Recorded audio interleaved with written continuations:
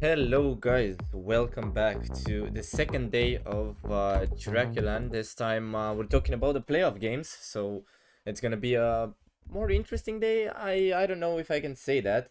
Sudi the greatest caster, yes, hello. I'm back again with best of threes this time. We're gonna have such interesting games today. I'm really hyped up about it. I don't know if you can hear it in my voice because honestly I'm a bit tired, but I mean it. I mean it when I say it, and you're gonna see that right when the game starts. Good question. Today we're gonna have as our first game Zero Tenacity against Gen 1. Unfortunately, we're not gonna be able to get our Romanian guys on this stream if you guys wondered, but they're gonna be live on stream B playing against Metisport. But in the second game of today, for our Romanian fans, Reason against Hyper Spirit, a really interesting game, and also a Romanian team playing right here live with us watching it. So my Romanian guys, I expect you to be here. There's going to be no excuse if you're not watching Hyper Spirit here in the second game. And for the third game, honestly, really hard for me to tell you which one we're going to get. We don't know yet, but it's going to be a lot of action until we find out which one is going to be our game. So yeah, that's what we start with. Let me see how the games are looking, if we have any delays or anything announced.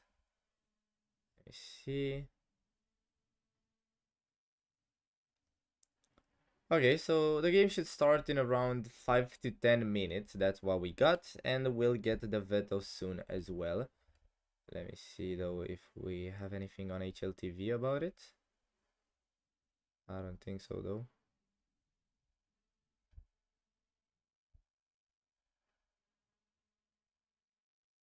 Okay, all the games are delayed, but let's see. Zero Tenacity against Gen 1. We don't have the veto yet. What's the map, please? We don't have it. We don't have it yet, but as soon as I find out, yeah, I'm gonna tell you. I promise. So, how do you guys feel today before this game? It's a game that I don't even know what to say about.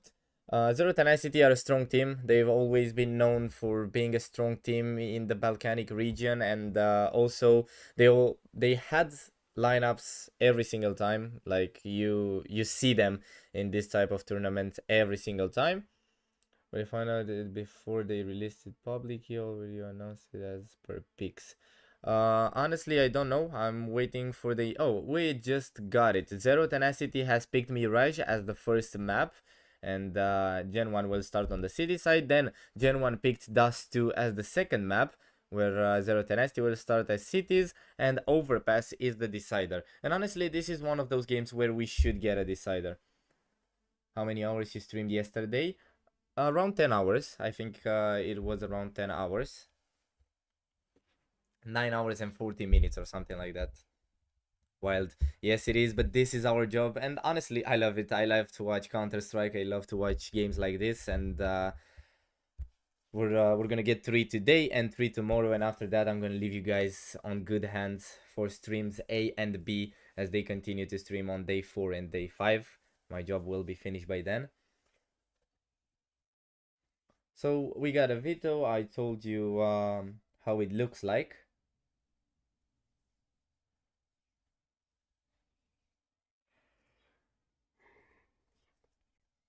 And now we're waiting for the game to actually start. What I was saying is that both Zero Tenacity and Gen 1 are pretty good teams. They have pretty solid rosters. And I think that's a good reason for why this is going to be a close game. Zero Tenacity are currently ranked 50-60 in the world, as Gen 1 are unranked because they just changed their lineup. And that's why we're not going to be able to get that much stats about this game. We're not going to be able to discuss about which team plays better on their map. I can tell you that Zero Tenacity has a 75% win rate out of 16 maps on Mirage. And let me see, the second map does too. A 56 win rate percent out of 9 maps on Dust 2, and on Overpass an 80%. So the Zero Tenacity are looking really good when it comes to stats.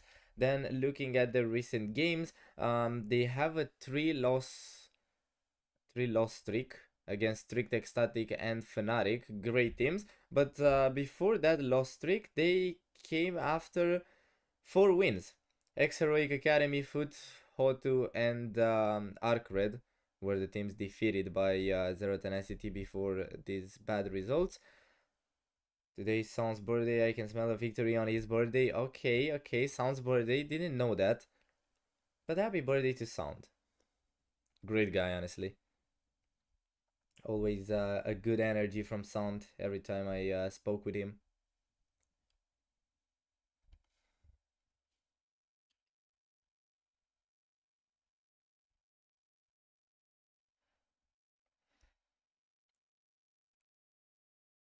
So yeah, that's what we're waiting on. Do we have any Zero Tenacity fans here or Gen 1 fans?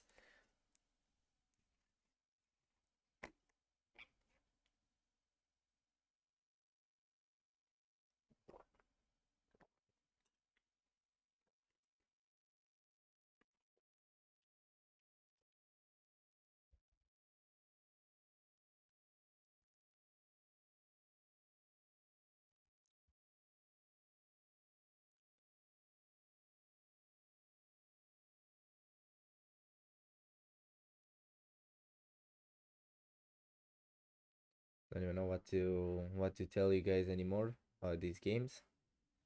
It's interesting to see how the playoffs line up. Of course, I can tell you about the games that will happen on other streams. Unfortunately, Passion against Mana will not be streamed. But on stream B, we got Merisport against Nexus Gaming. And on stream A, we got FlyQuest against Basement Boys. An interesting game, because I know Basement Boys are a team capable of, making huge surprises in tournaments like this, but we all know about FlyQuest and how well ranked they are, how much experience they've got. We've got JKS in Romania actually, so that should say enough. A player that won tournaments on the biggest stages in the world. He's won I Am Cologne just 2 years ago. Also has a Katowice trophy in his trophy cabinet. Blast Premier World Final right next to his previous team G2. So we know a lot about him. We know he's a capable player. Also been included in top 20, we could say top 20, even though he's top 30. He was 20th. No, he was 19th in 2022 and 15th in 2019.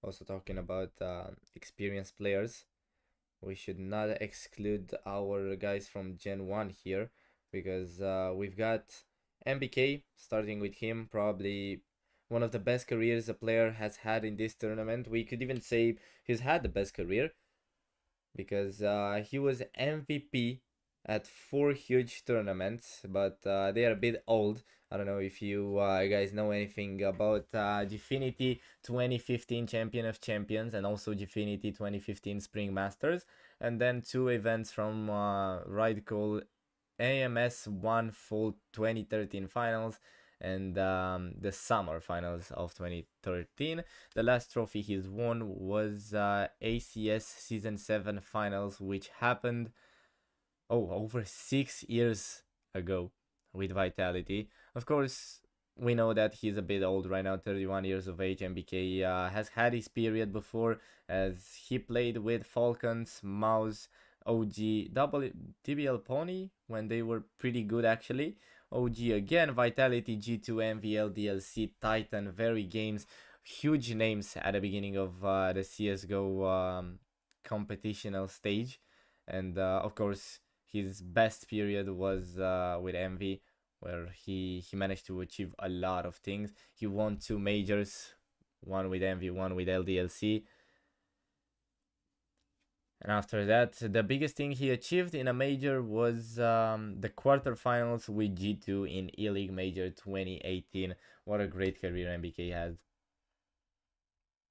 Something to be really proud about, honestly. And then going to Misuta, he's more of an up-and-coming player, even though he's already 22. He has always been seen as a young player that should start shining, and that's why he got a huge adventure in Vitality between March 2020 and August 2022, where he won 3 trophies, the only trophies he's got on his profile. Beijing Haidan 2020 Europe, then he won Blast Premier Fall 2022 Finals, and IM Winter 2021, right before he was actually not right before he was replaced in Vitality, but that was his last big achievement with them. After that, he got into Falcons, into the Breach 9 Mercenaries, Foot, and Gen 1 as of now. He was replaced in Foot by Launix. For our Romanian fans here, we all know about him. We all know how great of a player he is. He was also teammates with Launix in Falcons when that first project erupted and nobody knew what happened.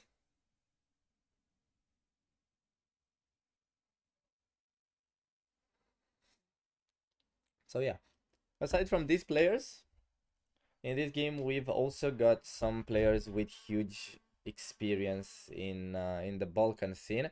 Zero Tenacity's lineup is pretty old, and I'm talking about average age, as they are averaging 25.8 years. But also players that been here for a while, except Madden, who has been here for 3 months.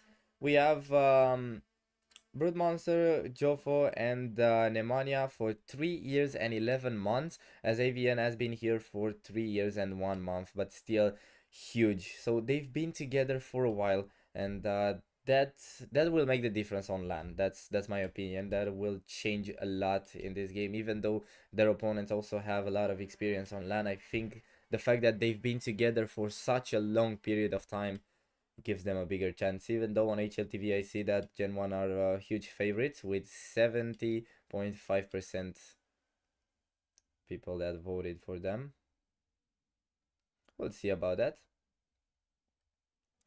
Now looking more onto the players in this tournament, also Passion UA has some really big names there. Kvem, Helzark, JT, Grim, and even Nyx, even though he's not that old in the whole Counter-Strike scheme and everything. He's still a huge name. OG, of course, bringing Nikodos, Poke, Arosdos, I think. Adam B and Chris, and let's see the intro. Oh, never mind, there's no intro. But it means that the game should begin soon. I already told you guys about the veto. No other information. Oh, okay, it starts now. No intro though, unfortunately. Even though I'm a huge fan of this intro. You guys don't understand. If you weren't here yesterday, sorry. Valorant song, yeah. If you guys weren't here yesterday, you have no idea how great this intro is, and I'm really sad that they don't play it now because I really, really like it. Oh, sorry, you guys hear me snatching my fingers.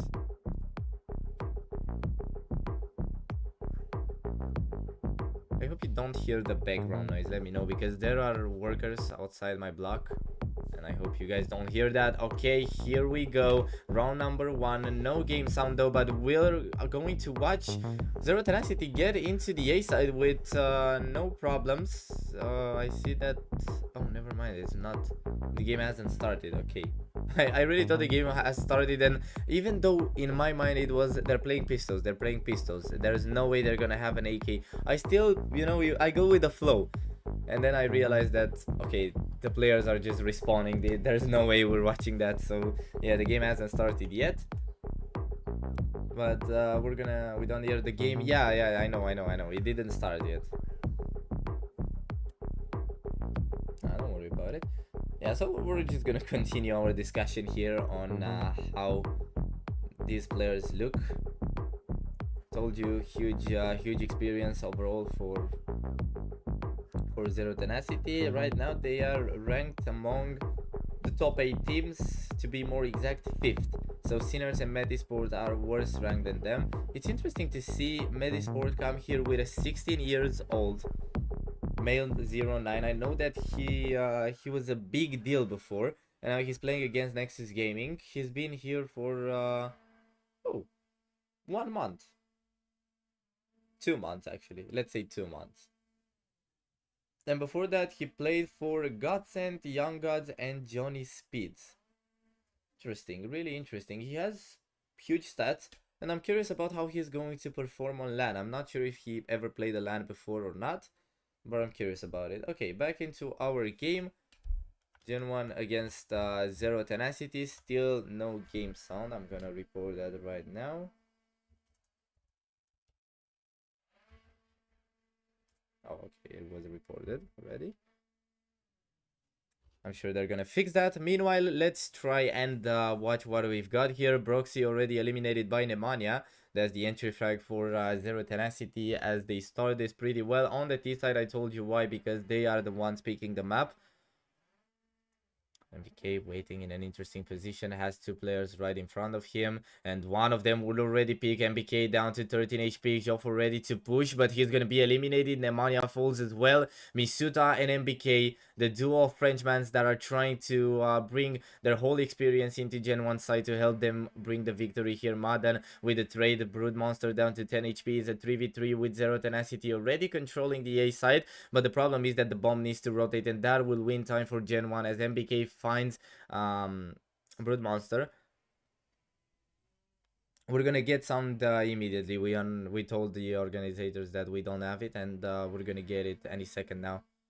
AVN in Palace has MBK right under him. The pick won't be good from MBK, and now he's eliminated. Everything falls on Chucky and Misuta, and Chucky is already pressured by Madden, eliminated by the XG2 player. The bomb is getting planted, and now Zero Tenacity have a huge advantage. But Misuta is not ready to give up. Finds one, and now for the second, but he will be denied by Madden as the score becomes 1-0 in favor of the Balkans. You can be a chatter too. I am open to discussions here, so if you guys want to chat and also drop a follow, you'd be really appreciated. A technical pause.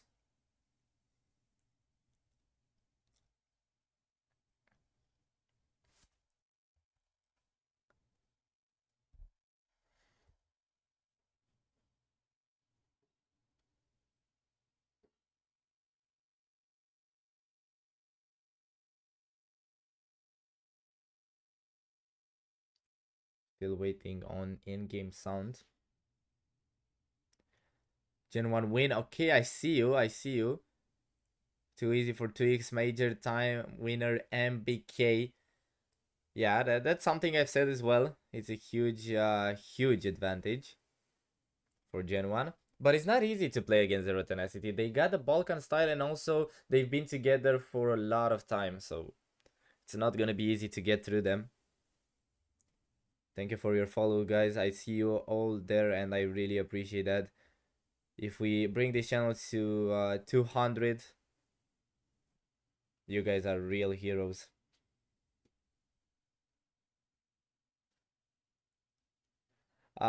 Păi ce ai făcut acum, dai follow? Te-am văzut și pe tine, să nu crezi. Să nu crezi că nu te-am văzut. Da, te iert că ești aici, chatter loyal.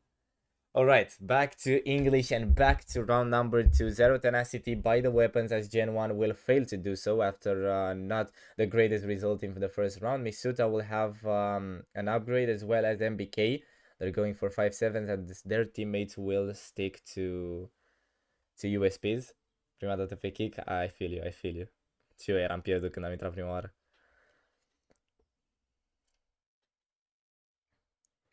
Right, a full stack from Gen 1 towards the A side, where it looks like Zero Tenacity are ready to advance as well. So they won't be switching to B, they just want to continue going on to the A side. Madden is going to take down Chucky. Misuta with 2 trades. The pistols become dangerous now. Misuta eliminated. Joffo finds one for himself as well. Broodmonster struggling, but at least he takes down MBK. And now with Joko down to 18 HP, he's going to be eliminated by Joffo, but not before taking another elimination with the USP. So the pistols actually done a lot of damage, and now we get into another pause. Not sure if we're talking about a technical or a tactical, but we still haven't got the sound though. And that is kind of frustrating, I'd say.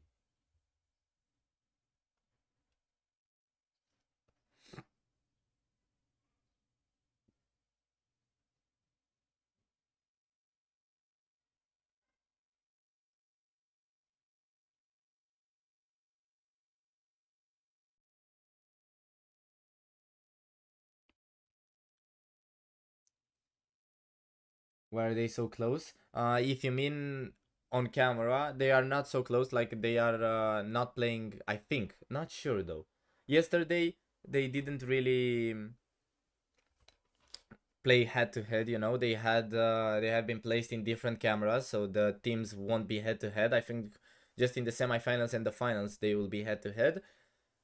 But it's because of the space. You know, it's played in a gamer's pub. It's not easy with the space, but still, it's huge to organize something like that there. And I guess Digital Crusade and Nexus deserve a lot here for doing so. Didn't expect this start, but all teams stopped to fourth round. Could be, but let's see what Gen 1 think about it. Madden eliminated by Misuta. Now we finally have Gen 1 buying their weapons, and I think they're gonna become a dangerous team from now on. They should. Nemanja, good pick here, good timing, but the molly is out in the wrong one. Broxy was there for the trade and he will get it. It's really weird to cast without game sound. Joko will find another there, but Brute is for the trade. Great nade from Broxy, and the last elimination is Misuta's to make it 2-1. Zero Tenacity lose their first round. And also, I think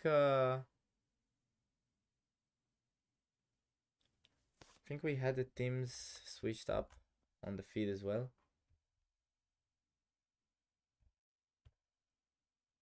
It's really weird.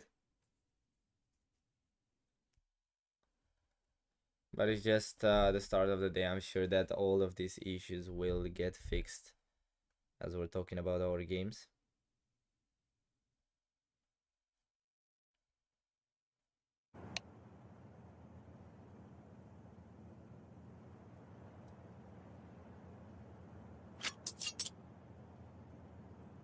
Okay, we have the sound in game. Yeah, let's go. That's good, that's good.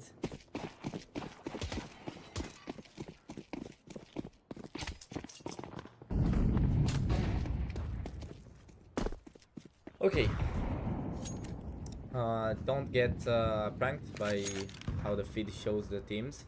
We have a 2-1 advantage for Zero Tenacity, who started on the T side, but that will get fixed as well, as we're speaking about round number 4, where Gen 1 will have the full weapons. We'll have 2 defuse kits on MPK and Joko, as on the other side Zero Tenacity go for an AK and a scout in between pistols, as they cannot afford more than a force buy. The reason why probably they're looking to do more of a default than just pushing A side again. They've tried basically the same thing for every round, and now they want to switch it as they realize it's not working. It's part of the Balkan style, like you're trying to advance into one position until it's not working, and then you decide it's time to change, and that's what happened for Zero Tenacity, I'm sure. It's an interesting style, but we're gonna discuss about it right after this round, because the action already started with Broxy taking down Brood Monster, but he's also gonna be traded by Nemanja. The AK already brings impact in Zero Tenacity side, and that's gonna be a second for Nemanja.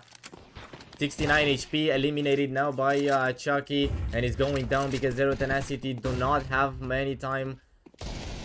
Chucky, 5 HP, takes another. He's gonna also headshot AVN, who now falls to Joko's M4, and he's 2-2. Even though they went to a default first, they're not gonna be able to get into the into the A side in the end. I'm sorry. Sometimes I'm stuttering. No City face cam today? No, unfortunately not. We're not gonna have a face cam today either. Or maybe not right now. Who knows where the future brings us.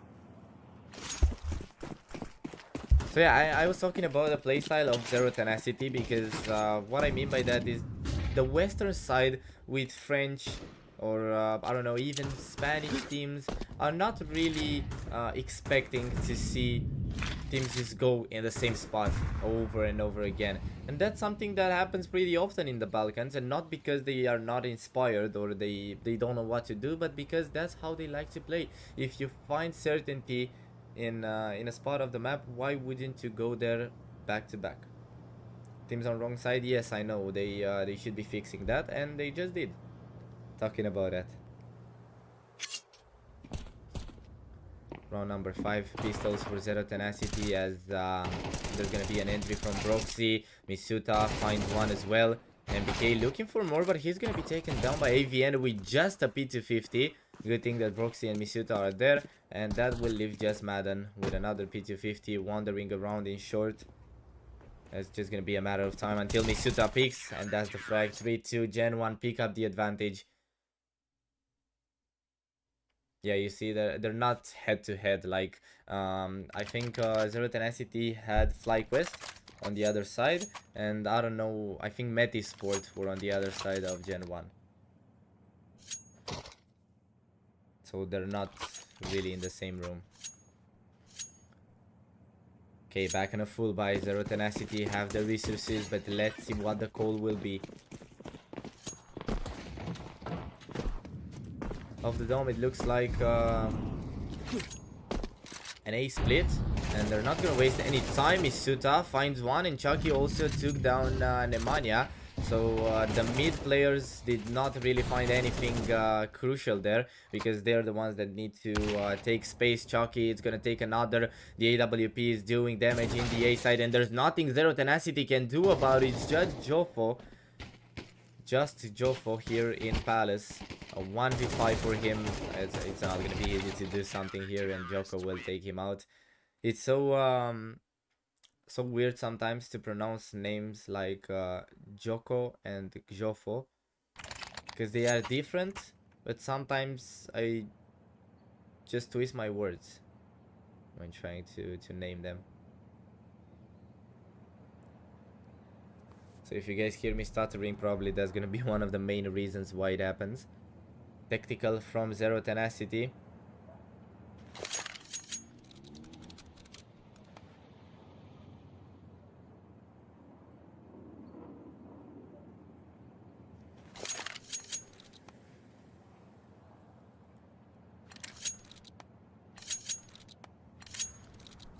Let's see if we can make the quality better. Oh, we can. Does that look better? I don't even know.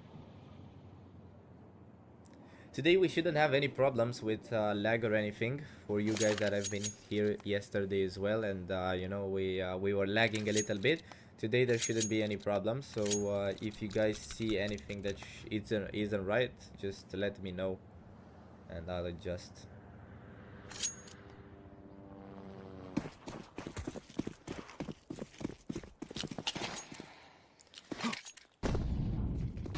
Number 7, another one where Zero Tenacity's chances are not looking that good, as they are forced to go for pistols again. They have just 2 armors, they have utilities for a B-side push, and that's what they're gonna stick to immediately. We see that they don't really count on defaults or anything like that, especially in rounds like this.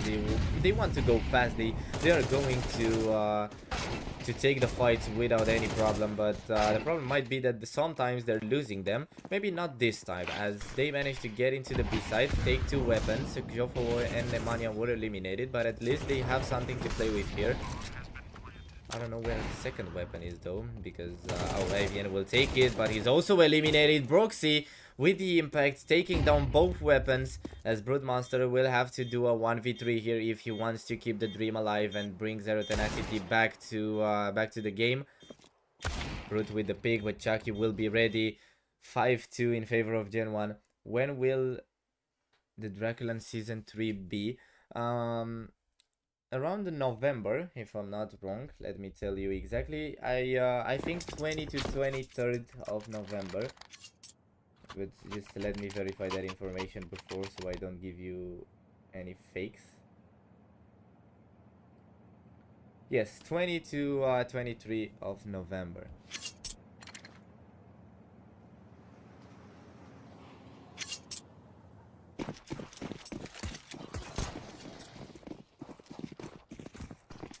5 rounds in a row for Gen 1 on fire right now, as they completely deny everything that Zero Tenacity are trying. Oh yeah, I just see Misuta 13 eliminations as we're speaking. Broodmonster eliminated. Even with the AWP, he's not able to stop Misuta from peeking. There is a huge confidence on Gen 1 side right now as they see themselves winning, and just look at them taking every single elimination now in a 3v2 situation. 1 minute and 20 seconds left. Talking about how aggressive Zero Tenacity are. Chucky is going to take another after Broxy was taken out, and Nemanja is all alone. A 1v2 against MBK and Chucky is not going to be easy, as Chucky has the op and he's been feeling himself today. Just look at him, 8 and 4. Is overshadowed by Misuta, but that doesn't mean he's not doing good. Nemanja, free elimination on MBK, as now he has a 1v1 with Chucky, holding the angle. The pick needs to be immaculate, but let's see what Nemanja thinks about. Is he swinging or just jumping? Strafing around first. Trying to get down of Palace. It's not gonna be easy. Just now drops. He knows where his opponent should be. Sees the smoke and put him down. Picks up the bomb. Chucky still not giving away his position. Just now did. Switches from the AWP. Ready for the pick. Nemanja knows his way with the headshots, and it's not gonna be easy for Chucky to pick now. Bomb down. 40 seconds. Let's see what Chucky's call will be here. He's all alone this time. No IGL will tell me what to play, but Chucky will know it already. And we can see the relief and happiness on Gen 1 side, as they managed to keep the streak alive thanks to a great Chucky triple kill and a clutch as well. 6-2 in favor of Gen 1.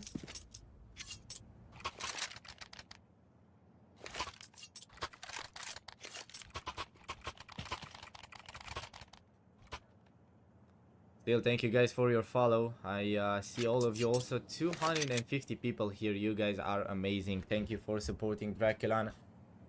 Tactical timeout from Zero Tenacity once again. We can feel that they're not really happy about it, and I mean, honestly, what can you be happy about in a game like this after the start you've had, getting comebacked?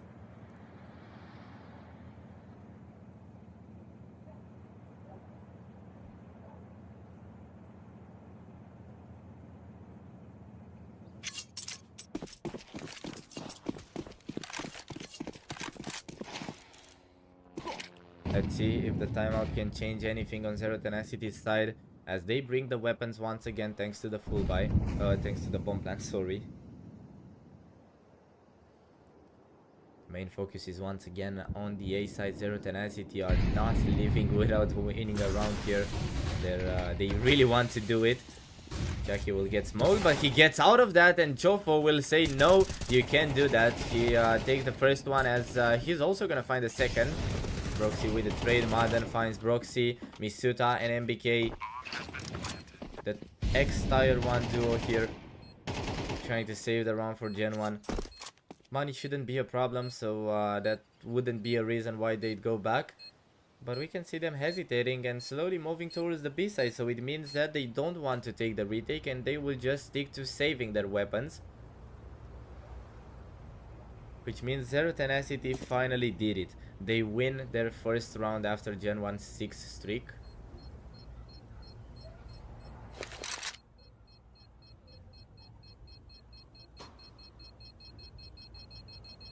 And the whole Zero Tenacity squad is approaching Gen 1 now. There's gonna be a fight. It's gonna be a close one, but no, Zero Tenacity are not risking their weapons. They want to save money as well. They have the AWP on Brood Monsters. Now there's a lot of arguments for why Zero Tenacity could finally win some rounds in a row as well. They started on the T side of their own map, so maybe winning 4 or 5 rounds wouldn't be that bad. But then they're moving to City, and they'll have to see what Gen 1 brings to the table.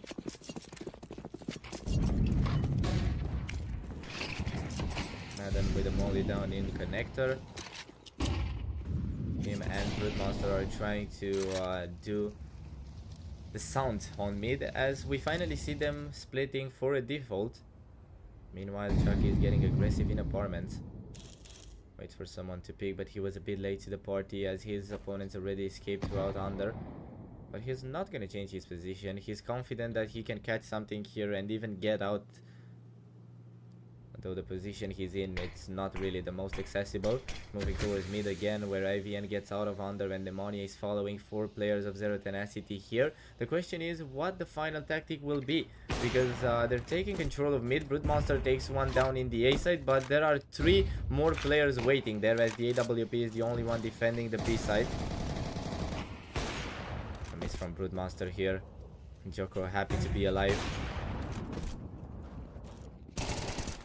Joko finds Madden, another one on the line, but Nemanja and AVN will work together for finding 2 in mid. MBK all alone in the A side, and the question is, will Zero Tenacity look for him? Yes, they will, and Shofo takes him down. MBK thought he's had it when he heard the bomb plant, but no, he won't be allowed to do any damage there. Nemanja now knows where Chucky is, and he's trying to get that AWP out of his hands. Genon will not really struggle with money. I mean, they have enough for another full buy, and even for a second after that, they could have money for the whole half. Brute took his AWP opponent down in the meantime.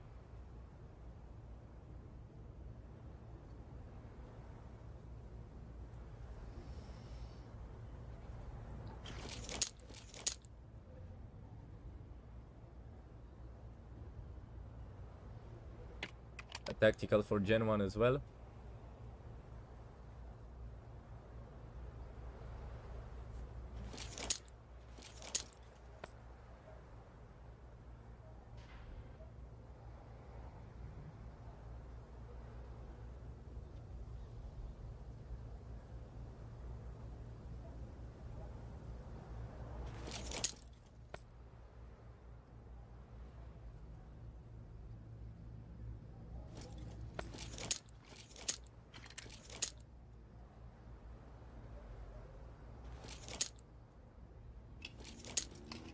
Let's see what the tactical will solve for Gen 1.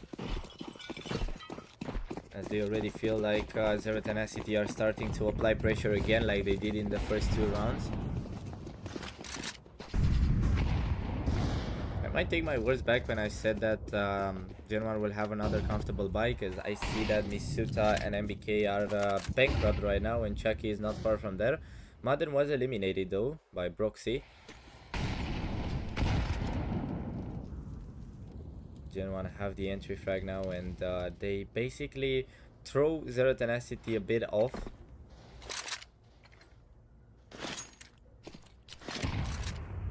Let's find out how big of a problem that will be as the whole Zero Tenacity squad now gets out in mid, with Broodmonster taking the bomb and slowly going towards apartments where he finds MBK pushing.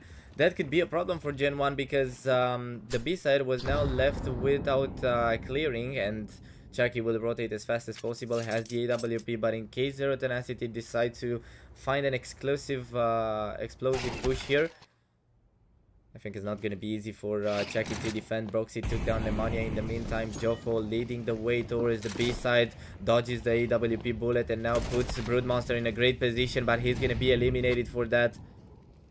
AVN and Broodmonster to save the round for Zero Tenacity. Brute is gonna take one. They need to take care of Chucky. He has the AWP. He's a really dangerous player with the scope. Joko eliminated as well. Chucky spotted now, but Misuta will take one. And now Broodmonster has to do it all again with 15 seconds left. Finds the first, knows where Chucky is as well, and he's gonna take him down as well. 4 eliminations for Broodmonster, as his name already says it. He's a monster in these situations. 6-5 in favor of Gen 1. Where is Broxy aiming at? Bro, I know you from somewhere. I think you've been on my streams before. I know your name from somewhere. I can't really say the name of the channel or the name of the tournament we've met at before, but I know you, and I'm glad to see you back. Broodmonster. He ended the last round and now he's gonna start round number 12 where Zero Tenacity have the chance of equalizing here right before the end of the first half. MBK and Broxy with the only eliminations for Gen 1 so far, as they're also being surrounded now. Weird round, a really weird one, to be honest. I really haven't understood anything from it, but MBK will be alone, and that's a thing that I can guarantee for. Let's see what the old gun of Gen 1 can do in a round that could bring the victory in the half right before the end. Bomb planted on the A side. Madden down to just 10 HP. Nemanja will pick window, and he finds the Frenchman to make the score 6-6. Are Zero Tenacity mad about it? I don't think so. I mean, after being led on 6-2 by Gen 1, I think this is a pretty solid result. And while we're waiting in this pause, let's check the other results in Draculan. As of now, FlyQuest are leading Basement Boys 6-5. Metisport have it pretty comfortable against Nexus with 10-4. And Mana are winning over Passion UA 9-2. Talking about surprises, we might have some.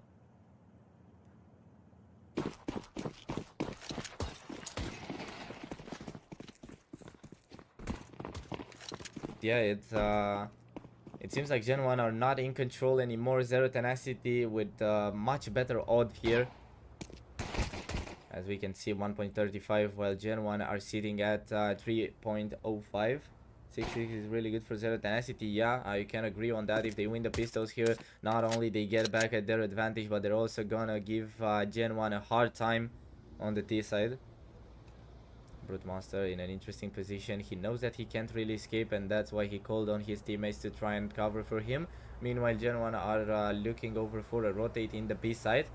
The only player defending here is Madden, and there's not really a quick rotation. Maybe we can talk about AVN, but two players from short, how much can they really do? Nemanja thinking about going back in the A side, and MBK will be eliminated. Madden will be held by AVN to find one. Great reaction. AVN and Madden are actually doing everything together from short. 2 for each, and just like that, there's the advantage that I've been talking about for Zero Tenacity. I really thought that it's going to be hard for them to play everything from the cross of short, but it really wasn't. They didn't care about what I had to say, and they just won the round as they pleased.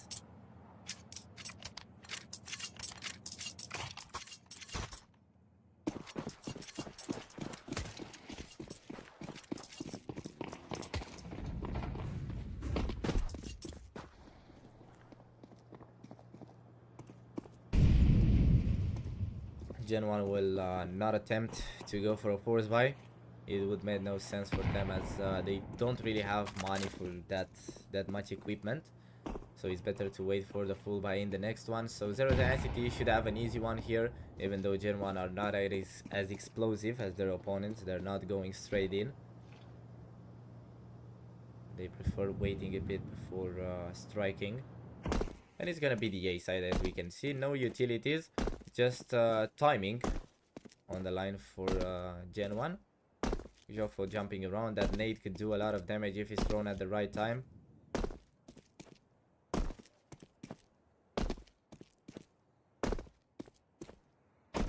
Sees one opponent. Joffo throws the nade. MBK down to 58. Gen 1 are dropping into the side, and the main interest would be to plant the bomb, but Joffo and Nemanja will say no to that. 3 for Joffo, 2 for Nemanja, and 8 for Zero Tenacity.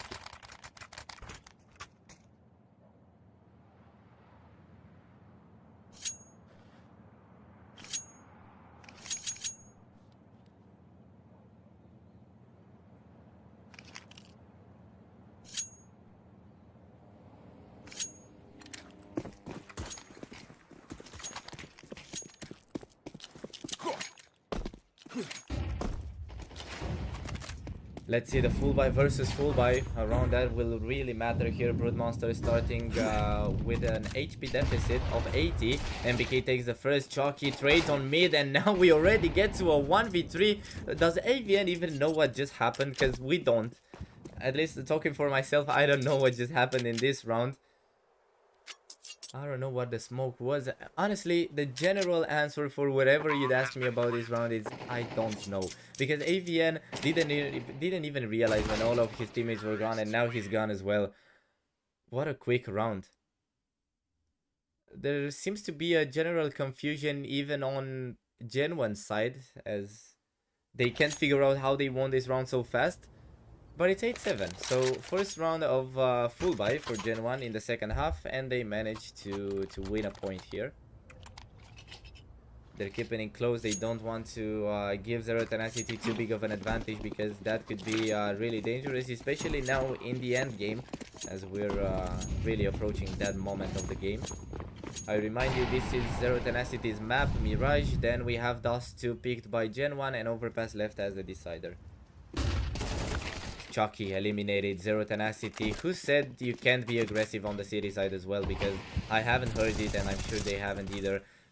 Nemanja is going to pick up the first elimination here, surprising Chucky. So now Gen 1's default is going to be destabilized, but Jericho takes down Brute Monster.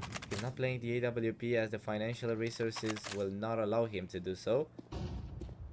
And he's been eliminated in pretty much every round in this half.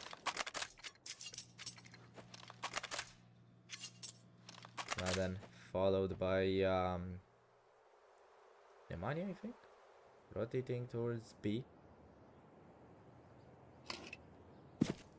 That's the bet that Zero Tenacity are doing here. I don't know if Gen 1 get into the A side, which might not happen. Nemanja will take down Joko, but Broxy is there for the trade. I wanted to say that I don't know if Gen 1 get into the A side if it's gonna be an instant save, but no, it won't, because we already find Zero Tenacity on the rotate. But Gen 1 will do the same thing with the bomb sprinting towards the B side. Do they know that the side is clear? I don't know. They killed bomb on ramp on first timing, insta left A to B.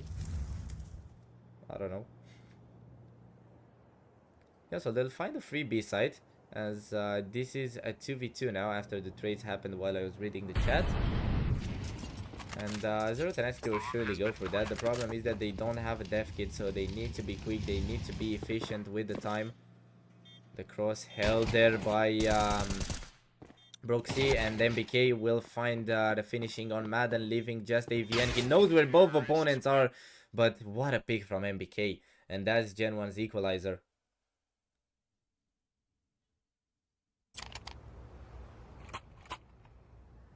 Oh, okay, I get what you're trying to say. Yeah, it's a bit weird. Now, we see them going into a tactical.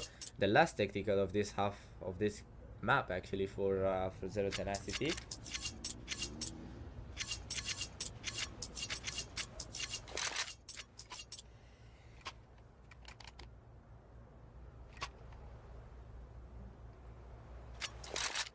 Almost 400 viewers, guys. Don't forget to drop a follow if you enjoy the games here and you want to stay updated with Draculan, because we have 3 more days even after this one, and 3 games today, 3 best of 3s full of action and suspense. So if you guys are fans of that, I encourage you to drop a follow here and also on our other streams, so you stay notified.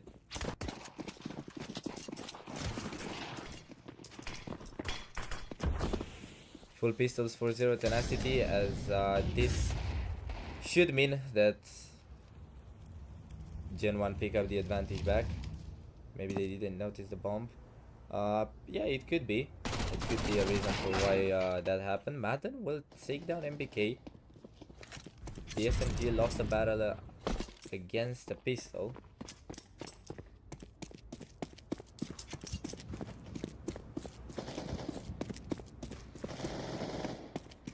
We see Gen 1 getting into the A side.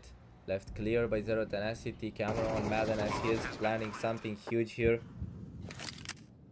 Coming from behind of Gen 1. And they're not yet paying attention. Joko has no idea about what's happening. And he's gonna be eliminated on the reload. Perfect timing. Let's pay attention at this round, because Zero Tenacity have something in the back here. Brood Monster takes another. Looks for a second. Taken down. Chucky and Misuta have to save the round for Gen 1. But there won't be time for Zero Tenacity to defuse the bomb. Jofo needs to defend his teammate. He will fail in doing so. And Gen 1 will get out of this with the round in their pocket, but it was way too close. Once again, the pistols bringing huge damage on Gen 1 side. Just 2 weapons saved.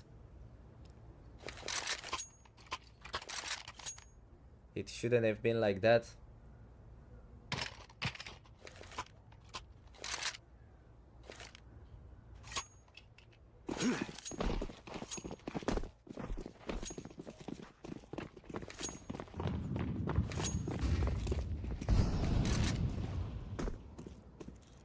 Sometimes this whole game doesn't make any sense, so it's more interesting to watch it like that, if you ask me, because you don't really know what to expect. For example, can you tell me what's about to happen in this round? I don't think you can. It could even be a generational fumble from one of these teams. It could even be the most entertaining round we've ever seen in our entire lives. You never know what's next, and that's what makes the game more beautiful.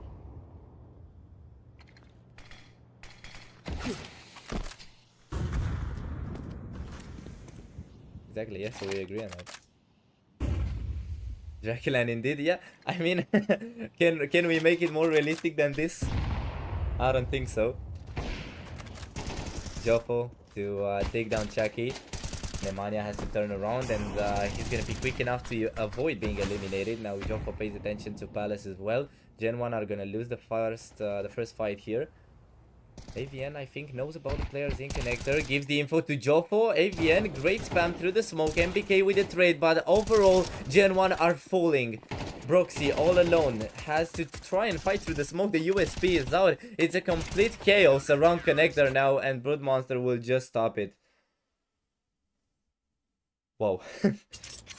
what are we even seeing here? 9-9. Gen 1 equalizes again. Sorry, 0-10 equalizes again. Dracula knows how to cast. I really appreciate that.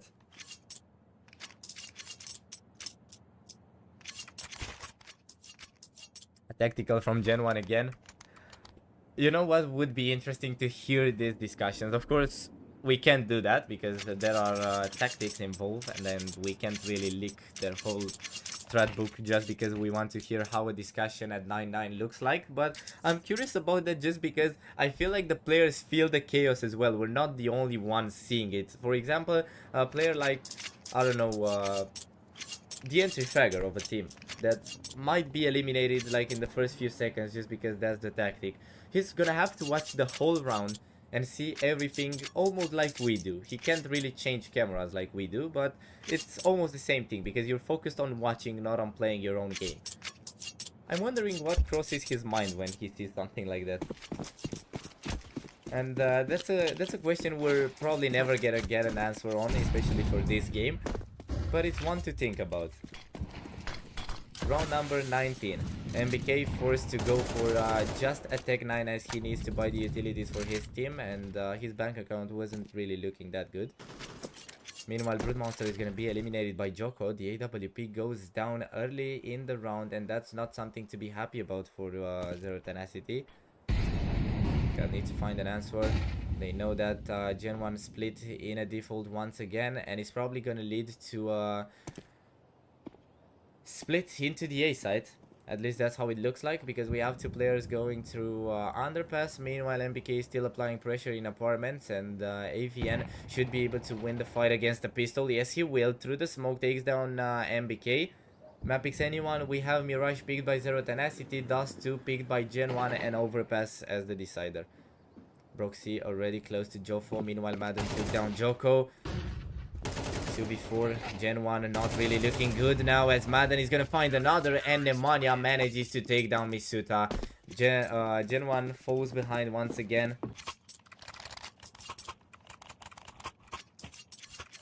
No 3-2-2s here, just pure Counter-Strike and entertaining. Aniko for the frame squad now.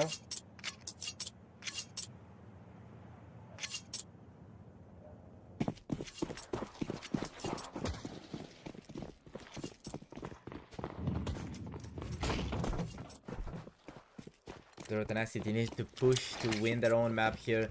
They should make it 11 after this one. This is not entertaining, not good. I mean, it depends how you want to take it.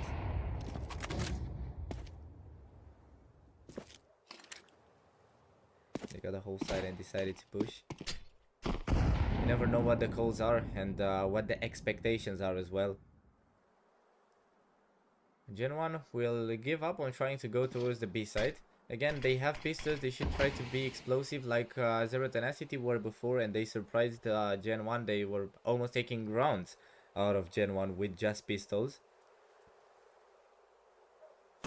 So I'm wondering why they won't push. They're going out in mid, where we don't really see the action, but we see the kill feed, and it's all blue as Joko will take the only elimination so far for Gen 1. Now MBK left all alone in apartment, spotted and eliminated by AVN. 11-9. Zero Tenacity pushing through to get the 1-0 advantage here in the best of 3 that could send them in the next round of upper bracket. Of course, if you guys didn't know, it's not an elimination game here, as even if Gen 1 or Zero Tenacity lose, they'll go down in the lower bracket and they'll get another chance to go through the grand final. Meanwhile, FlyQuest have the map point against Basement Boys. Metisport have the map point against Nexus Gaming. Mana are getting comebacked by Passion UA. It's 10-8 right now after 9-2 for Mana. Things are not looking as bright for them. And for Zero Tenacity and Gen 1, of course, we know what's happening. Thank you guys for your follows once again. I see you all. And of course, thank you for supporting Draculan, our little Romanian project that is glowing right now. And it brings us really interesting games for the weekend, because who doesn't like to watch Counter-Strike on a weekend? I'm not gonna count myself in. I really love watching Counter-Strike on the weekend, and also casting it makes it even better. Can Gen 1 change the pace, or they just want to drop around? I don't know. That's a good question, and I think that's something they've asked themselves in the timeout they just called. So let's see what the answer to that will be. Seems like the pace is slowly changing, as we have 1 minute and 20 seconds left of this round, and Gen 1 are already closing in on a push in the B side. AVN down to 14 HP, gets out alive, but Broxy will take him down. A trade from Nemanja though. And now Gen 1 already control the B side. They have it this time right in their hand. They can't let it slip out. A deep molly to stop Brood Monster from doing anything here, but he adapts an interesting angle. 2 smokes going down in kitchen. I mean, Gen 1 really wants to block Zero Tenacity away from the side. That's the general feeling we've got here. Madden boosted in short. Zero Tenacity will not just give away a 4v4 retake just because Gen 1 threw 2 smokes. Finally, yeah, it looks like that's the answer. And okay, never mind. Zero Tenacity will actually leave the B side just because there were 2 smokes thrown in kitchen, and Gen 1 will manage to take one back. They keep it close.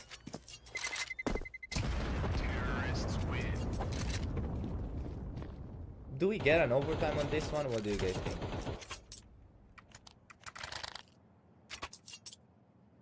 I think we could.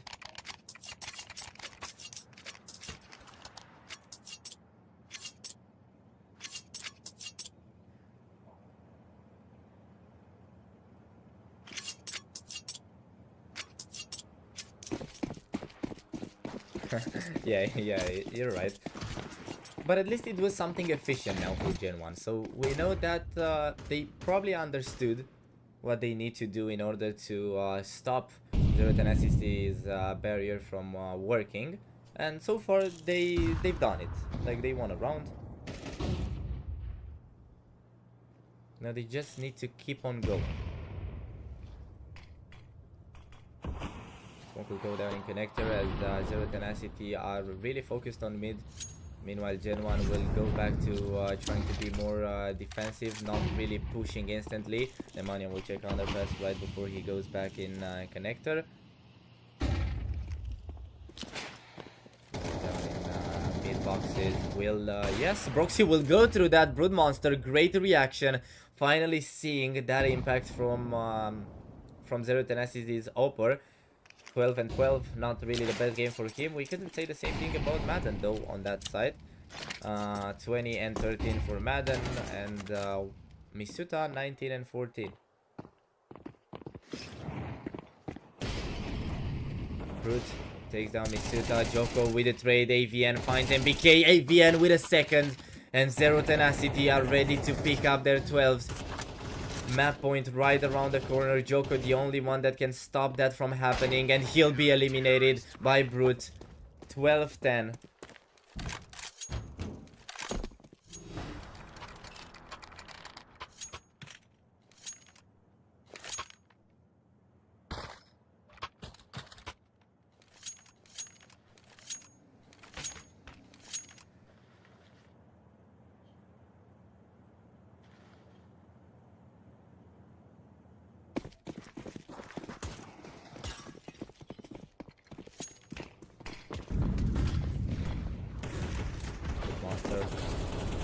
Short now with the op ready as Gen 1 are ready to pick. They invested everything into this round. They have 3 AKs, 1 Galil and 1 Tech 9. The flick shot not on point this time as Gen 1 are gonna pick up 2 eliminations in mid, clearing out Zero Tenacity to defend in that spot.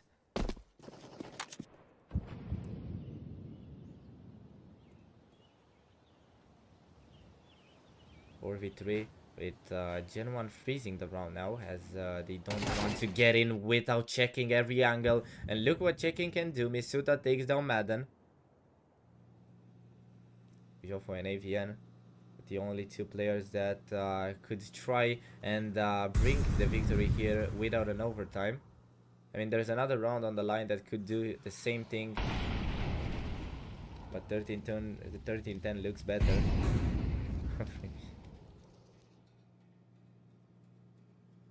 Jackie with the bomb plant. Zero Tenacity will call it a day and go for the save. AVN and Joffo keep the weapons as Gen 1 are gonna take the 11th round. And now the question comes to you guys. Is this an overtime or not? Are we seeing 6 extra rounds or not? What do you think?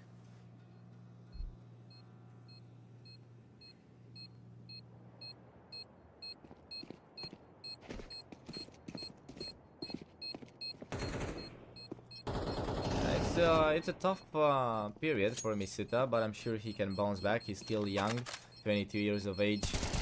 I know all the players that made it, so why wouldn't he?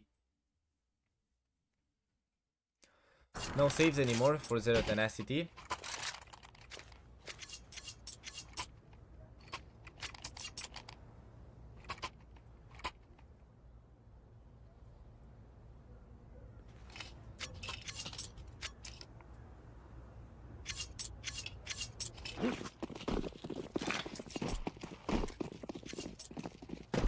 Round number 24. Let's see if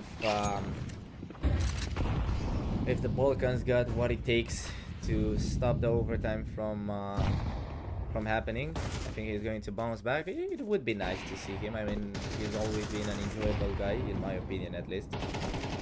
So why not? Down in window once again as the Mania will answer with a molly, but Gen 1 are not really interested in mid anymore. They just want to throw some utilities there.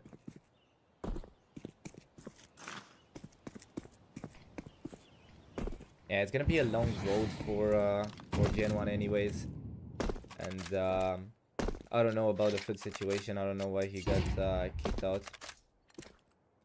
1 minute left. Gen 1 focused on the A side. This is the one that could bring the overtime for them. This is what they decide it's worthy to do in a round that could change the game. Joffo waiting on the palace. 2 more teammates with him. Great pick from Brute. Survives. Joffo comes in. Madden manages to do the cross, even though an AWP was watching him. Flash over 33 seconds. Joffo finds another, and he's still standing in under palace as Chucky is gonna take down Nemanja. He's all alone though. A 1v3 for Gen 1 to save this one. And it won't happen. Madden takes down Madden takes down Gen 1's last chance.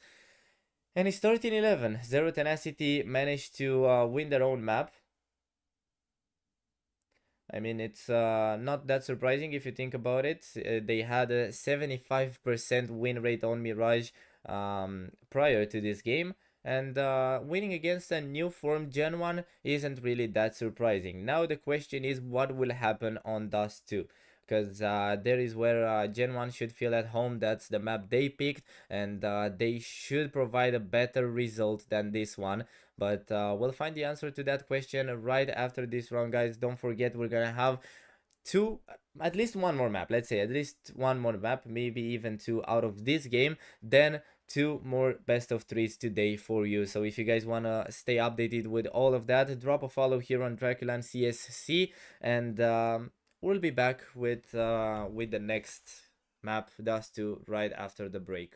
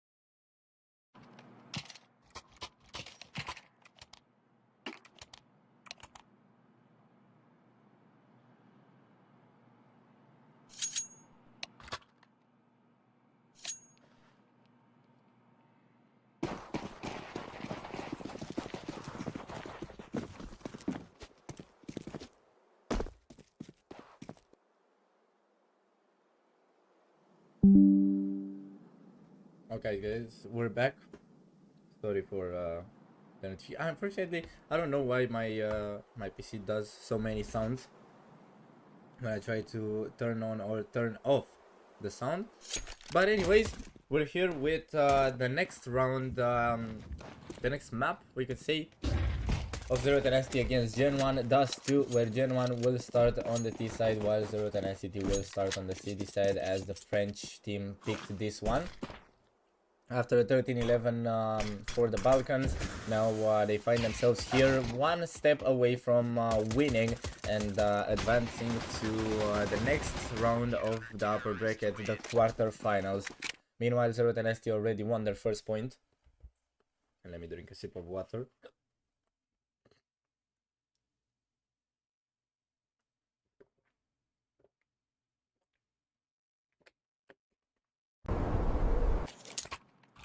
What's interesting is that Metisport were comebacked by Nexus and Mana as well by Passion.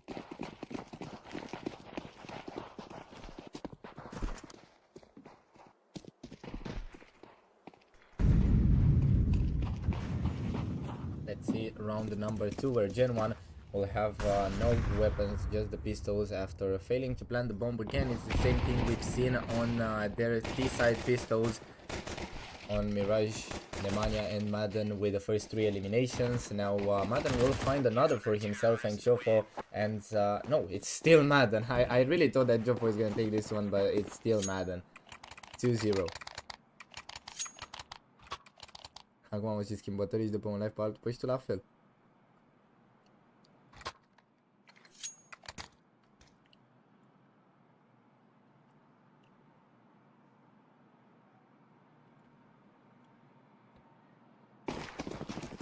Third round finds Gen 1 finally on a full buy, with Chucky even buying the AWP without an armor though. That's gonna be risky, but you know what they say, no risk, no reward. That's what Chucky is gonna tell himself after he makes this buy. Meanwhile, Zero Tenacity are happy with the weapons they have. Didn't really lose many battles. You can see the only one that died in these first 2 rounds was AVN once, so that helps them a little bit with the economy and you know, keeping the weapons and also taking some money away. Really helps them. Let's see with the pick now, he's gonna find Nemanja as the entry frag. Broxy is looking for a second as well, and Madden didn't really expect that quick turnover from Broxy. He still fights, will take down AVN. Just talking about damage, this looks already amazing for Broxy. Did so much damage in such a short time. MBK is gonna throw a resmoke in City. Looks like Gen 1 want to go towards the B side, which will be the call that probably sends Zero Tenacity into an instant save, because there's nothing they can really do. As they have 3 players, 2 of them are low. They can't rotate because there's gonna be MBK to cut that rotation. And yes, this just makes it 2-1 already. It's not early to say that. It's pretty much confirmed. We saw Zero Tenacity struggle a little bit more this time. Not really sure how to see that. Oh, I don't know what I just did. Sorry. I don't know what the explanation for that would be, because they just saw Gen 1 come with the weapons as well, and things went down.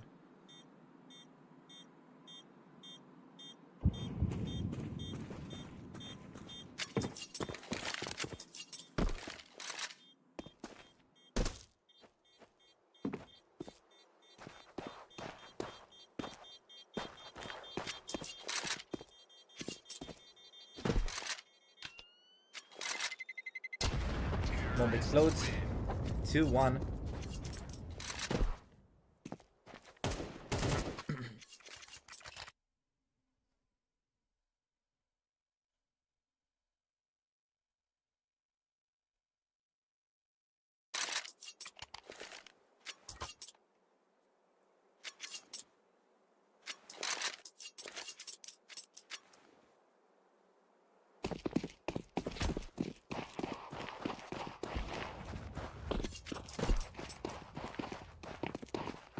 Okay, round number 4.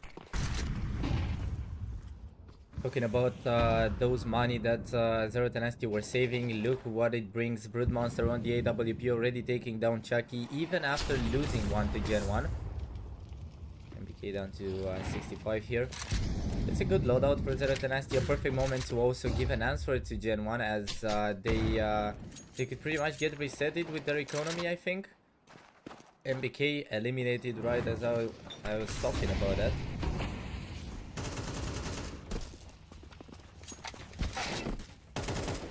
It's a round where German didn't really try anything different. It was the exact same thing, but this time Zero Tenacity have a different approach on defense. Madden is going to be eliminated in the A side, and that gives Gen 1 some space to advance in. The bomb needs to be planted before the player from long could approach, because he's the one that Zero Tenacity are waiting on. It's a 4v2 retake. It shouldn't be that complicated to win, but I don't think it's time to talk about it. Jofo spotted in long, can't really take the long duel, but Brute and Nemanja can, and they're gonna be the ones to find the frags and win the point.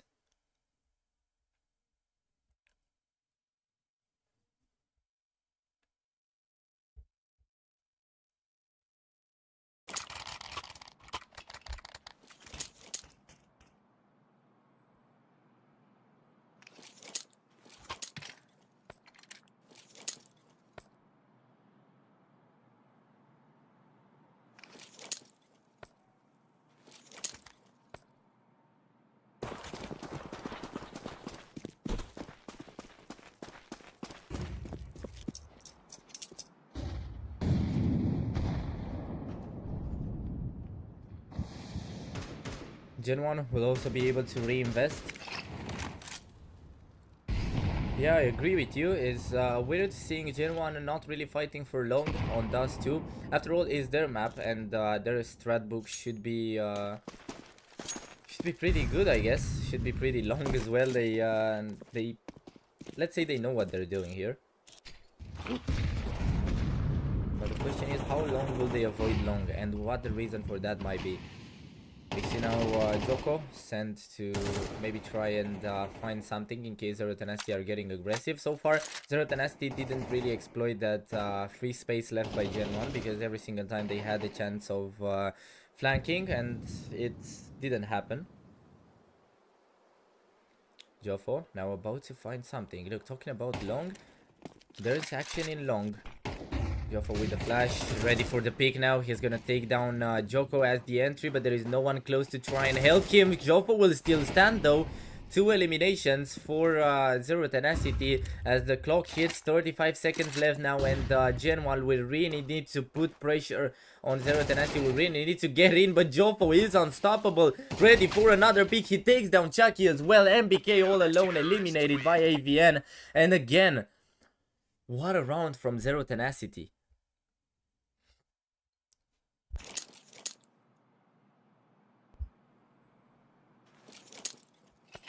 Gen 1 completely thrown out of this round.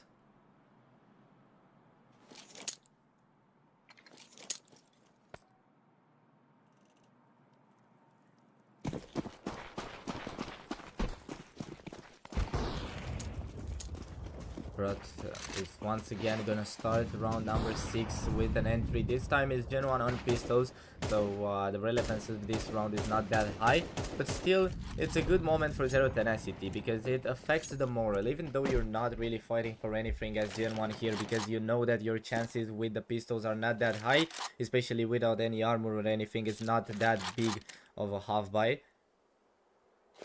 He's just a regular one.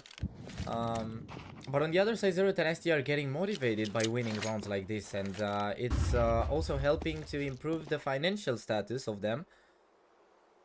So you really need to count these rounds in every game, even though they're not really gonna bring points for the eco team. Broxy down to 21 HP. He's gonna play the scout. The only weapon that Gen 1 has in this round, except from the pistols. Brute is taking another, but there's a shot from Misuta. He wanted to find his first frag on this round in style, and he did it. Planted by Joko. What a bullet again. And maybe we can now talk about winning the round as well. Gen 1 just love to twist my words every single time, and they might do it once again. Misuta eliminated. Nemanja has another on the line, and he's gonna take Broxy away too, as Jofo is gonna end the round. And yeah, this time Gen 1 are not gonna do the exact opposite of my words.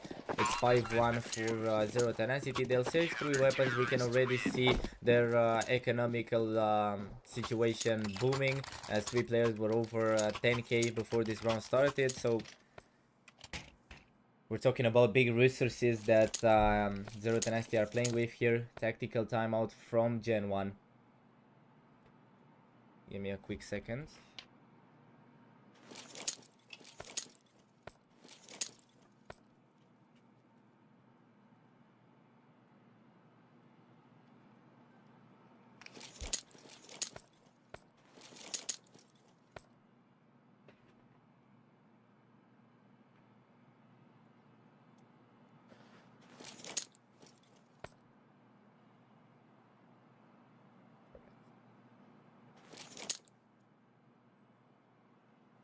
They tried to go long 7th round or not. They tried going long once. We can't avoid that. And it wasn't really the greatest.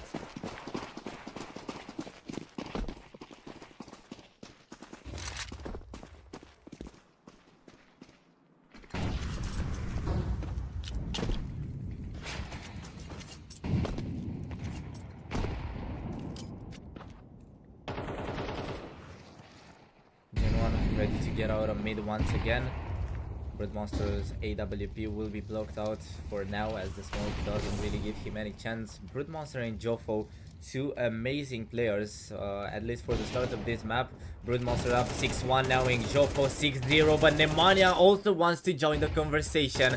2 eliminations, 11-1. Okay, I think he was the one that we should have started the conversation with. Broxy with the trades, but he's gonna stop at 2 as Brood trades. And what are Zero Tenacity even doing here? How can they get away with so many rounds on Gen 1's own map?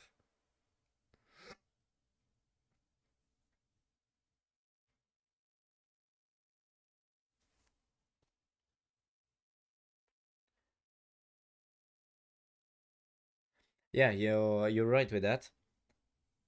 It really depends on what they want to do. It really depends on what their tactic is. Now, we're not getting the scene switched though. Are we casting from their monitors? Some flashes over long. Not sure what is happening here. We're making sure that nobody cheats. We get the admin POV. This is the admin POV, and just imagine you can become an admin at Draculan, and that's gonna be your POV. Just think about it, guys. It's huge.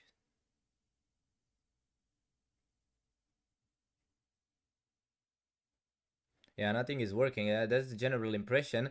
Now we see Gen 1 in a 3v3 with Madden failing to find anything in this round, and seeing his teammates defend the side while they managed to actually do it. The B side with just a player left from Gen 1, and he's gonna be eliminated with the USP. We're even casting from their monitors. It doesn't even matter. We get the defuse from AVN. Now 4 eliminations from AVN. This is something we wouldn't have known if we didn't get the screen. 7-1, and Zero Tenacity already won the half with 4 rounds to go.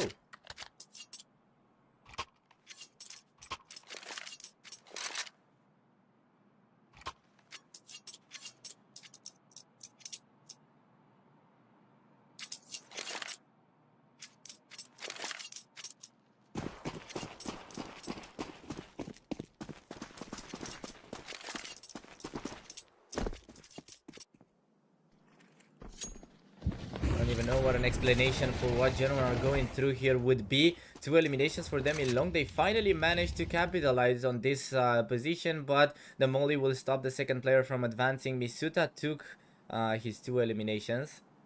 MPK is back. Yes, he is. Unfortunately, you haven't caught him in the best position. Now he's 1-7, but at least he's here.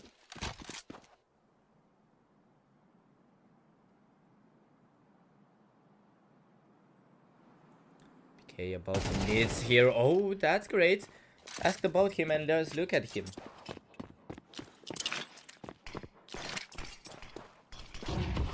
3v2 with Gen 1 finally leading the way, something we haven't said for a while. Nemanja waiting behind the doors of B. He wants to hold the cross. Meanwhile, Chucky is gonna go down to 50 HP. He discovers where Madden is, but he won't really be able to do anything about it.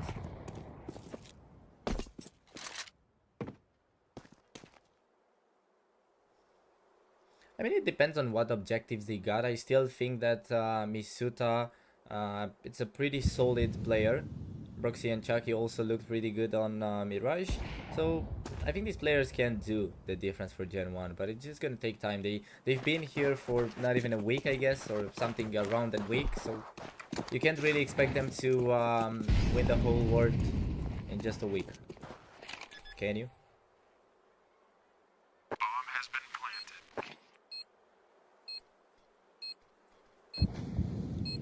Gen 1. Okay, never mind. I actually think I just broke the fourth wall just because I wanted to say something, and this just resetted me. I feel like I'm back to factory settings and I don't know what to say anymore. It's 8-1 for Zero Tenacity. That's something I can confirm. A tactical from Gen 1, obviously, and now let's take this 30 seconds to understand.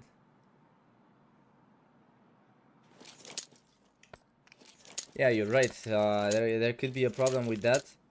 But sometimes if you just, I don't know how to put this into a phrase, but if you sometimes just don't find yourself in the best positions due to the strat not really being the best, you can't really win the fights because you're gonna have a disadvantage to your opponent who already knows what to do, if you know what I mean. So maybe that's why the reason why Gen 1 can't even win these individual duels, because they are not always in the best positions. They're playing against a team that has a lot more experience together. Let's remember that Zero Tenacity have a lineup for almost 4 years.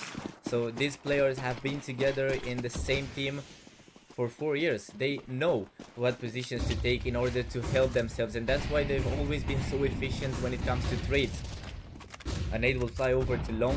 Misuta down to 80 HP. Madden blinded, finds one, and Luke Jofo comes in. That's what I'm talking about. Zero Tenacity already have that little spark. The coordination in the team is just amazing. And Madden will take another 2 MBK all alone over to the B side. There's just nothing he can do here, as Zero Tenacity are about to take their 9th.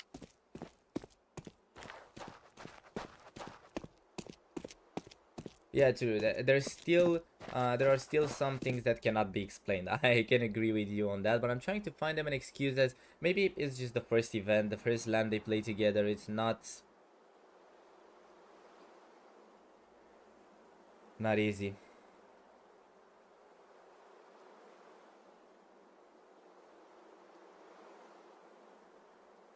MBK trying to look for something, turns around, sees Nemanja in top mid. Can't really do anything about it because Brood Monster will flank.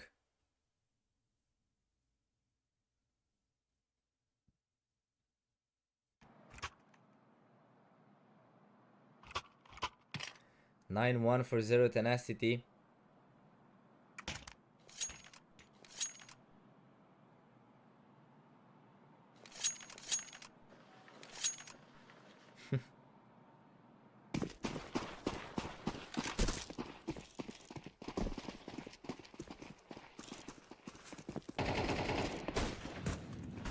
The end of the first half is near, and so far Gen 1 do not really look like they have what it takes for the upper bracket spot in the quarterfinals.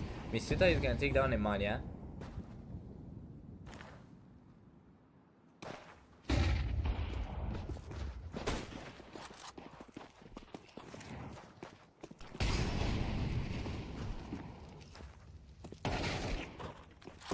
Madden gonna take down Misuta. Another one from Madden while moving. He's just dancing around in mid and taking out every single player he finds in his way. Madden with 3. The X-Ends player is just doing everything perfectly here. He is gonna shoot through the smoke, but APN steals one from him. As now Chucky is all alone, the only player that could say anything for Gen 1 in this round. Takes down Modern, Broodmonster changes the weapon, it's a 1v2, and we shouldn't rule Chucky out of this round. Because if he manages to isolate the angles, which it seems pretty doable, never mind. He won't get it.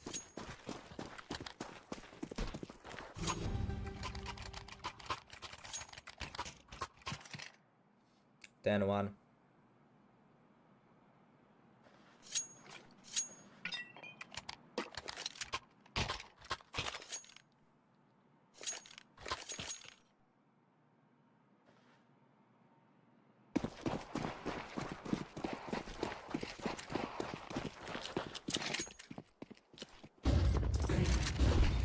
I didn't know what else to say because I was really trying to hype up Chucky for the 1v2 clutch, but he was denied right as I was talking about it, so. Madden and Chucky both eliminated now as round number 12 begins. Last chance for Gen 1 to find something positive in this half because after the first round they won.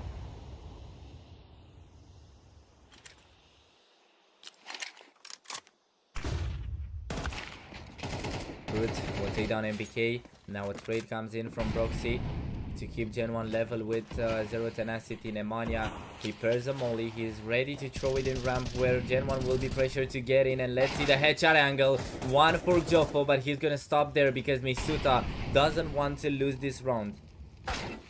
Nice shot here from Nemanja, who's ready to go up. Finds a second player. The fight is long, but Nemanja will win it. And Zero Tenacity have 11-1 right now.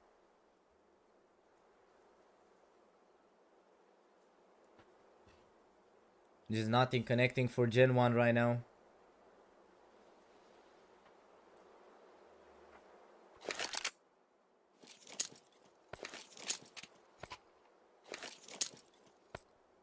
Really unfortunate and I don't know, unexplainable honestly. We try to find excuses and everything, but it just everything is just falling apart for Gen 1.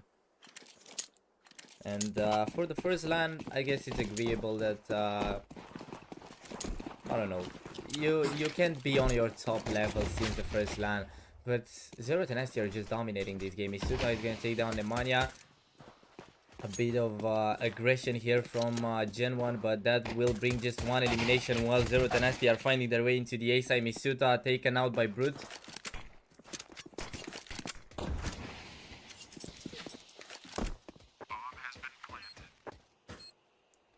Zero Tenacity are not a bad team. I'm not gonna agree with you on that one. They're the 5th best ranked team in this tournament, so it's not bad.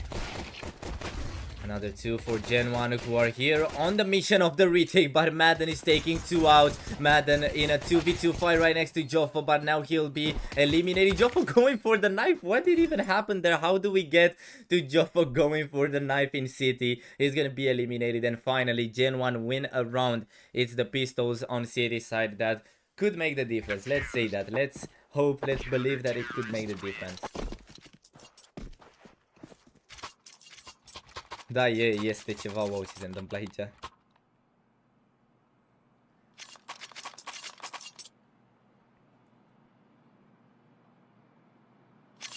$181 followers, guys. Thank you. Don't forget to drop one if you haven't yet, because we're gonna be live here the whole day, and not just today but also tomorrow with Draculan. Full show with many teams left in the competition, 16 to be more exact. And if you guys want to see that, you gotta drop the follow here so you stay updated and notified about every game that we're gonna stream.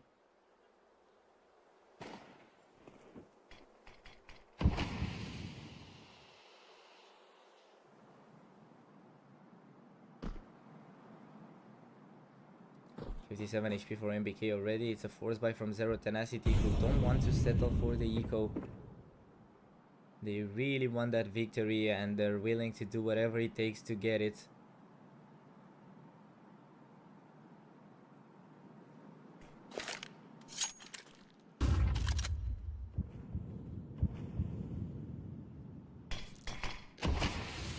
Down. Joffo already with a flash. They're going in now, and Joffo is gonna take down Misuta. MBK with the trade. AVN finds MBK though. And that will make it 4v3 in favor of Zero Tenacity, who are planting the bomb on the B side. Talking about complicated situations, this is probably going to be one of the most complicated for Gen 1, as the B side is never accessible to retake. And with Zero Tenacity also having weapons, is going to be even harder. Brood Monster was eliminated as I was talking. APN takes one, APN with a second, and now Madden will step in after his teammate is eliminated. 12-2, Zero Tenacity, 1 round away from the victory, 1 round away from the 2-0 over Gen 1. That will bring them to the upper quarterfinals. They could be the first one qualified there, as the other scores right now are 4-0 for Passion UA on the second map against Mana, 2-0 for Metis, 3-0 for Metis for now, as Nexus won the first map, and 7-4 for Basement Boys after FlyQuest won the first map. So this is the fastest game we've had. That if Gen 1 are not gonna start a comeback charge right here.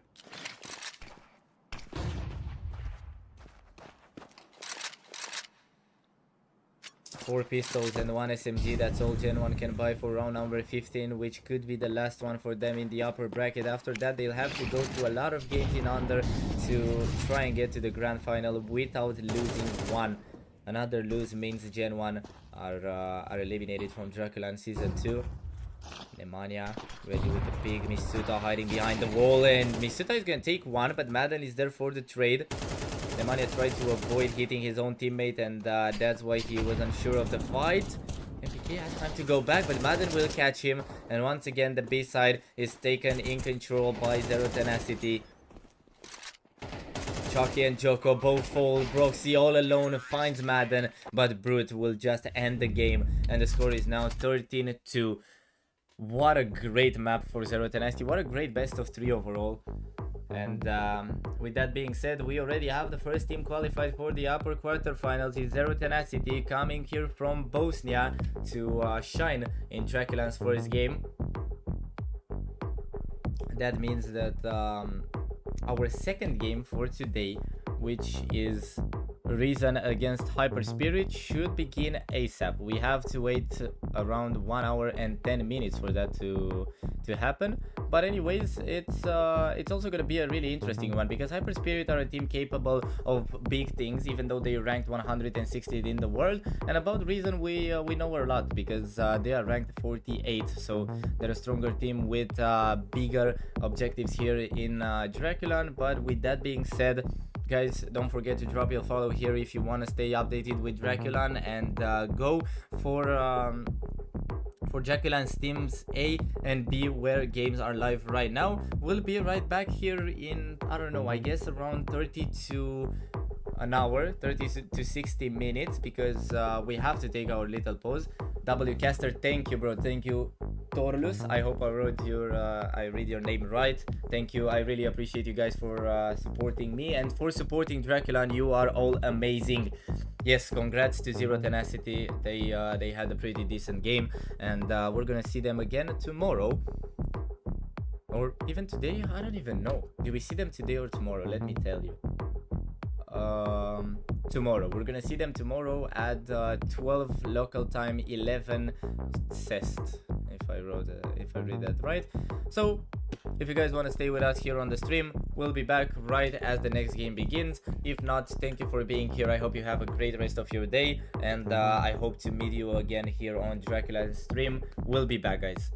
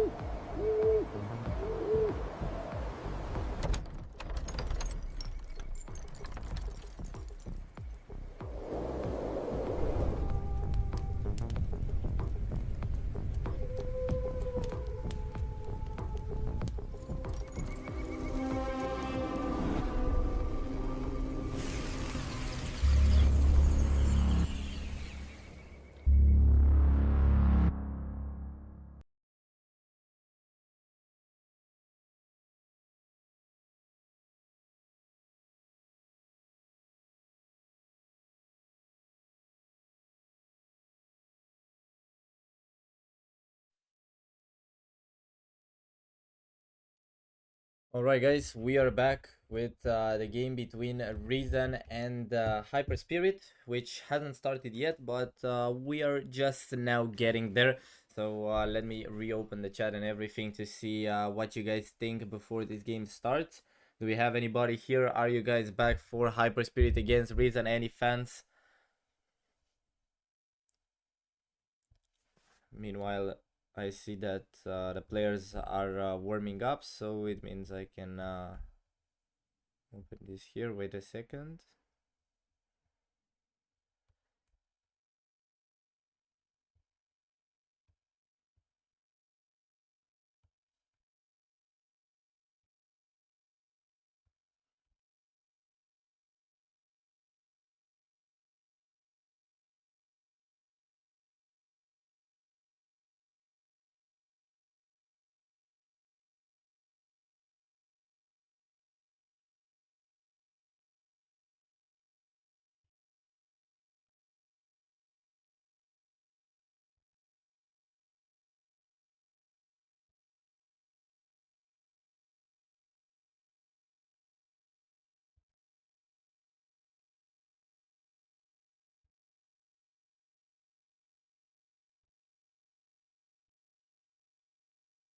Okay, ready to go now as I see that the game should begin shortly.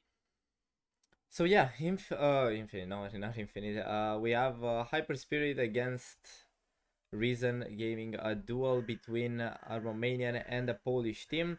It's gonna be really interesting because, as I stated before the game started, Reason are a really good ranked team, a really strong one of the strongest in the tournament, ranked 48 in the world based on HLTV's ranking. While Hyper Spirit cannot say the same thing, they are ranked 160th in the world, but still they are one of Romania's best, and also a team that could surprise anyone with their results. They had pretty good ones in the group stages as well, even though we're talking about best of ones with worse ranked teams than Reason. I still feel like that's a good argument for them to have a chance in this game. And we'll find that out. We'll find if they actually have that chance. I believe they do or not. But I think this has potential to be a close best of three. The last game we've watched here was Zero Tenacity against Gen 1, where the Balkans won 2-0. So we already had a Balkan team win here And who says no to a second? Do we have any Romanian or Polish fans here, guys? I want to discuss with you about the game before it starts. Because right now we're about to have the pistols.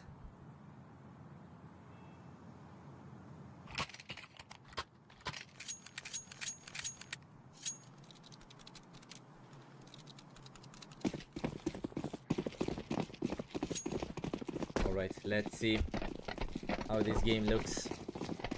Hyper Spirit starting on the T side of Overpass, as they are the ones picking the map, while their opponents will begin on City. Fnatic, Sonko, Spavaku, Antivirus, and Frontsider for Reason Gaming. Hyper Spirit starting with Dima, Adron, Chocardo, Raga, and Critic. That's the lineups. These are the heroes of the game. And let's see what they can do. Adron has the utilities for Hyper Spirit, as Fnatic is going to be the one to buy the dual Berettas, I think. I see a PT50. Is that a PT50 on Sonko? A flash as well. A quiet start to the pistol round as Hyper Spirit are slowly taking their push towards the A side, where Dima is going to eliminate Sonko. There's the entry frag, another player in mid that Hyper Spirit needs to worry about, and that smoke will be missed. The bomb is down now, and look at Spavaku's position. He has the perfect moment right now, but he's gonna leave the bomb going towards long, trying to play the mind games with Hyper Spirit. The first try of the Romanians wasn't really the greatest, and now they'll have to rotate out. They're trying to go to the B side. They know that they might find a clear spot, and they're not wasting any seconds. Spavaku ready to follow them. Chocardo taken out by Frontsider after Fnatic was eliminated. A 2v2 with Spavaku eliminated by Critic now, and Hyper Spirit gotta plant the bomb and at the same time focus on taking down Frontsider, but they're gonna cancel the bomb plant for some reason. Raga is going down now as Frontsider is trying to push. He's not gonna be able to deny it, and now Hyper Spirit will win the round thanks to Raga's elimination. 1-0 for the Romanians. Great start, and honestly, if this is how the game is gonna look, I'm really into it, because I really like this round. It was such a, I don't know how to say, continuous action. We haven't got a fast pace from Hyper Spirit in the first second, so they waited for, let's say, around 40 seconds until they actually did something, actually found some contacts. But still, it felt like we've seen a lot in this round, and that's what I want to get from Reason and Hyper Spirit here.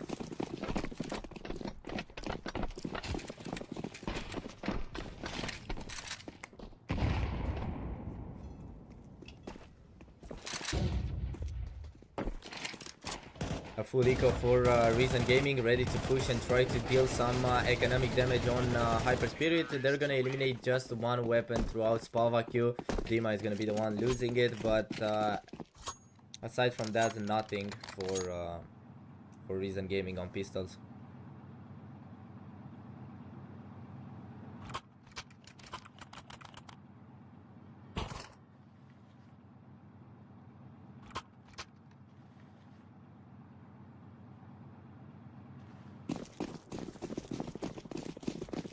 AWP for Spavaku, finally a serious round for Reason Gaming, and now they have what it takes to win their first point here on Overpass.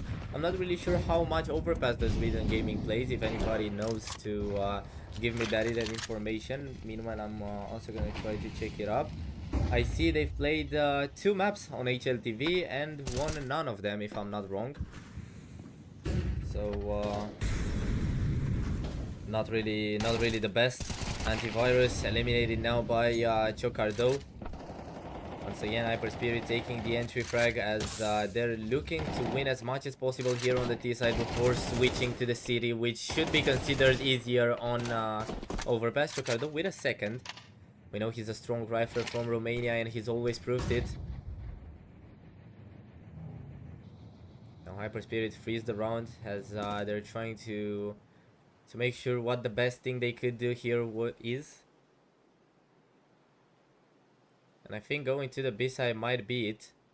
Sonko right now not showing up, as Spavaku is gonna run right away from Critic, who's pushing on the timing. A drone was eliminated by Frontsider. And maybe the B side is not the safest option anymore, but they really need to be careful about the AWP here. 30 seconds left. Spavaku watching over the A side. No Smokes are going down. Spavaku, quick reaction, and that's critic gone. Another player on the way, and Spavaku is not gonna miss. He's looking to be the hero that Reason needs, but he's gonna die in a molly like a true hero, but with just 2 eliminations. So now Reason will have a 2v2 ahead of them. A retake that it's really doable, especially with Frontsider flanking, but I think Hyperspirit should realize that something is wrong because Reason are just not coming in. They're not waiting for the smokes, but they're waiting for Frontsider to arrive. Nobody is checking long. Chocardo might be the first target. Never mind. Frontsider spams Chocardo with the trade. He knows where his second opponent is. A 1v1. Sonko needs to win the first point for Reason, but Chocardo is playing this absolutely perfectly, but the bullets won't connect. It's 2-1, and Reason Gaming managed to take their first point as well.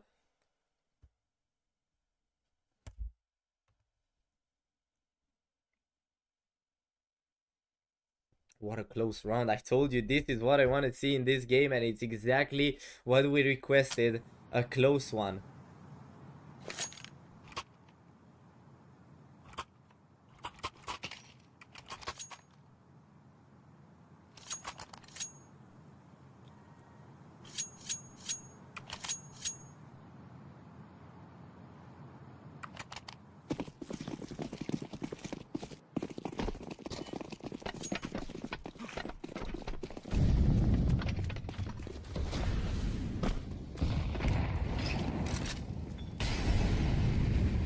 Right.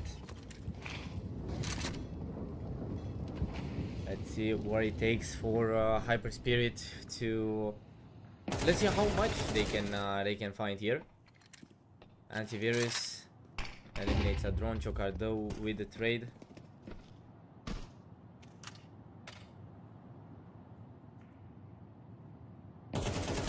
Chocardo, another great spam. 2 eliminations, 9 and 2. So far, a perfect start for Chocardo. He was also really good yesterday, and it just feels like he loves playing on LAN. He just loves being face to face with his opponents and just showing his skills over to the server while he's being watched.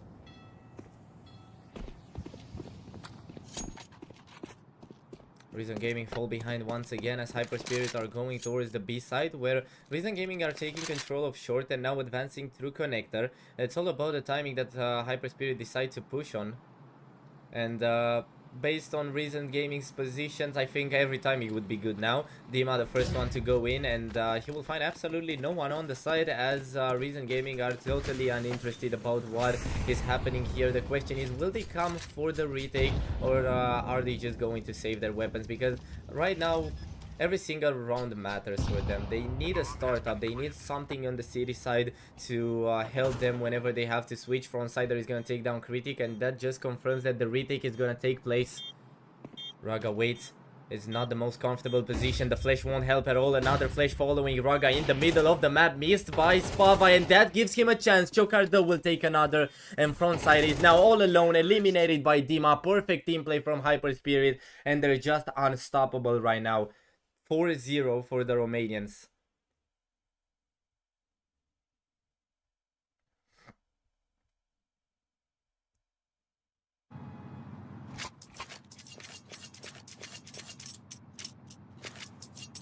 Just a perfect start here.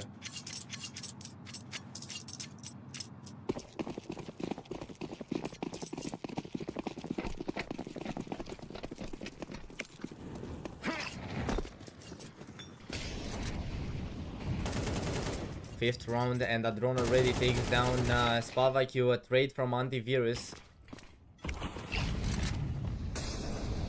Another quick beginning as Hyperspirit are never missing out on those entry frags. They're always taking them. They realize how important it is for them to control the early stages of the round in order to get to winning faster. It's good for Reason Gaming that they always have money, because we haven't seen them on ecos that much, just one after the pistols, and after they just got weapons over and over again. But the problem is that they can't really find a way to finish these rounds with the weapons they've got. That's what's missing right now.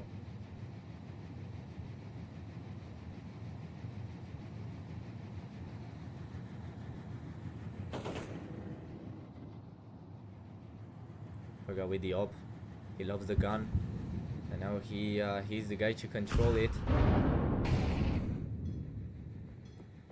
front down to just 7 HP, 40 seconds left, and this is probably the moment of the round where Hyper Spirit are just gonna group together and advance. Raga could catch something here, steals his opponent, and with just 3 HP manages to survive and take down Frontsider. Now Hyper Spirit are gonna start the push towards the B side, even though they didn't really seem focused on that part of the map. Raga's entry frag is just gonna make it over, but there is the casualty. Dima is gonna help the Reason Gaming a bit by dragging this down to a 3v2 in favor of his team, but again Raga is down to just 3 HP. Let's see what the Romanian Opera can do even with that. He misses the first shot, throws the flash over, tries to create a setup for his teammates.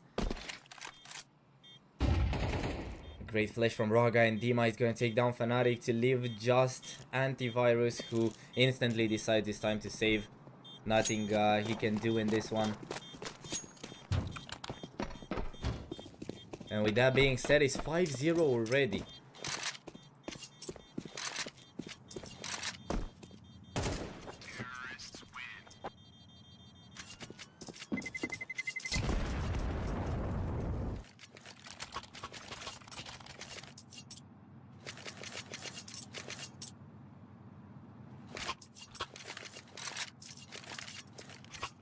Looks like Hyper Spirit are starting from a power position.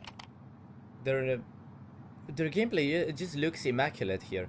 Whatever their opponents would try to do, wherever they'd try to stack maybe or create a setup, we've seen them push connector, we've seen them try many things that are, let's say, out of the ordinary and nothing even work. Now we're talking about a half buy with 2 SMGs and 3 SMGs and 2 Deagles, sorry.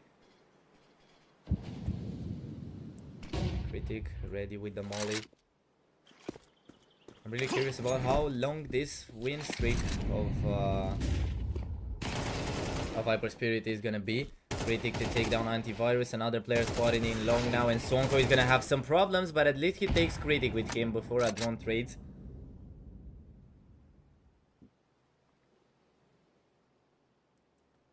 Spava has the deal, and he wants to check long. He wants to follow the footsteps of Hyper Spirit in a chance of surprising them, maybe.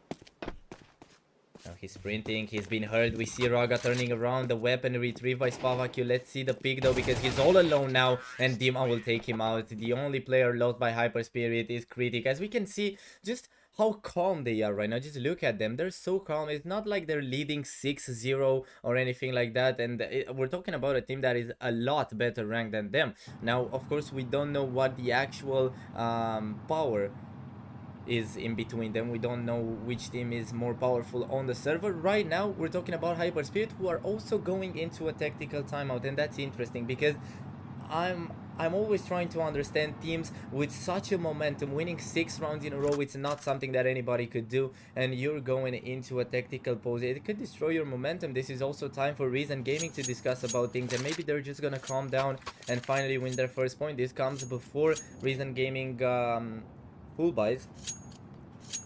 So there's a lot of questions to be asked, at least by me, about this this tactical. I wouldn't say so. I'm not watching the Reason that much, but I saw some games from them, and whenever I watch their games, I remember them playing really good, or at least getting good results. And now Spavacu is gonna open the round. It's something that you don't really see in this game. Hyper Spirit losing the entry frag. Now they're about to lose more fight, or maybe not, because that drone decides, even with the flash effect, he's gonna take down Frontsider, and now Chocardo takes another. Reason Gaming full behind Infra after taking the entry frag, but now with 3, they leave just Raga, and that's the first point for the Polish squad. 6-1 for Hyper Spirit, and we finally have something from Reason. They finally get it.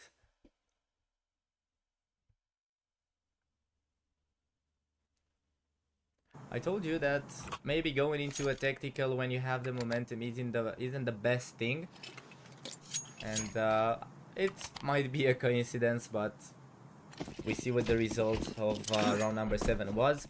Now of course Hyper Spirit are gonna have no problem when it comes to their financial resources. They have more than enough to invest into another full buy. We see the AWP back in Raga's hands like it never even left.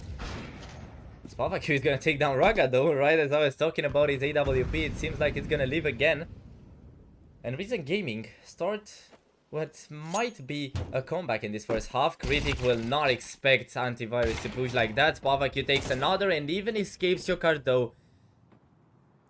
We've had just a 30 seconds pause and it seems like that completely changed the team that Reason Gaming got right now.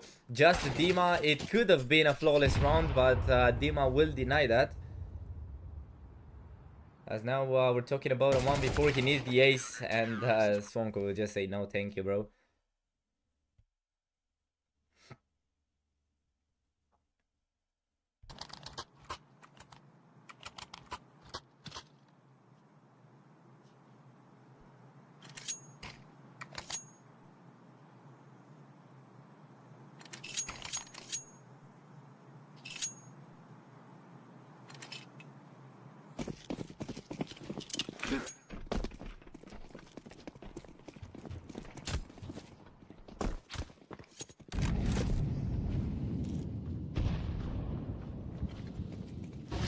Let's see round number 9.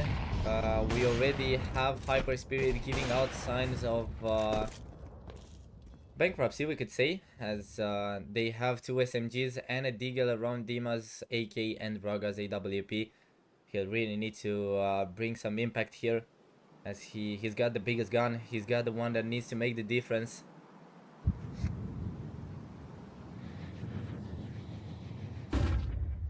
Slides down.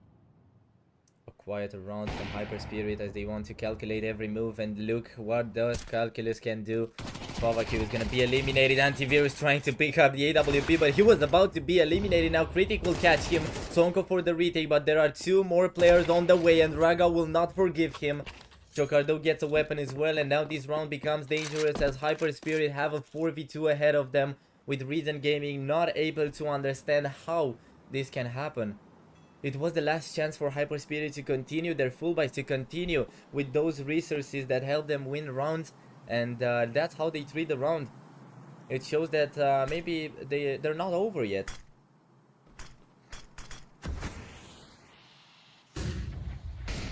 Outside they're waiting, looking to be the hero that Reason needs right now, but Raga will deny that.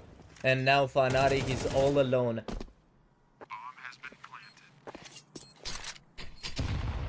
It's just a matter of time until Hyper Spirit will pick their 7th round here. And with that, it also means that they win the T-side half.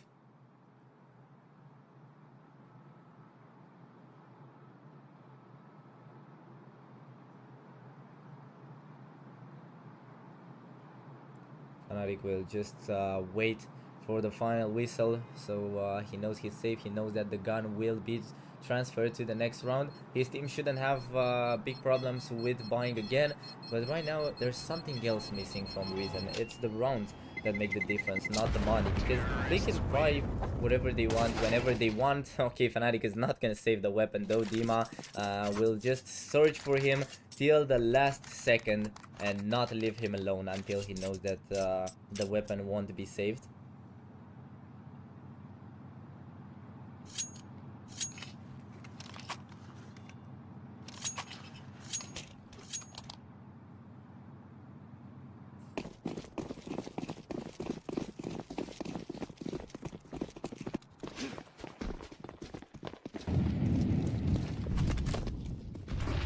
Round number 10 with Spava going into mid right, and now Reason Gaming shows something else. We see them trying to contest mid now, as they managed to find 2 eliminations through Spavaku, but also lose 2 of their players, and now a 3rd will follow with Chocardo taking down Swonko. He wanted to be there as well. He wanted to be part of the party and try to help his team even further, but in the end it looks like the decision wasn't really the best. Meanwhile, Reason Gaming control connector, and now they might have a little surprise for the player coming from the B side. And yes, Dima will be eliminated.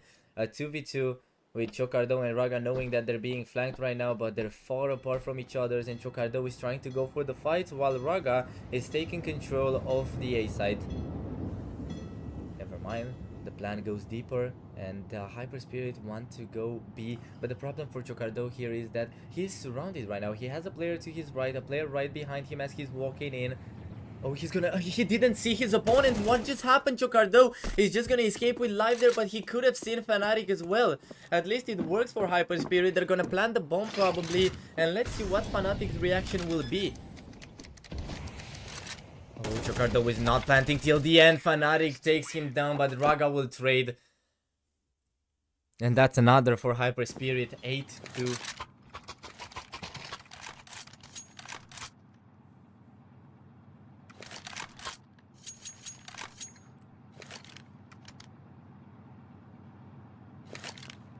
Meanwhile, Basement Boys are actually doing a huge surprise here.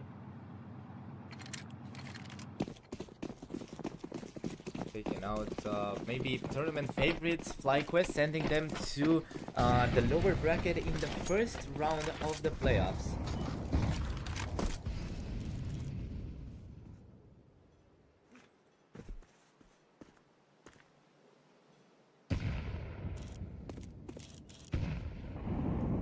Interesting to see that. It's a result that I haven't really expected, honestly, but maybe we still have it. Never mind, Basement Boys won against FlyQuest. Yeah, that's just surprising, honestly. But anyways, back to our game. Critic is gonna take 2 eliminations to open round number 11 for Hyper Spirit. Fnatic, Spavakio and Frontsider have a really tough mission ahead of them. And we also have to mention that Reason Gaming have a huge chance of not getting money for the last round of this half. In case they don't manage to win here, Critic is gonna take down Spavakio. Slowly but surely, every single player of Reason Gaming is going down, and that will leave them in a 2v4 after Frontsider found his first elimination of the round.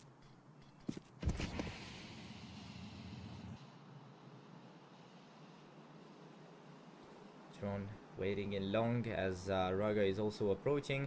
It's one of those rounds where Hyperspirit want to wait till the last second once again, and every single time they did it so far, it just worked perfectly. It just went on to be a great round for Hyperspirit. Let's see if it's gonna be the case again, because there's just one player of Reason Gaming here, caught on reload, and Adron will eliminate him. The bomb can be planted safely, and I think the obvious decision for Fnatic here would be to just go for a save. Bomb has been planted.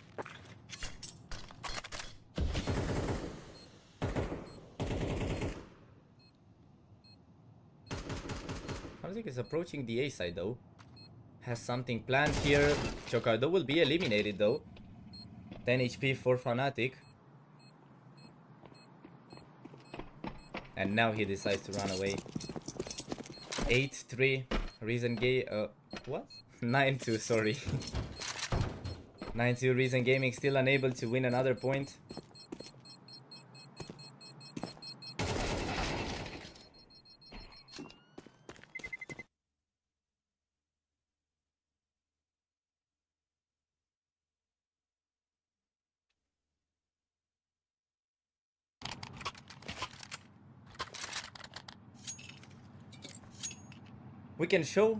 We can see actually why Hyper Spirit picked this map.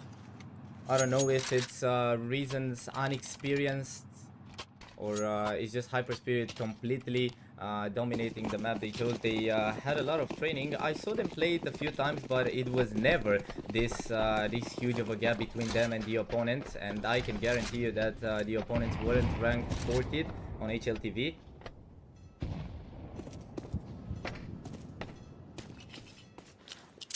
Last round in the half, Hyper Spirit setting up for a really good second half, as the city side should feel a lot more lighter. If they even win this next round, double digits in the first half would be just amazing for them.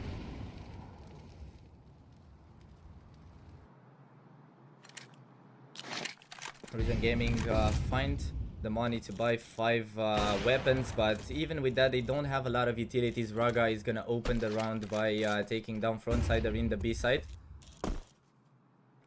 Reason Gaming tried to send 3 players there in order to block Hyper Spirit, and that would have been a great idea based on where Hyper Spirit are looking to go right now. The problem is that they've lost one of them without even trying to go in, so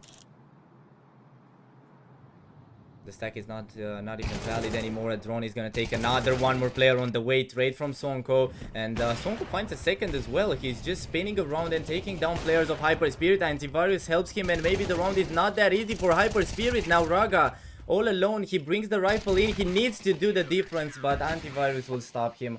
So it's 9-3 for Hyper Spirit at the end of the first half. A really good half overall. I mean, they can't really be sad about losing a round like this again. I just can appreciate how calm they are, how good they look right now. They just feel pretty chill, at least with this camera angle.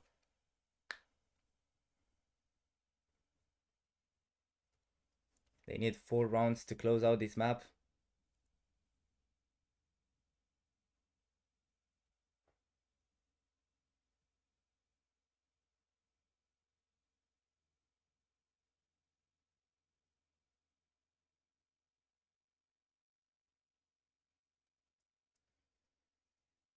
I think we're getting oh, never mind, the round started. We're just gonna see it on their monitors. We can already start casting, you know, it's not a problem. 1 elimination for each team now, as we can see Hyper Spirit picking up the advantage in the pistol round.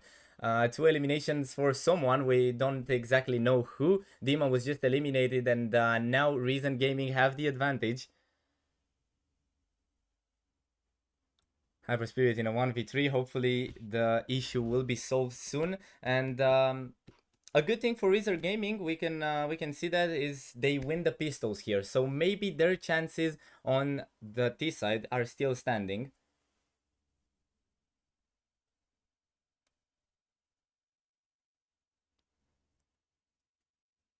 Chocardo tried the retake, but in the end he was eliminated, and we see a sign of relief for Reason Gaming. They're smiling, they're happy about winning the pistols, and finally getting a bit back into the game.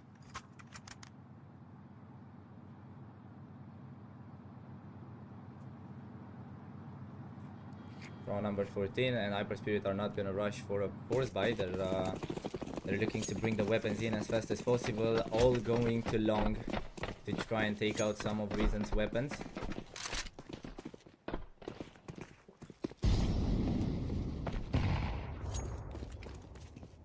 Let's see how that plan will work. They're not rushing in, they're just waiting for Reason Gaming to do the first step. Drone is gonna lead his teammates towards playground. First eliminated, and now bullets are flying everywhere, as Reason Gaming will easily win this round, losing just 1 weapon. 9-5. 4 rounds separating these 2 teams right now. As we can see on the other side of the desk, the faces of not so happy FlyQuest, as I said, tournament favorites, defeated by Basement Boys in the first game of the playoffs.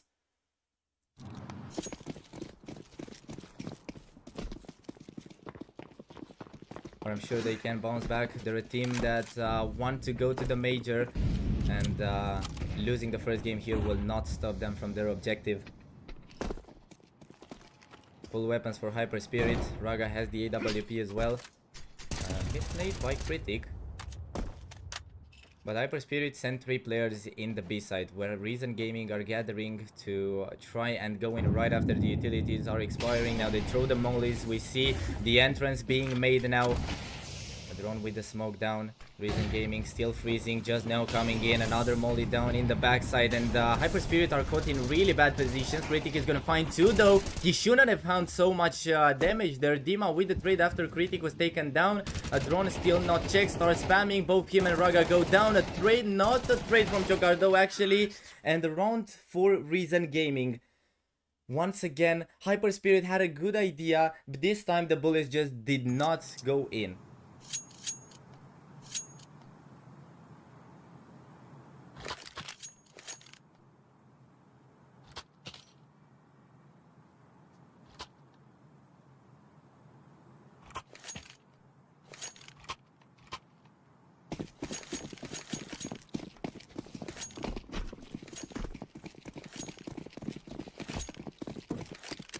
Spirit back on pistols, and Reason Gaming are closer than they think. If the next round of full buy won't go Hyper Spirit's way, they might be equalized. Antivirus takes down a drone. Dima also down to 15 HP. Now Hyper Spirit are going to try to be a bit more aggressive to surprise Reason Gaming in a round where they don't necessarily have anything huge to lose. They get an AK, and Chocardo on a good day with an AK in his hands could be deadly in rounds like this. 16 and 10 so far, the top fragger of his own team, and also one elimination over Sonko on the other side. Smoke down in long. Hyper Spirit rotate all of their players towards the A side, while Reason Gaming seem to do exactly the opposite, settling for the B push. It could be an instant save for Hyper Spirit, I guess, if they don't get to the B side in time.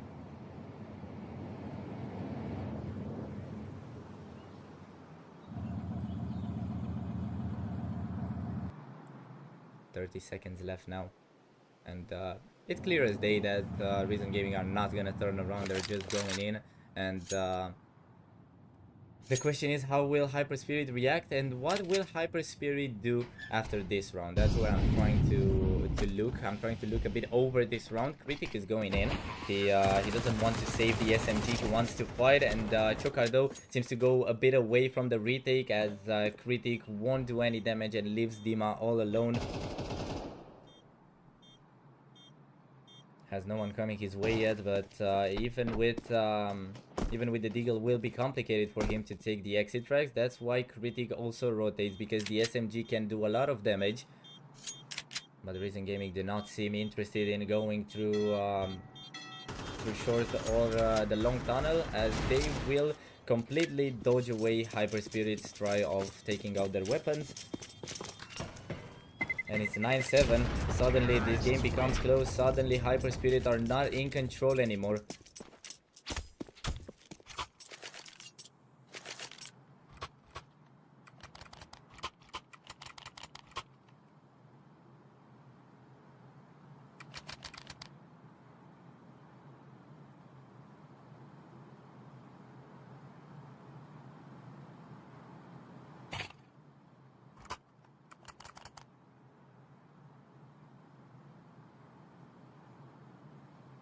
Tactical. Hyper Spirit trying to fix everything before losing the advantage. That would be the objective, to keep the advantage their side.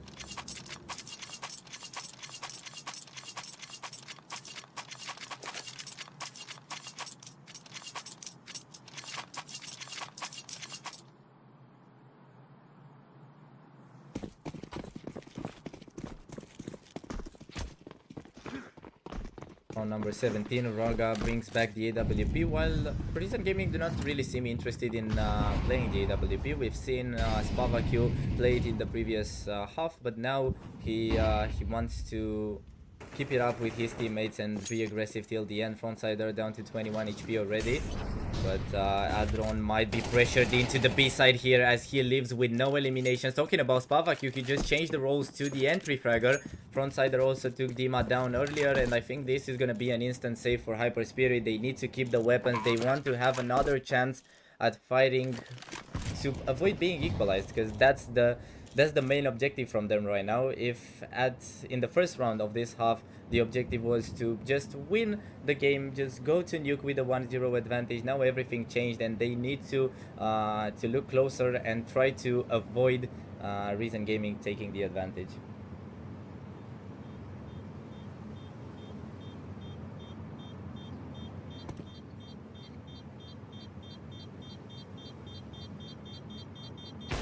Raga is gonna miss that shot.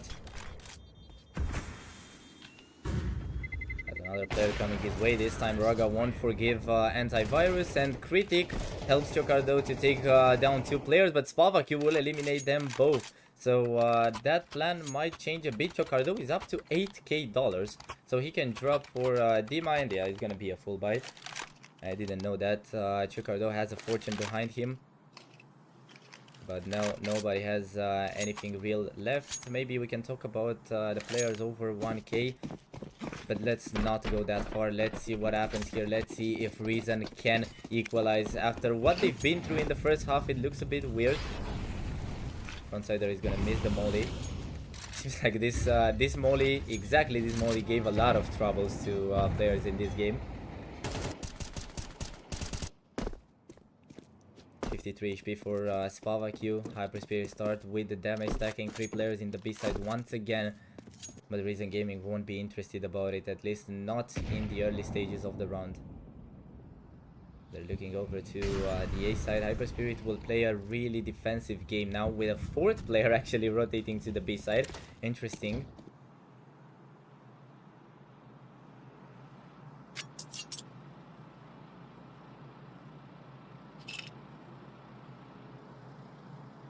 Drone is the only one to have a defuse kit for Hyper Spirit, so he needs to be protected. So far he is the most advanced player of his team, but that kit needs to be kept safe. Fnatic was not spotted in mid and now he advances, wants to force a fight there. He's gonna take down Raga before Critic can trade on Swonko. Oh, it was Sonko, not Fnatic, sorry. 4 players of Reason ready to get into the B side. They take down a drone. Now Dima is all alone, can't find more than one. And the round starts in a pretty weird way, I'd say. Because they were... Reason Gaming sent a single player up in the A side. He'll deliver the perfect bait. And Hyper Spirit struggled to eliminate the push in the B side. But now they have a 2v2 retake. A drone's kit should be somewhere around here. If they manage to take the eliminations, they might have a chance to defuse the bomb as well, but they need to go in, and Chocardo will be eliminated as well as Critic. Both fall under Frontsider's bullets, as this is 9-9. And when seeing the score of the first half, who would have thought that Hyper Spirit will be equalized so fast? Another tactical pause from the Romanians. We can see that Reason used none of them, while we can see Hyper Spirit stressing on the other side.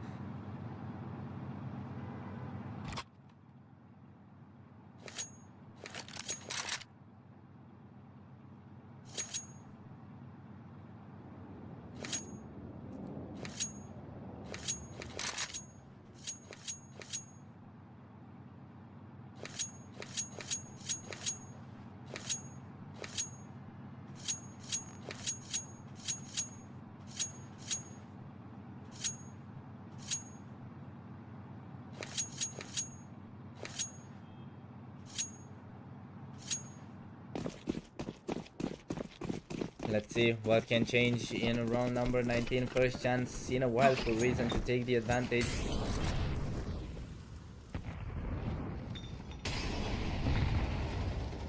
While Hyper Spirit have the last chance of denying that. They bring back the AWP for Raga. He's watching over long as they play with 4 players somewhere close to the B side. Chocardo ready to pop out of connector. Has some players to his left.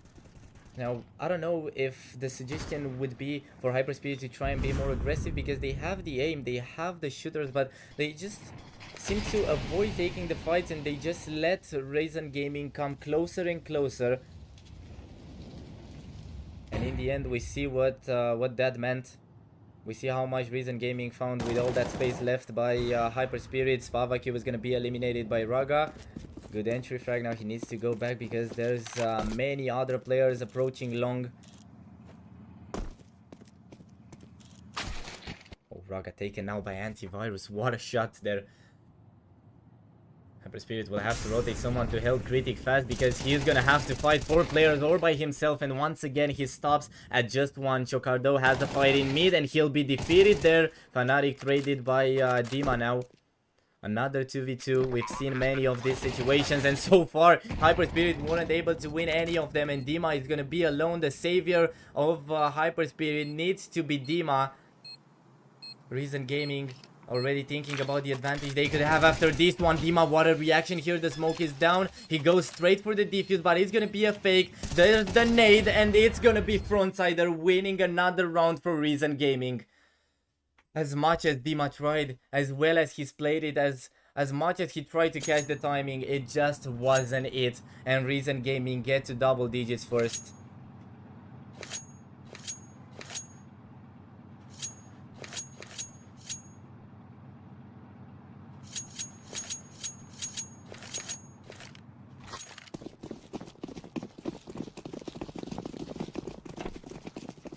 weird to see Hyper Spirit not winning anymore. And of course, there's still time for them to get back. Maybe not in this round where they have pistols. Chocardo already eliminated. Raga is trying his best through the smoke, but he won't really deal too much damage there. And now Spavaku takes him out, but Critic pushes, and he could be the one that changes the round here. Finds two, as Reason Gaming will immediately get out of mid.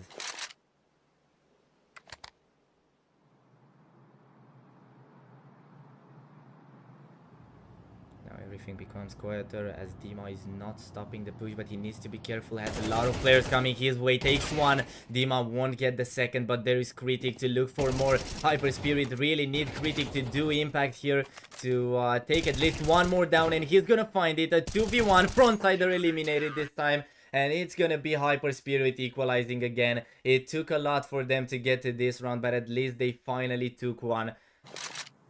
And it's 10-10. This might as well even go to an overtime, and who would say no to that?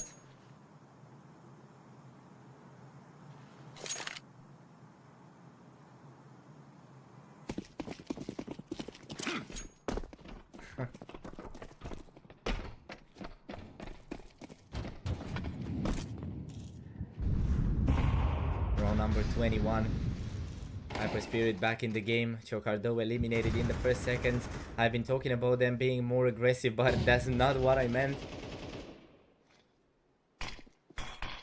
Smoke will block Raga away, and the AWP can have an early impact, so Reason Gaming will keep the advantage for now.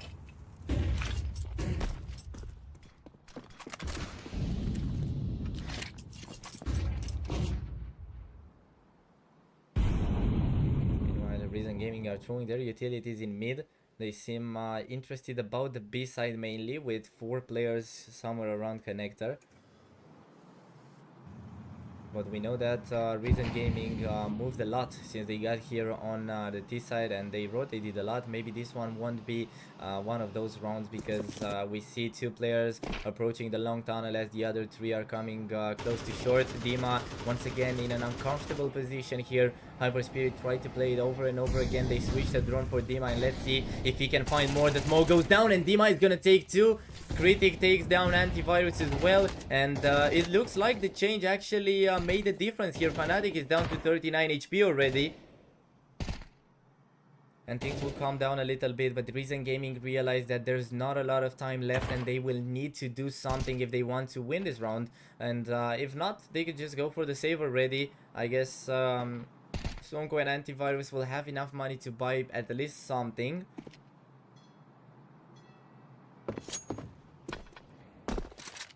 Reason Gaming will save their weapons as Hyper Spirit pick up the 11th round and bring back the advantage. It's been a little scare for them, but it's good to be back. Now the only thing is they have to keep their heads up for 2 more rounds. This one is going to be a really complicated one for Reason Gaming. Even the call is so complicated that they go into a tactical right as I wanted to say that.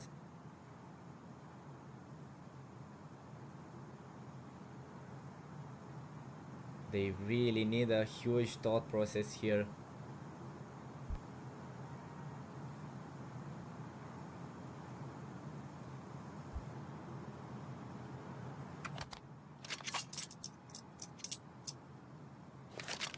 And the call will be for a half buy.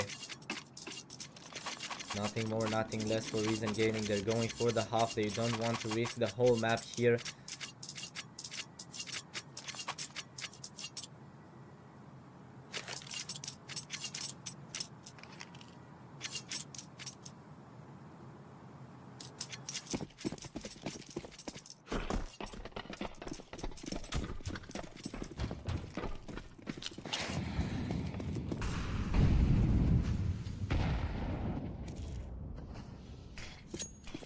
Second round. 2 AKs for Fnatic and Spavaku, 2 Tech 9s and a Glock. That's all.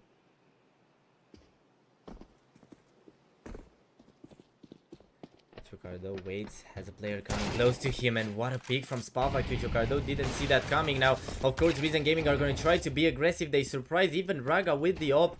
It can be this the round that Hyper Spirit lose the advantage again right when they had a great chance to get to the map point. A drone and Dima in a retake that won't happen. And yeah, Reason Gaming will succeed. What a run from them, actually. Spavaku, Frontsider, and Fnatic, the main characters of this victory for Reason Gaming.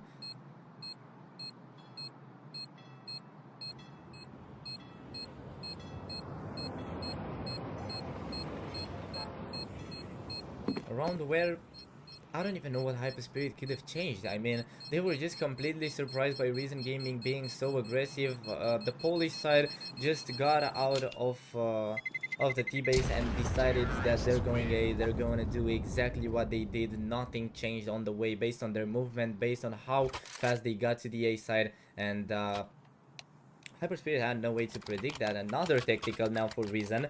It seems like they saved all of them for the last second, as they want to make sure this last round go as planned.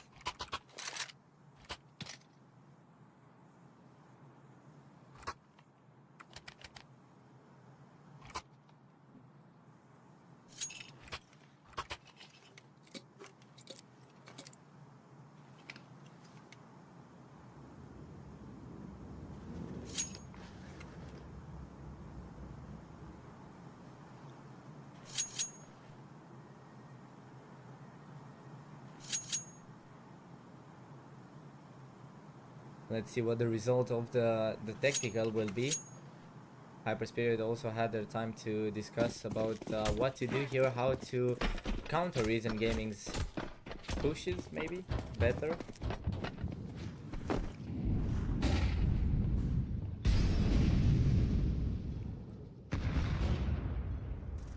Reason Gaming mainly going towards the B side. Looks like they shifted away from those defaults they were trying, or from splitting around the map before actually going to one of the sides, to trying to be more effective in the first couple of seconds, to try and get Hyper Spirit out of the sides quick. And that's what they're gonna try once again. A drone eliminated Dima with the trade. Perfect flash coming in. Critic playing a huge role here, even though he was eliminated, because he's gonna set up a 2v2 with Frontsider down to just 5 HP. The utilities are coming into the side. Spavaku is not budging from there, and he's just gonna take cheap damage. They know that he's there, but just now he's going to escape. Both players of Reason Gaming playing around the same position. Raga has the death kit, so Hyper Spirit won't need to really rush this one in. Chocardo is the one to take the fight first, or never mind. Raga eliminated by Frontsider. There is a trade. Spavaku with 69 HP, still standing. The molly is good. Spavaku won't really get out of his position, but he slowly approaches Chocardo. What a reaction from Chocardo, but there is no time for the defuse. And that's gonna be Reason Gaming taking another.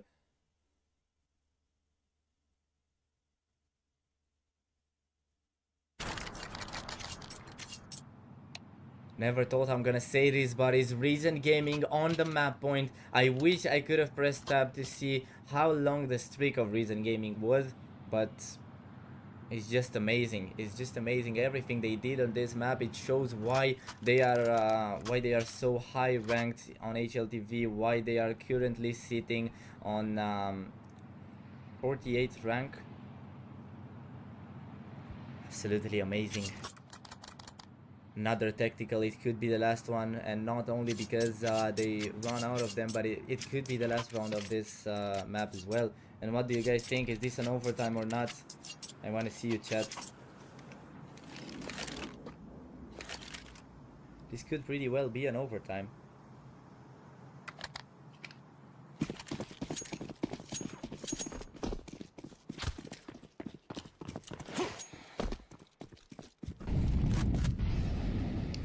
Ron not really feeling himself right now. 6 and 16. Has been unlucky a couple of times. Well, he was the first one to be eliminated in front of the long tunnel down in B.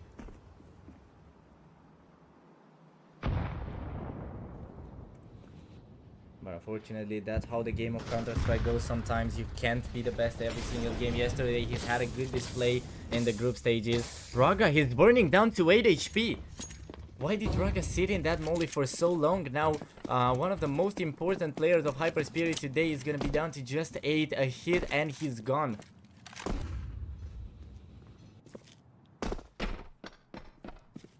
1 minute left for Reason to decide what they want to do. It's a huge moment for them as well after being led on by Hyper Spirit for the entirety of this game. Of course, they're not just gonna risk it all in this round where they could just send it to Nuke with 1-0. Raga, 8 HP, but also a lot of impact. Tries the no-scope, has 2 players coming from long, but they won't approach as Chocardo is already flanking, and this position could be huge. The timing will matter a lot. A drone eliminated once again. Chocardo taken out by Fnatic. That could be a really important elimination. Hyper Spirit with the rotations towards the B side, but they might have rushed it a little bit too much. Raga realizes that, and he is gonna rotate back to the A side where the first smoke flies in. It's gonna be really complicated for Hyper Spirit to carry on this round with just Raga up on the A side, and he's gonna be eliminated. Pretty goes through the molly, taken out. Reason 1 elimination away from winning Overpass. Hyper Spirit is big after being down 9-3 at the end of the first half. Dima needs to be the hero. We don't really see the game. We get back into it now. Dima with the spam confirms his position, knows that it's really hard to isolate the angles, takes the first one, but the time is running out, doesn't have a kid, takes another, a player on the side, spotted now, USP out, and he's gonna be eliminated by Fnatic. 13-11 for Reason. And what a game. What a game, and what a second half. We can see that the devastation that Hyper Spirit are going through right now. It's hard to believe that something like this actually happened, and it's gonna be hard to recover from that. Of course, the next map is gonna be Nuke. So I don't even know what to say anymore. What do you guys think about the map? What do you think about this game overall? Because it was just a huge comeback here.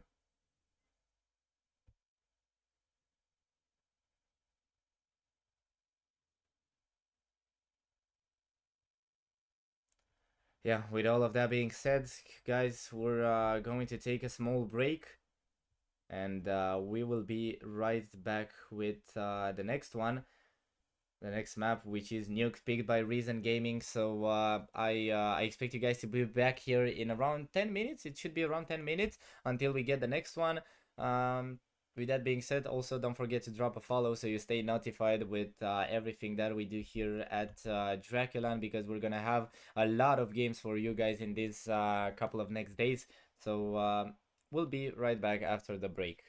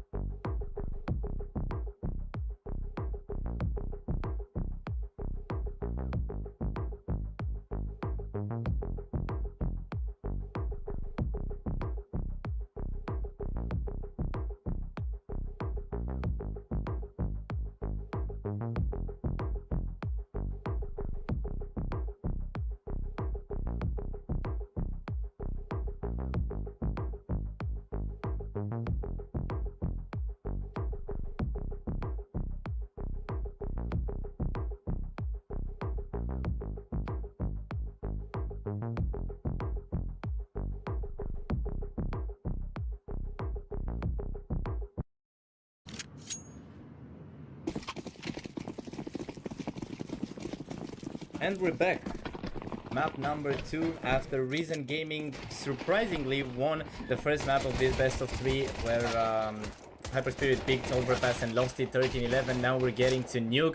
A really quick round here, something that we've seen on the entirety of Overpass, I'd say, with Antivirus now in a 1v2 against Dima and Raga eliminated by Dima. And the score will become 1-0 in favor of the Romanians once again. Picking the advantage early in the game, but it's something that it's not necessarily helping them. Let's not go too far with this just 1-0 because we know it's not really it.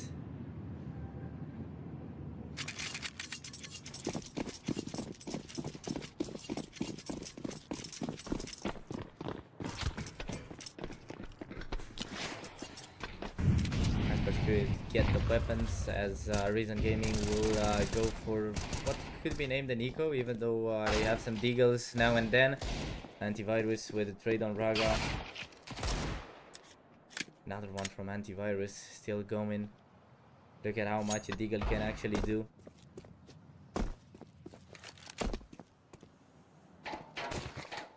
One side are 3 HP, looking to run away. And with that being said, the score is now 2-0. Hyperspirit with a good result for the first round. The biggest question would be... wait a second. The biggest question would be how Hyperspirit will deal with the second map after losing the first one exactly how they did, in case someone wasn't there. I'm talking about at 13-11 after leading for almost the entire game. So not the best way to lose a map if you were to ask me, especially not your own map, because now Reason Gaming should be considered to have the advantage here. Full weapons for them as Hyperspirit still have an SMG in. Critic is gonna take down Frontsider, who was trying to be aggressive through the molly, but it didn't really work. Another one for Chocardo. There's a trade from Fnatic though. And Reason Gaming will just advance towards the B side with 2 of their players, while the third one is still wandering around lobby. So Reason Gaming won't be pushing with their whole team, but it doesn't even matter anymore because Raga will take down 2 of his opponents, leaving just Pavaku all alone up in lobby.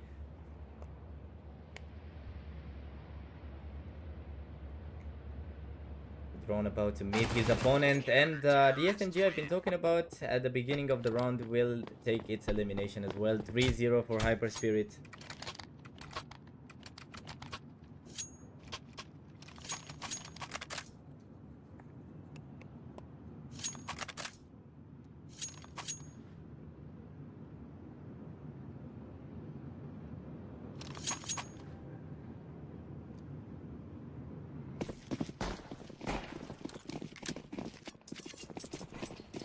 Fourth round pistols for Reason Gaming. I feel like the quality is a bit down, but I don't know why. Anyways.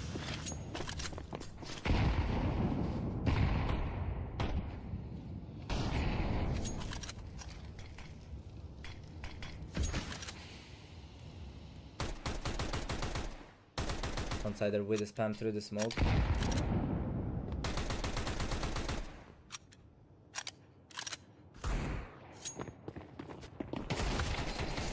Raga and Chocardo with the first 2, but there will be a trade from Fnatic. It's yet another round where Reason Gaming's utilities and resources are not really looking good, but again they find 3 eliminations, leaving Critic and a drone in a 2v2.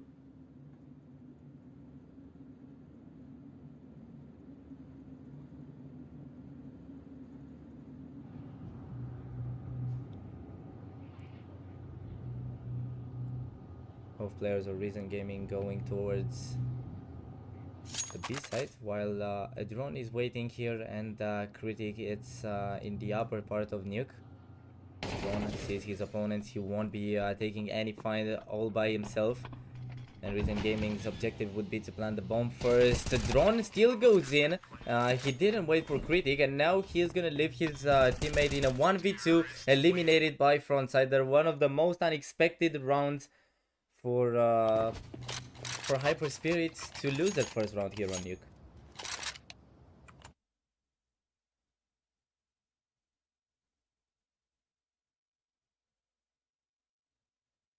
And for some reason, we're going straight into the post screen. Never mind. This is a technical, as it seems like a drone is the only one to not buy, but yeah, the problems are solved. That's good. 5th round. Nuke is my favorite map. I'm really hyped up to see the game here. I'd like an overtime here as well. Let's sit on Nuke for as long as possible. And hopefully, I don't even know about Ancient, if we want to get it or not.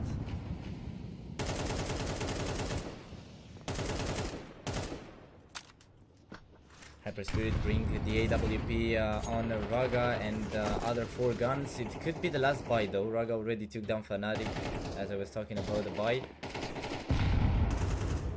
A lot of action out where Antivirus is the one leading the push, but he also has the bomb. Sonka takes down Raga. The Opera is gone now, and Hyper Spirit will have to carry on without the most expensive gun in their buy. Chocardo is still hiding behind the boxes in garage. Somehow a drone filled something through the smoke and he's gonna take one. Chocardo gets out of his cover, but Dima takes the elimination, and Frontsider, it's all alone up on silo. Everybody knows, and Chocardo is gonna hit a clean shot.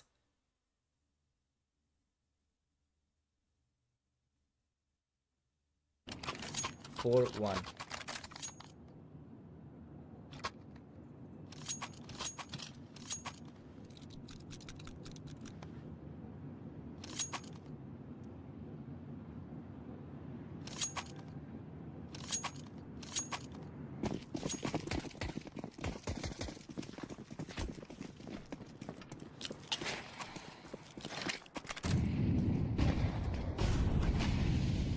Sixth round. A Deagle for Antivirus, as his team is gonna find the resources to buy again. Probably with a spam. I wanna check real quick. Reason on this map have a 70% win rate out of 20 maps, and that says a lot. That says they really know what they're doing here. They're gonna take down Raga right after their own teammate Antivirus was eliminated, and now they have an opening towards the B side where they'll not waste a single second. They go straight for the plant. The Frontsider is gonna spot an opponent. Dima eliminated already. Hyper Spirit are slowly just trying to go back. This could pretty easily be a save, but they decide to stick to it. Frontsider finds another. And yeah, now it is gonna be a save.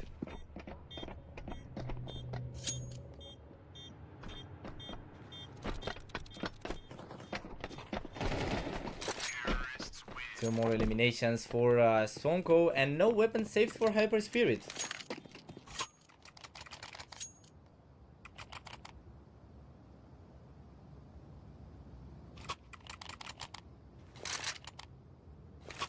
It's good for them to start with 4 rounds on Reasons' map, especially that the Polish side should be a lot more motivated by their previous result. They know that they need just to win on their own map to go over to the upper bracket quarterfinals, while sending Hyper Spirit down in the lower bracket.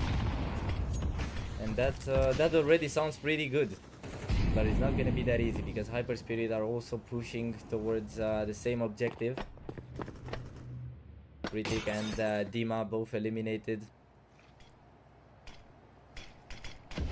Smokes are out, and Reason Gaming are trying to send a player somewhere towards Secret. Chocardo might be the little surprise that the Polish squad might encounter. Antivirus with one on a drone. Chocardo also eliminated, and Raga will be all alone.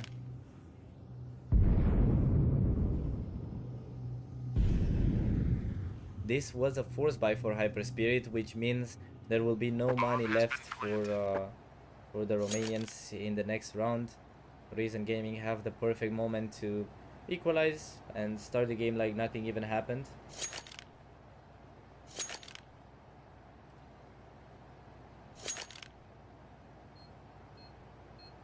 Raga will try to look for some exit frags while also trying to stay safe, as this Deagle and his high armor could be pretty valuable in the next round.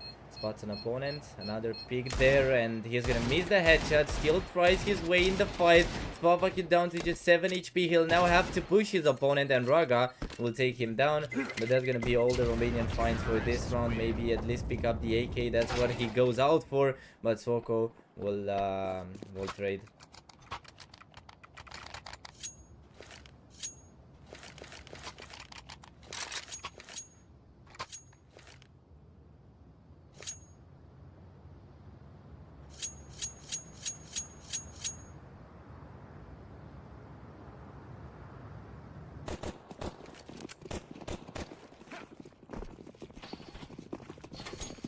Now that's the full eco I've been talking about for Hyper Spirit. Just pistols, a perfect moment for Reason to make it level. But Hyper Spirit won't rush their way in. They are focused primarily on outside, where we see stacking 4 players, with Critic trying to find his way through vent or just baiting Reason. That's what he's trying to do. Only one player in outside though, and Hyper Spirit realizes just they're just losing their time. Chocardo and Dima both eliminated, another for antivirus now, as every single player of Hyper Spirit will fall in a matter of what, 5 seconds. Bomb has been planted. So it's 4-4.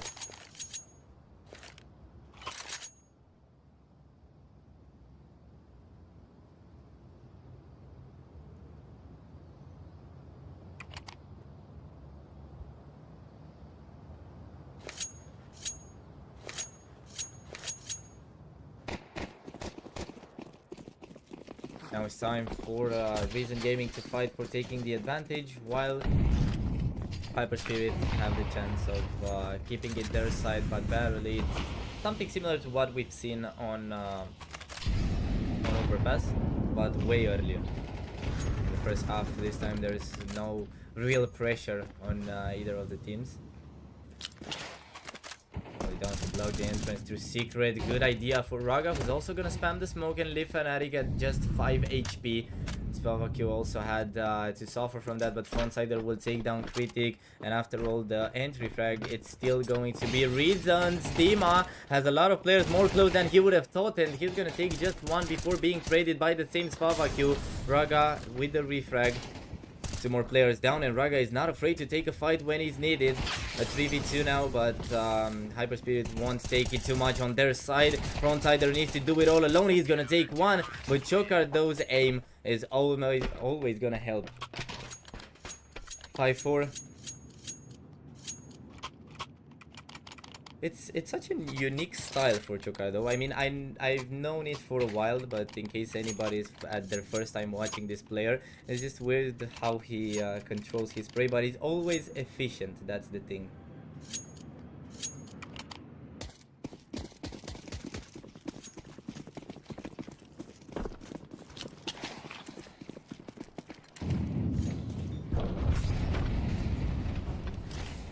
Reason Gaming, no problem to find another full buy. It's interesting to see that they never want to go for AWPs on the T side. This is something similar to Esk's side. I've watched many of Esk's games, and as they are Polish, I see that it's somewhat of a, I don't know, fingerprint of Polish CS on the scene. They're almost never buying AWPs on the T side. Antivirus took down Chocardo, meanwhile.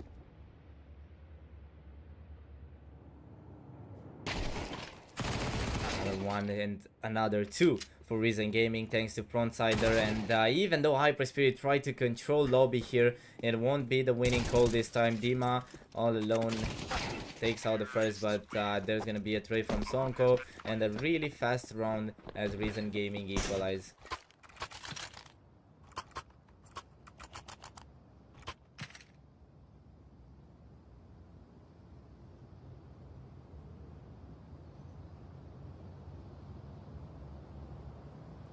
Tactical from Hyper Spirit. We know that they always call it when it's needed, and it's one of those moments right now, as they are under pressure right now, with Reason Gaming pushing to win the first half here, and it wouldn't be the greatest thing for 1-0 down Hyper Spirit to lose the first half of Nuke on City side.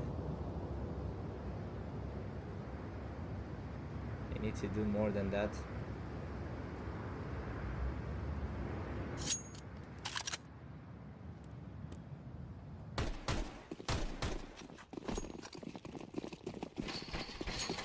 Now round number 11.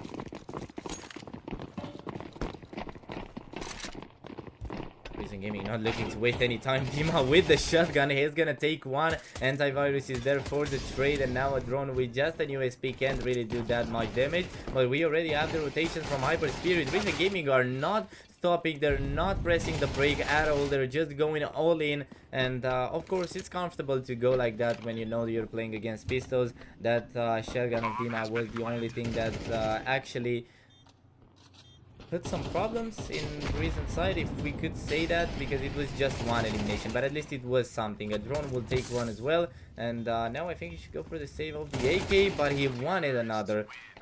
He'll be denied by Spavaku though.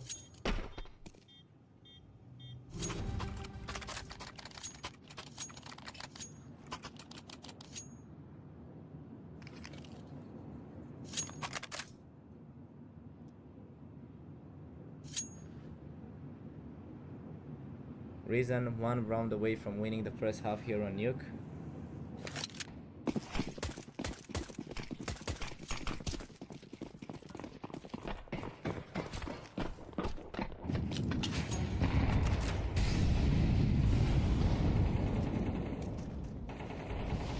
Critic down to just 7 HP now.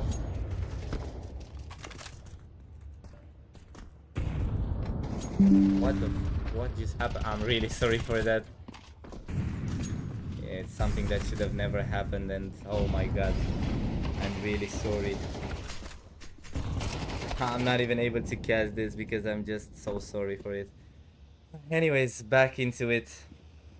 Sonko and Frontsider in a 4v2. As Critic is down to 3 HP already. 12th round, as I said, and Hyper Spirit are looking not to lose this.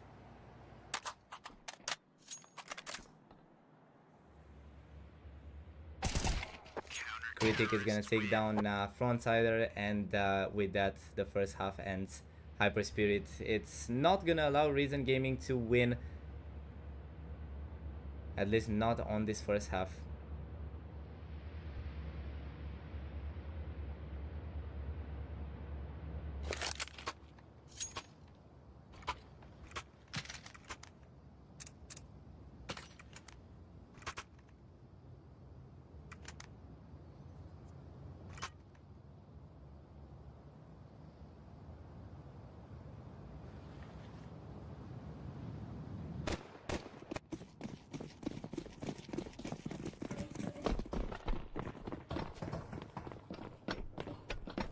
A pistol round. Let's see how Hyper Spirit will look like on the T side. Based on what we've seen on Overpass, we could say that they're doing a pretty solid job here when attacking, but Nuke is a total different map, and it takes different tactics to achieve what they did on Nuke, on Overpass, sorry. Sonko and Spavaku both eliminated. Now Frontsider is gonna find Critic as well. 3v3 with Hyper Spirit already controlling outside, but Reason not even tried to contest that, not even tried to stop Hyper Spirit from advancing. They have a player watching over in heaven through the A side, but Antivirus might be having some troubles now. Raga eliminated though. The bomb will be planted, but Reason Gaming have the advantage when it comes to the retake. Antivirus down to 3 HP. A drone is gonna take him out, but now he's all alone. He needs to defend the bomb as well, but Frontsider will take a drone down. 7-6 in favor of the Polish team.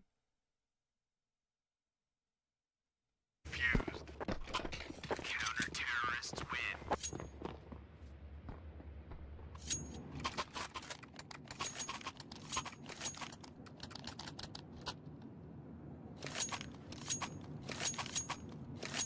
De be acum am văzut.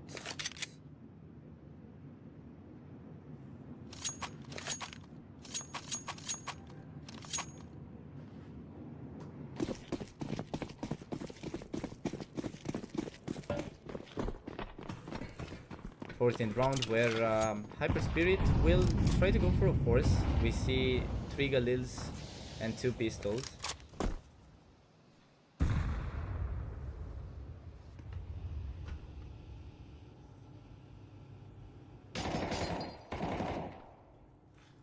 Frontsider over in ramp with his M4.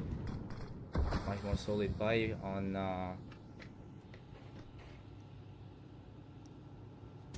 Reason side. It's a bit confusing because the teams are swapped on the feed, but we gotta go with it like that. Frontsider eliminated as Hyper Spirit find the entrance towards the B side. There's gonna be a 2-man lead now, made into 3 by a drone eliminating Swonko down in the B side. And I don't even know if Reason Gaming should come for this retake anymore or not. We see that Antivirus is slowly approaching, but Spavaq is hesitating. Watching behind him in outside. Reason Gaming won't be going for the retake, so Hyper Spirit had a really good idea with forcing here, and they managed to equalize Reason again.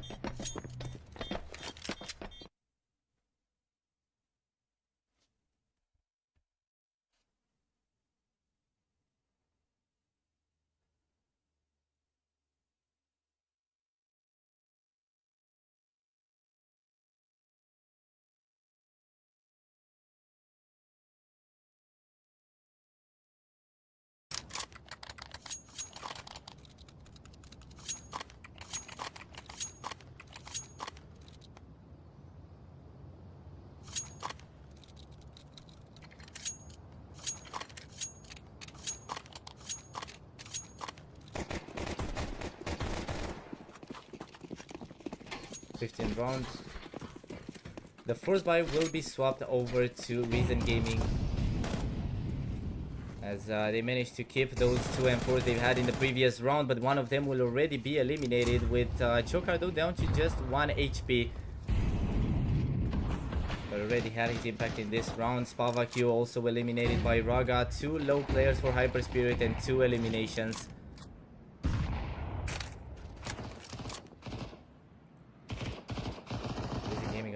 Not necessarily trying to give away outside to Hyper Spirit. They still keep 2 players to avoid being flanked throughout heaven.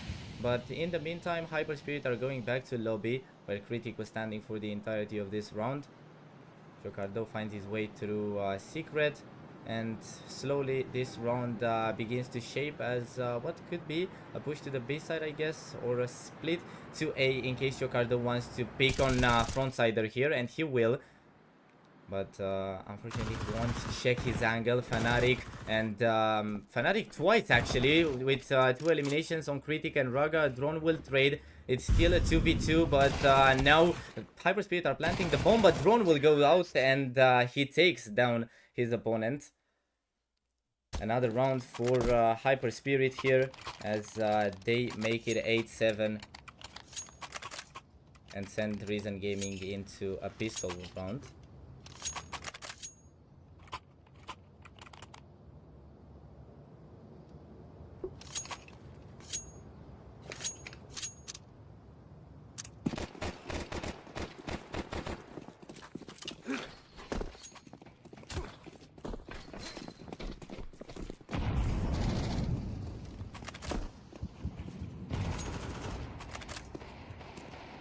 Pistol upgrades in Reason side as Chocardo is just gonna sprint his way to the B side, not waiting for any special invite, just gets in.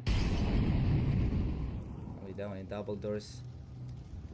Nobody will be even close to him though, as he already has control here, but Hyper Spirit are not necessarily trying to follow him. He's sent as a bait here, while Hyper Spirit are waiting upside, and Reason Gaming do not have any reaction to it. They still have Frontsider in a ramp, while no player is rotated down to the B side. 1 minute left of the round, and we know that Hyper Spirit usually left it late here on Nuke. Chocardo is finally gonna announce his position, slowly advancing towards Frontsider, who has no idea that the window was destroyed right under him, and now eliminated by Chocardo, who opens the door for Hyper Spirit to get into the site. Sonko and Fnatic are also low, and Reason Gaming are coming through ramp to try and flank Hyper Spirit.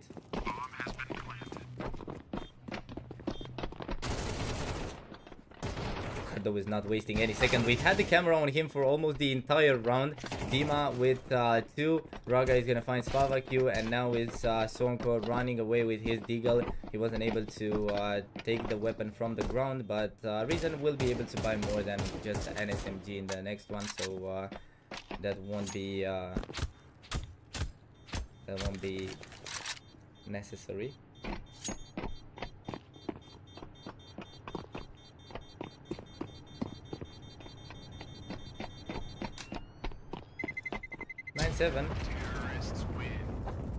Comparing Nuke to the overpass we had previously, we can say a team dominated like Hyper Spirit did in the first half, and then Reason Gaming in the second. It was a balanced game. Hyper Spirit won their rounds in the first couple there, then Reason Gaming came back, and after that we had a pretty balanced game where Reason would win some, but also Hyper Spirit would answer to that. And now it's time for Reason Gaming to respond. They have the guns, every single piece of utility necessary.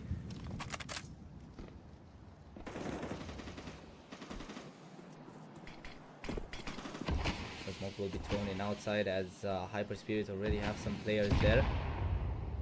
Dima up on top of main.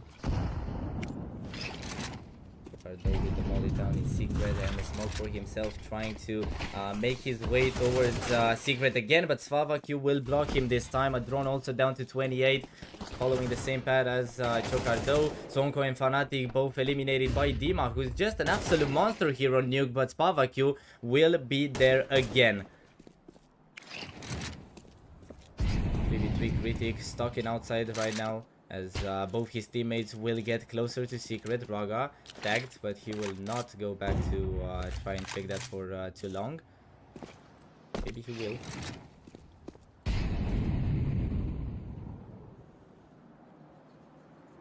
Antivirus is still waiting in the middle of Garage, now in a fight with Critic, and the Romanian will win this to leave Hyper Spirit in a 3v5 with 35 seconds left.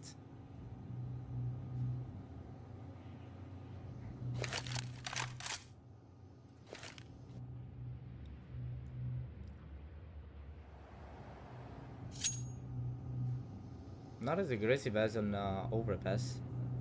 I'm trying to make every comparison needed here to understand how different the playstyle of Hyper Spirit will be here and how they can win this map. Frontsider took down Critic, but the bomb plant will be made safely by Raga, as Spavaq is the only one that could save Reason Gaming in this round. And Hyper Spirit are close to taking the double digits. Spavaq approaching, a drone will not spot him, but there is Raga with the weapon to save his teammate on the AWP and make the score 10-7.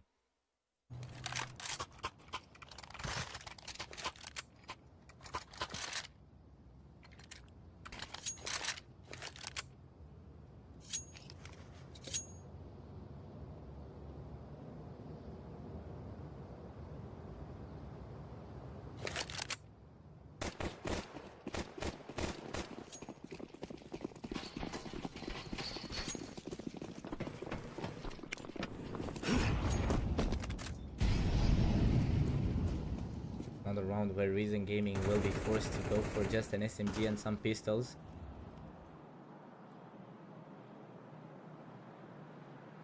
It's Hyper Spirit once again really close to the victory here. This time Reason Gaming did not call any pause like they did in the previous map to try and avoid giving Hyper Spirit so much space. Talking about space, look at Chocardo already advancing in outside. Dima and Raga with 3 eliminations. The drone will find Spavaq out of Secret, and now it's just Frontsider Sees Raga, the Opera needs to go away because now he has the gun and Frontsider will make it work. A turret for him. But the bomb is safely walking away from lobby and Chocardo will catch Frontsider going towards the B side to make it 11-7. Chocardo, the top fragger if I'm not wrong, once again. Yes, 16 and 30. Oh, never mind. Raga is the top fragger. 19 with 11 for Raga. Right under him is Chocardo with 16. And on the other side, Reason Gaming have Frontsider. 22 eliminations for him so far. He was just everywhere on this map, especially on the city side. Feels like we've seen him more since the switch happened.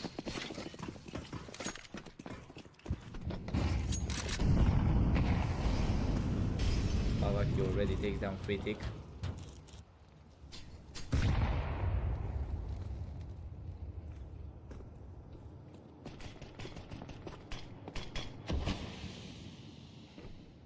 Hyper Spirit will not try to rush Reason Gaming after they took the first elimination. They better prepare for a later trade that will help them more towards winning the round. Spavak is going to take another. And with that, things become really complicated for Hyper Spirit. Drone trying to find his way into outside. He has the bomb, so if he's not well protected by Raga, we could see Hyper Spirit losing this round early. Dima eliminated by Antivirus.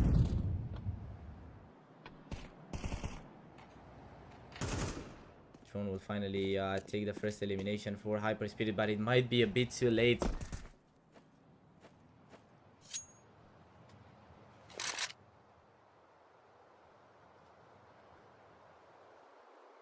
35 seconds left. The drone finds his way to heaven, but there is no target available to him as Reason Gaming are all hiding behind walls and doors. So Hyperspirit will need to get on the side without anything. They just have to try and plant the bomb if they want to keep on going for this round. And it seems like this is exactly what's gonna happen. Raga at least takes down Fnatic, but now he's traded by Antivirus. And a drone is gonna be all alone. Leaves Antivirus at 1 HP. Tries to fight, falls out of heaven. Can't really plant the bomb anymore. And will he receive the bonus? Can't really see if yes or not, because he has a lot of money already. But even if he got it, even if he didn't, he still has everything he needs for this round to be carried on perfectly. So Hyperspirit will afford another full buy. Meanwhile, Reason Gaming are happy to get another round to approach Hyperspirit again on the scoreboard. This is something similar to the comeback that Reason got in the previous map, but this time Hyperspirit are closer to winning.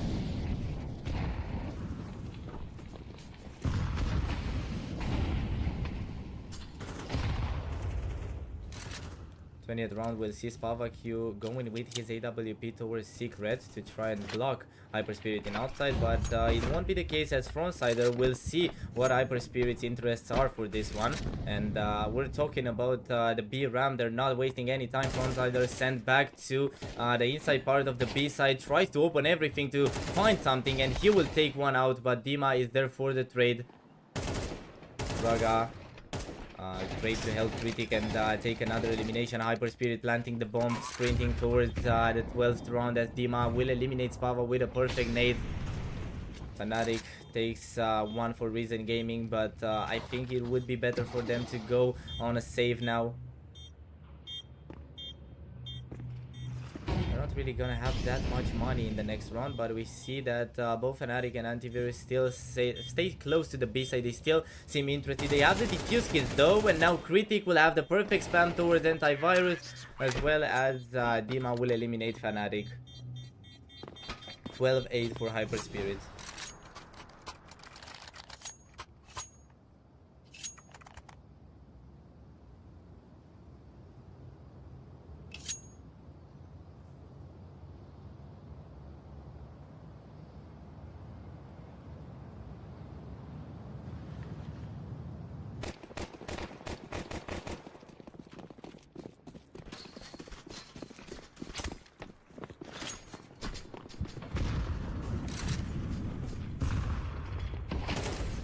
round that could win it all for Hyper Spirit here to go to Ancient.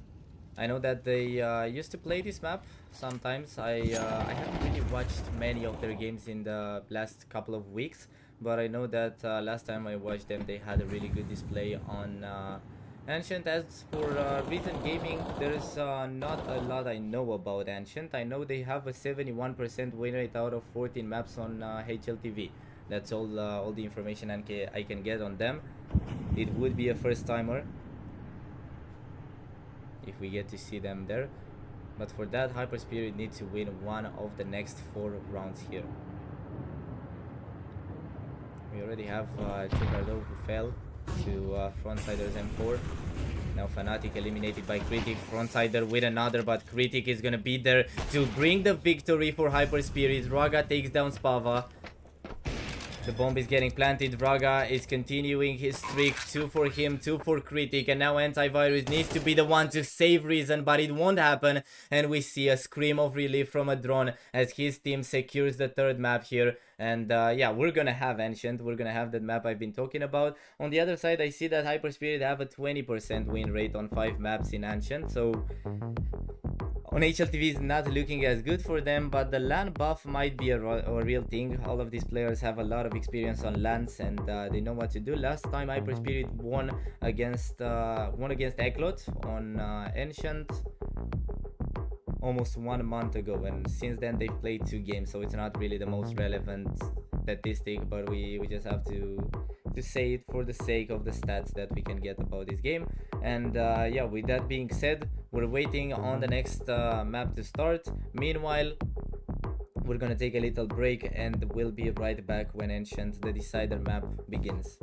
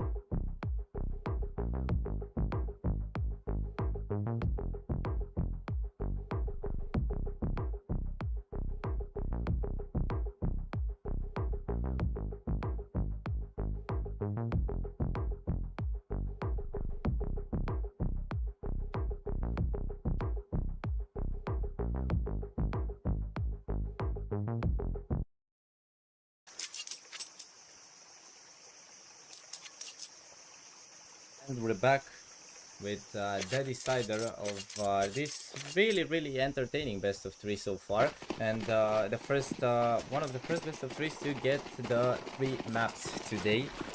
Let me reopen everything here.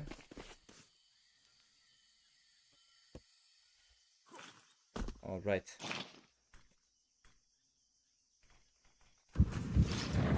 Hyper Spirit starting on the T side of Ancient, as Reason Gaming will have the benefit of beginning on the city side, of course. Dima down to 56 HP, as Antivirus will also be down to 14, but the advantage for Reason Gaming is that they still have all of their mans ready for this retake. Critic with 2 eliminations. Drone also finds 1. Critic still going, and this is gonna be a really good after plan coming from Hyper Spirit to win the pistols.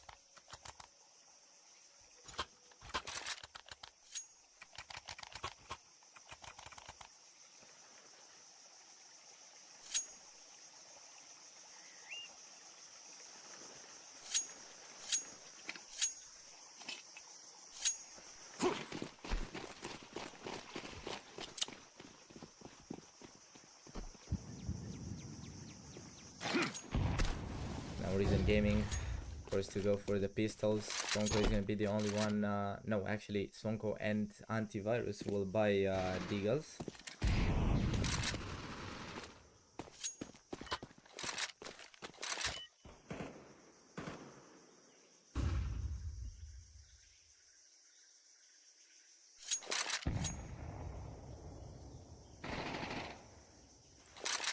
Hyper Spirit finding their eliminations pretty easily in this round without even losing a single weapon. Dima will completely farm on Reason Gaming's pistols as he finds 4 with his SMG, and the score is now 2-0 for Hyper Spirit.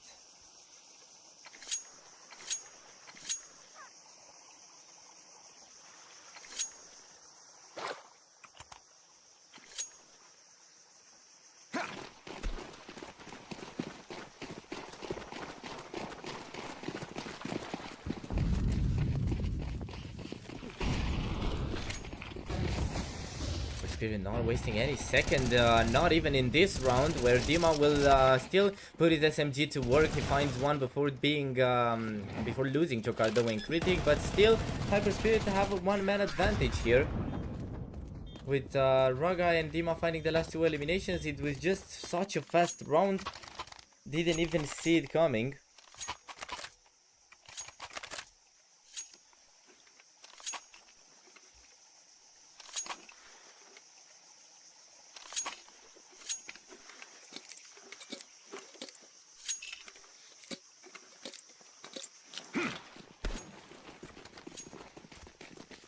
But again, the hood is fixed, I think, now.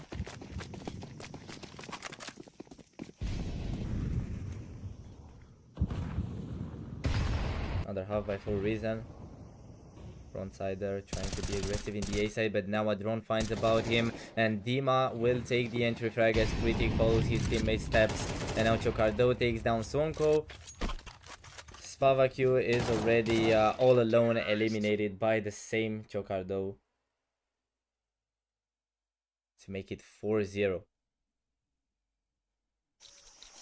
Really strong start here.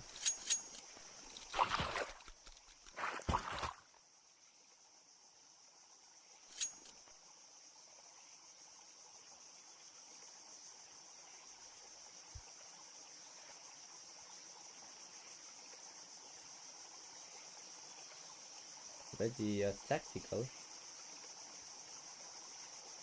Interesting.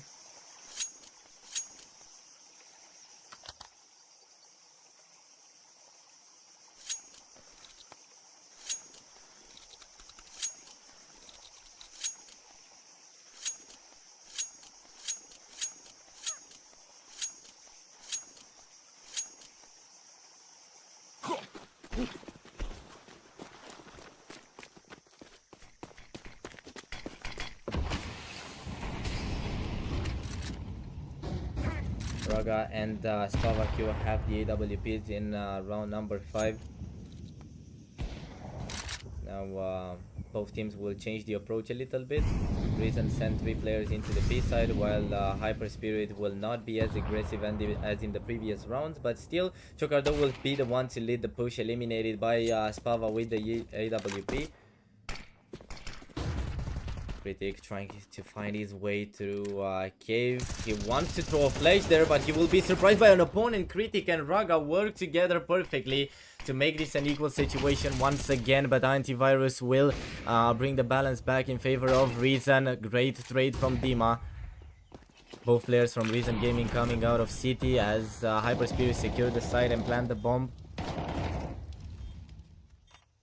Dima will safely make his cross towards cave as Hyper Spirit are inviting Reason to the side. There's no way they're gonna pick first, but Raga stands here waiting for someone to come out of short.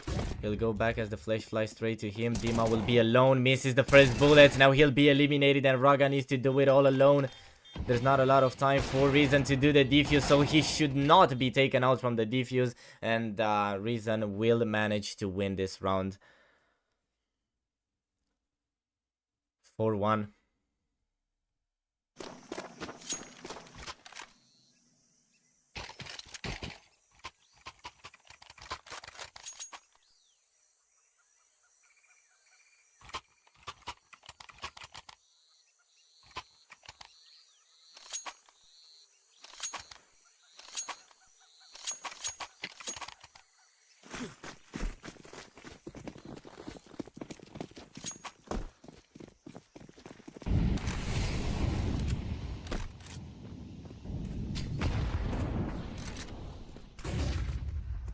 Hyper Spirit won't be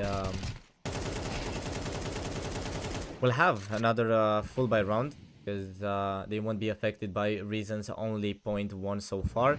Dima takes out Swanko in cave.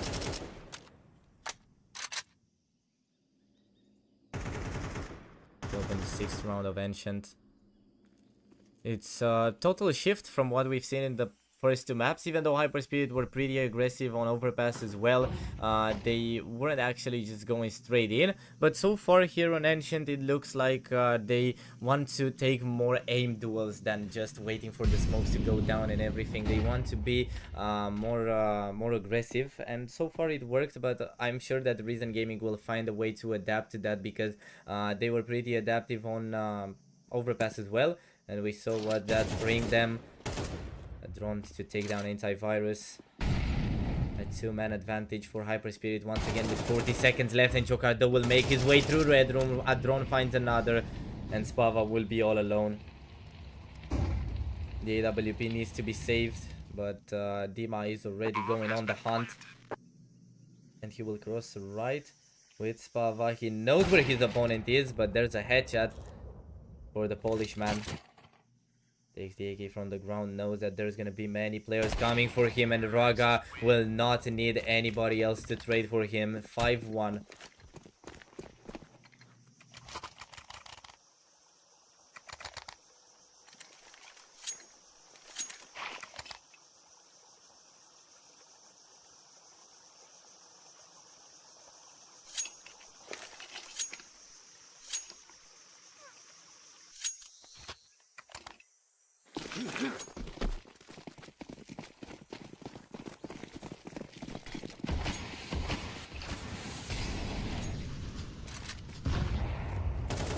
Three SMGs and 2 pistols for Reason Gaming. They're already gonna lose one of those SMGs. Chocardo with his shaky aim still bringing the impact in favor of Hyper Spirit, and now Dima is just gonna follow his opponent Swanko through the smoke until he gets him down. Another one for Hyper Spirit, but now there is also a trade from Frontsider, but Hyper Spirit are not going back at any means. They just want to keep on fighting, and that will leave just Pavaku, but he's in a 1v2, so pretty much we could say that Hyper Spirit are still a bit vulnerable, because if Spavaku decides to go for the round, he has an AK down in mid, he can take it, then go and try to win it, and it's not impossible. The only problem would be that besides his gun and the armor, he's got absolutely nothing.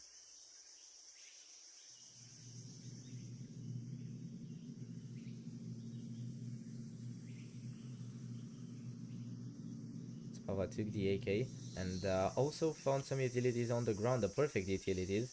A smoke and a nade.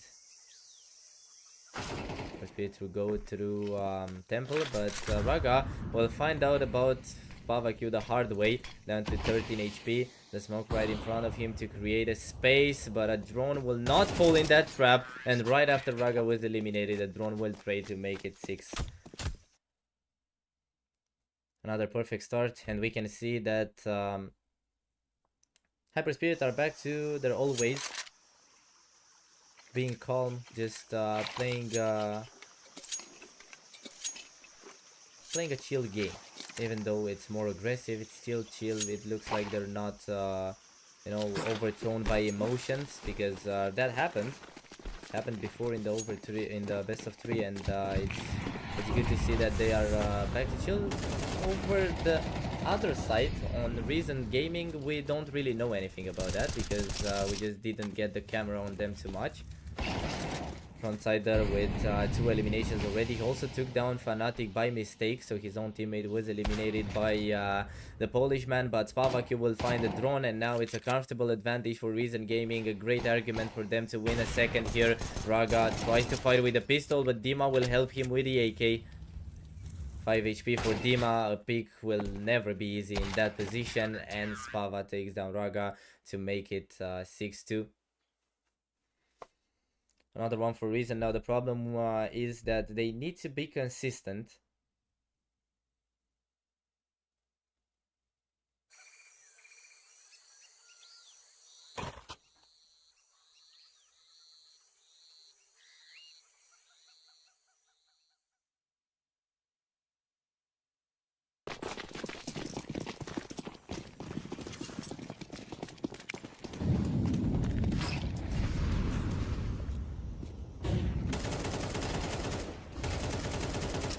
Nice shots from Chocardo. Once again, talking about the consistency that Reason Gaming needs.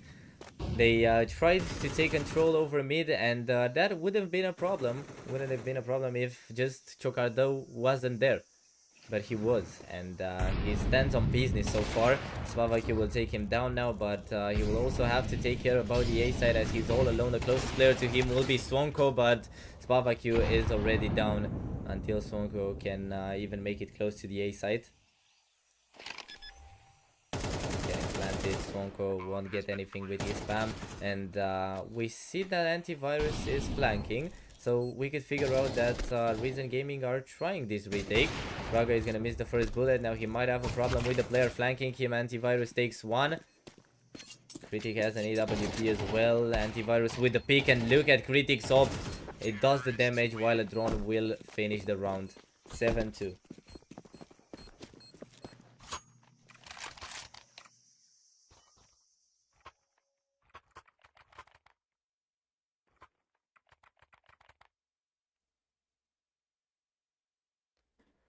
Tactical timeout for Reason.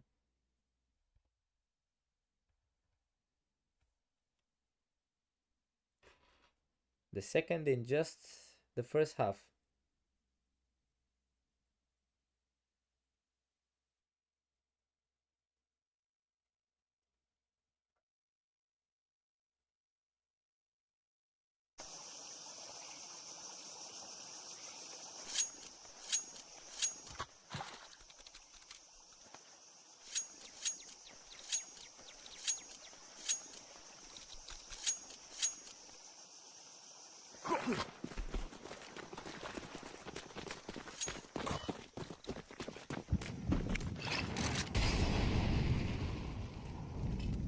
Three more rounds until the end of the half. For Reason Gaming, it wouldn't be that bad if they managed to reach 5 here.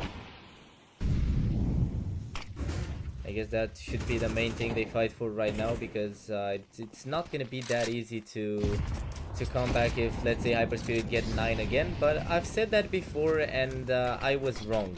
So maybe I shouldn't say it again. Chocardo, once again, Little with his AK, and he's gonna do it twice. But now trades from Reason Gaming are a bit quicker, and that will leave just Dima and Critic in a 2v3. The bomb is getting planted, but again, Reason Gaming have a plan, have an ace coming from behind. And we're talking about Swonko, who's ready to pick, sees the player in temple, but can't do anything about him. Dima with 2, and now Critic doesn't have any idea about Swonko knowing his position. He's gonna rotate around in city, while Swonko doesn't look away from temple. He's 100% sure that his opponent is coming through. Their Critic is gonna start the spam, even though the defense should have been already made, and now Swonko is not faking it anymore. He wants to stick it. Critic missing his bullets. He doesn't know where the bomb is planted, and Swonko will do a full 10 seconds defuse right under Hyper Spirit's nose to win this round, where Hyper Spirit should have had no way to lose it. This could be a game-changing moment for Reason Gaming, because we know how much a round like this can motivate you.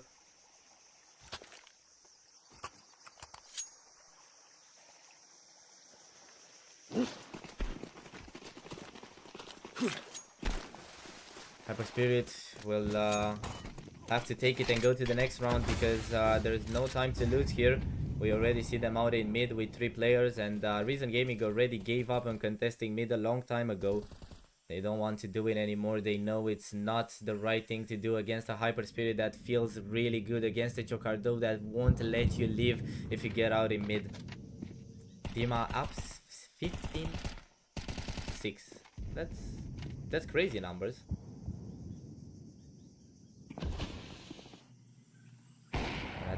With the flank, he also has a teammate right next to him. Raga will be the one eliminated right after Antivirus was taken down by the Romanian Opera. The bomb is planted on the A side, and Dima will not be spotted, which gives him a perfect timing, but Critic is also flanked. Chocardo finds another. Chocardo with a second in this round. Frontsider all alone. Another 1v2 for a Polish player now, but there's no way there's gonna be 2 Ninja defuse in a row. He threw the smoke. He kind of hesitated to go for the defuse because the smoke was missed.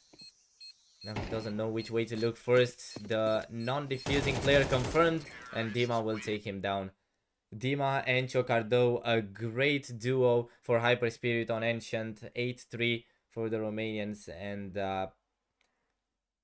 just perfect, I'd say.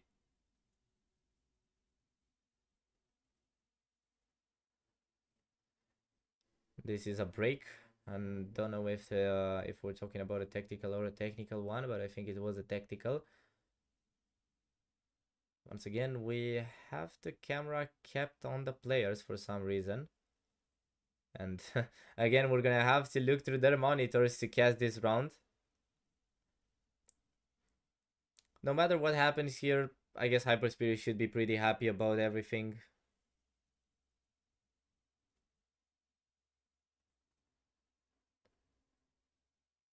So far, we can see that they are in a 3v3 with Dima rotating out of the B side while the bomb is already planted.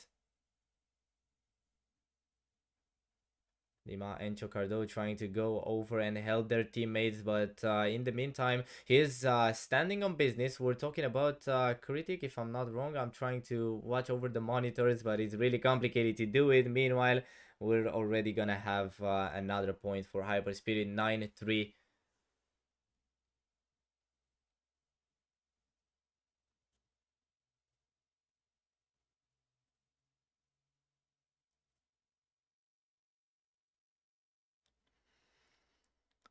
Great rounds for Hyperspirit, but now that they are over on the city side, the question would be how much does Reason resist from now on?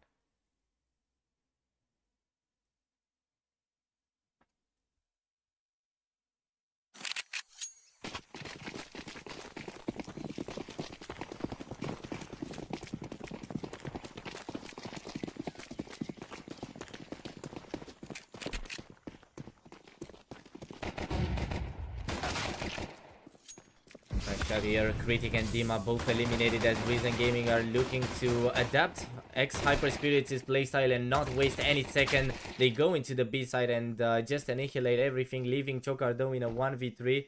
Bomb has been planted. Cardo sees Swonko running away. He's gonna try to take a fighter, but Swonko was just unstoppable in this round. The pistols are all thanks to him as he found 4 eliminations.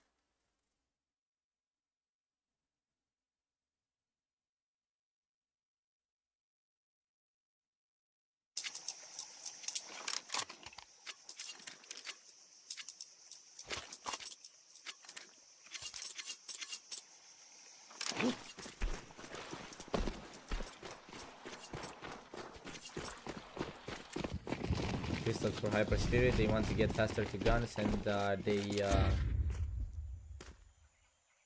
they won't force here.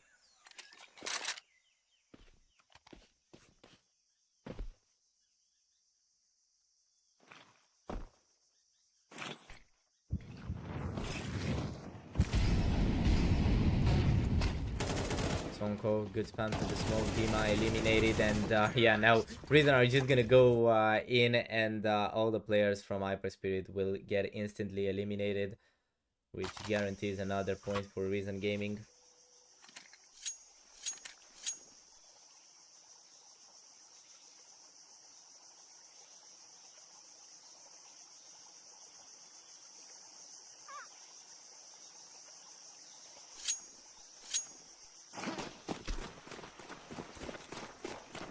Fifteenth round welcomes the full buy for Hyper Spirit.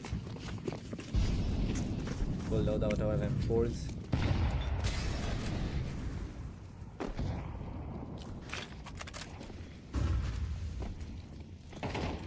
Going down with Gaming, still not settling for a default or anything. That could be slow because they want to get rounds fast. A drone with the only trade that Hyper Spirit can get so far, as they've already lost 2 players. The bomb will be planted on the B side, but Hyper Spirit will not just give up on this retake. Antivirus eliminated through the smoke by Chocardo.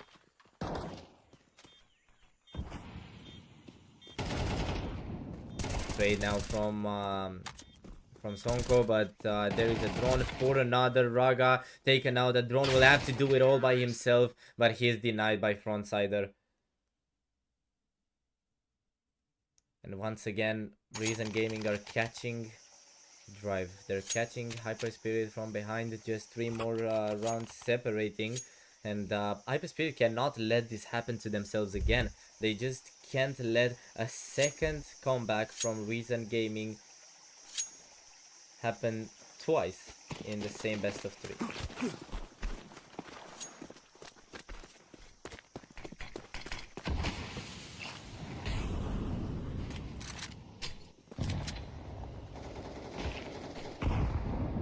Frontsider to take down Raga through the smoke. Now Dima will also be eliminated. Hyper Spirit go for another half by here, but so far they find no success. Maybe Critic could change that. He takes down Swonko. A drone on the flank already. And Chocardo will take the long road to the B side with a T-spawn. Antivirus down to 55, now eliminated by the same Critic, who goes down, but a drone takes another. And now Chocardo could have had the elimination that would have put Spirit onto this round, but maybe a drone could still do it.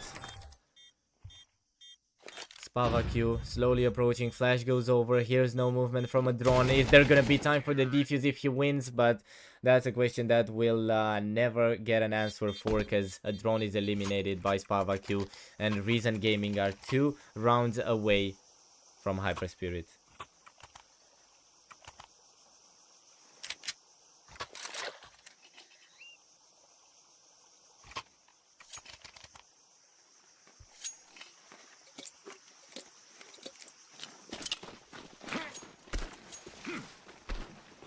Dima tier 1 player. It's interesting. He's had a really good map. I can agree with you on that. 18 and 10 for Dima.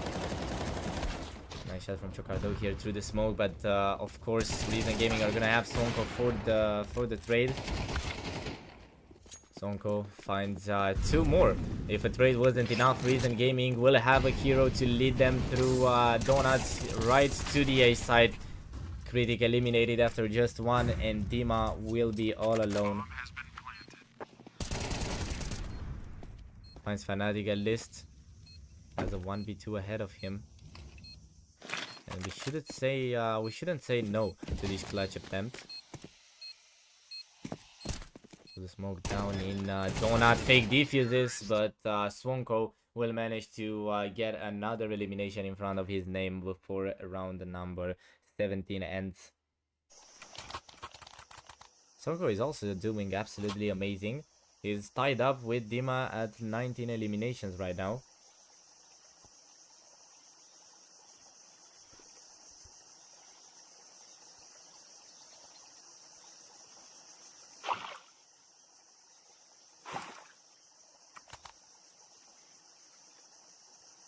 Technical timeout, that's about to be gone.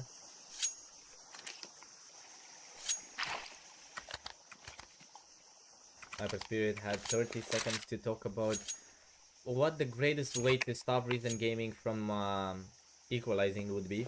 And let's see what the answer to that is.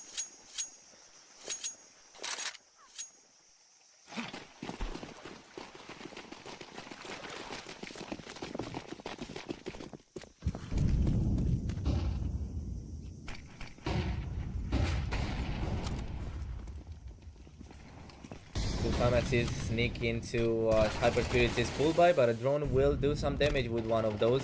Unfortunately for the Romanians, Chocardo will also be eliminated, and now Reason Gaming have control over the A side again. Rotations are quick. Critic will find one through the smoke. Raga rushes in, and that will be punished by Swonko. Still a slight advantage for Reason Gaming, and let's see how Hyper Spirit will manage to walk out with 2 players from the temple.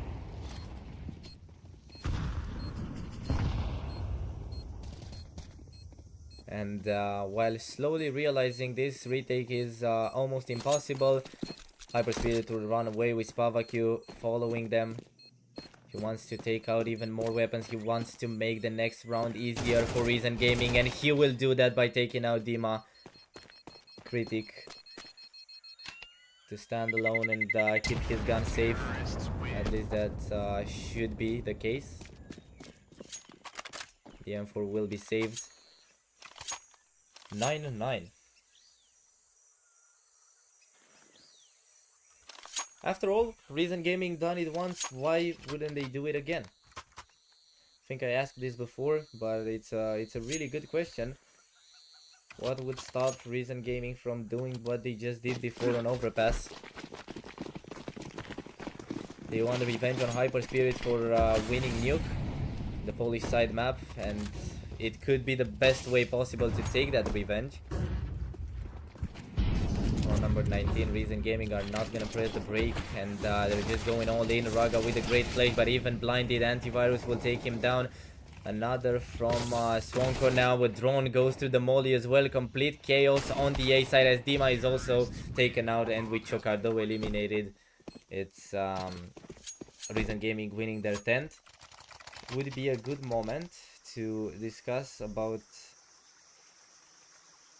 the bracket. So the winner here will go up against the winner between Ecstatic and Big Academy, tied up at 1-1 right now, with Ecstatic leading on the decider 3-0.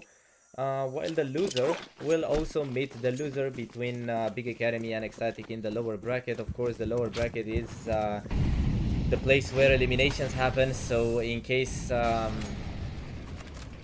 of these two teams will lose another game in the lower bracket, that's where their adventure here in Draculan Season 2 ends.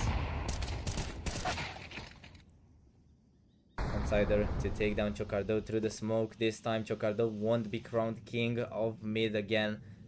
He was really good on the T side, but now he falls.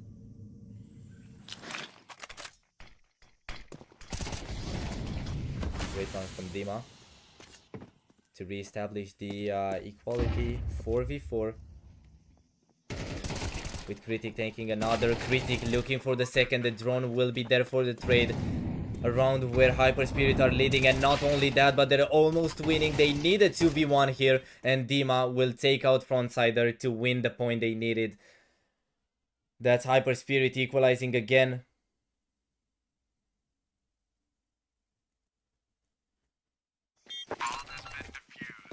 And we should not rule out the Romanians for the late game, because even though Reason Gaming seem unstoppable here on the T side, Hyper Spirit still have that something in them. I mean, no team would come to a LAN here to lose. So we know that even though it's hard, they're gonna try till the last second, and who knows what they might find. I mean, you never know how much this aggression from Reason Gaming will work for.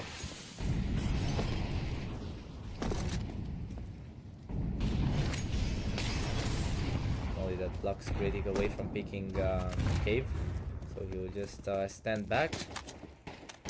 While Reason Gaming are mainly focused in mid again. Chocardo pressured by the nades, 5 HP. This time lucky to be alive, and let's see if he can catch something with that HP. Reason Gaming are rotating out of mid though, and trying to focus on the B side, which is exactly why Dima and Chocardo are instantly rotating out. The only player away from the side, it's Frontsider, who will also rotate now, so it's clear as day what Reason Gaming are going to try to do here.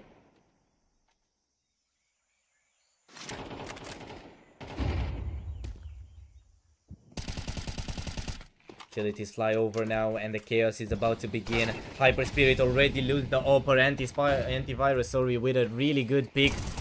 Another one from Spava. Dima with 2 Critic, great nade, 2v2. Critic and a drone both playing at the same position. That will help them in the fight against Spava Q. Frontsider will need to save the day for Reason Gaming.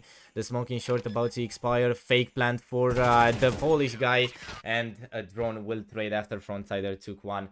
So back in advantage.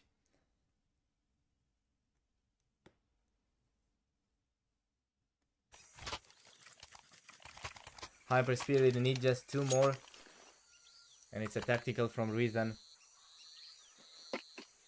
Time to breathe, time to drink some water, to calm down before the most important rounds of this game will begin.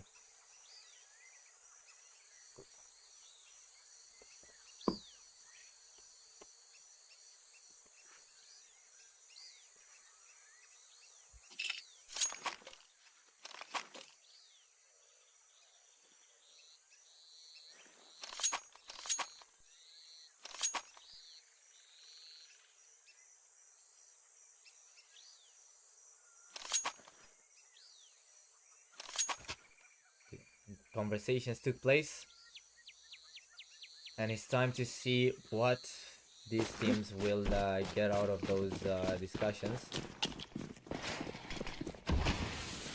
Don't be aggressive in mid, as Reason Gaming will send some players there. We can talk about 4 players, 1 coming out of Heaven and 3 out of mid, and a drone will not try to do anything crazy here. It's not the moment for Hyperspirit to risk everything, as they have the advantage. They have something to play for, as Reason Gaming are chasing that equalizer. Based on Hyperspirit's position, we can tell that they really want to play a slow game. Just look at Chocardo holding mid from the B side. They want to make sure that they cover the side as well as mid, but it might be a problem for Hyperspirit when they find out that Reason Gaming are focused on the A side. Because Pavakyu and Swonko are about to pick Raga, and the Opera needs to do it. What a flick shot from Raga. Looks for a second. The second bullet won't connect, but there is a drone to take down the bomb. Raga was actually the one to make that elimination. Now Frontsider wants to save his team, and 3 eliminations might not be enough yet, but at least he brings the advantage to their side. Raga eliminated as well, just Critic. He goes in, finds the first, can connect the headshot, and it's the same frontsider, sorry, to find the 11th round for Reason Gaming. The equalizer, we've been talking about it here.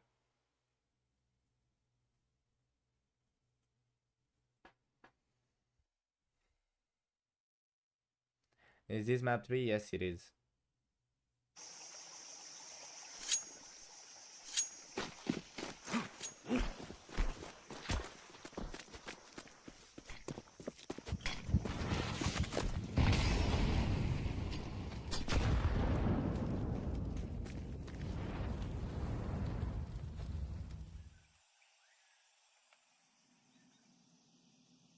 Raga goes up in Heaven. It's time for Hyperspirit to start risking a little bit, and that's what they think of. Now that the smoke is down and nobody is seen by Raga, he'll go and take a cover. Chocardo, good position, Frontsider won't check it, but he turns around and takes away Chocardo.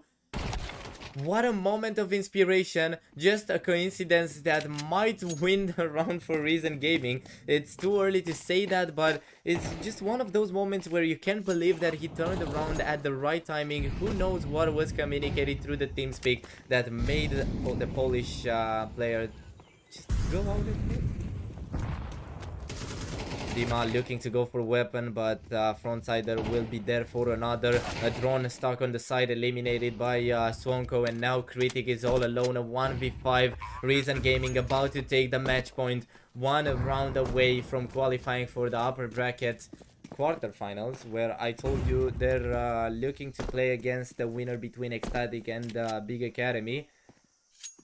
Meanwhile, the other 2 games in the upper quarterfinals were confirmed. Nexus against Basement Boys starting tomorrow at 12 PM local time.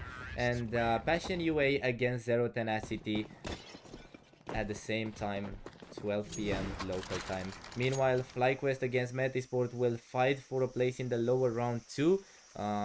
They are just 1 defeat away from elimination, as well as Mana and Gen 1. Both these games will start tomorrow at 6 PM local time. So we're talking about really important games tomorrow as well, but talking about important things, this round is the crucial round for Hyperspirit to save themselves after they gave the general impression that they had the control over the whole best of 3, and now you gotta ask, where did things go wrong? What happened for Hyperspirit, especially on the city sides of both Overpass and Ancient? They were so close, but yet something just destroyed everything. Critic to approach Reason as they throw utilities, but they will freeze the push for a little bit, and now the wall spam might put Critic in danger.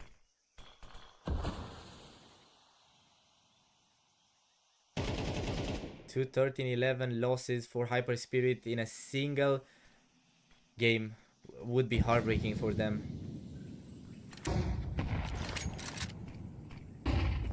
First flash goes down, Sonko with a pick.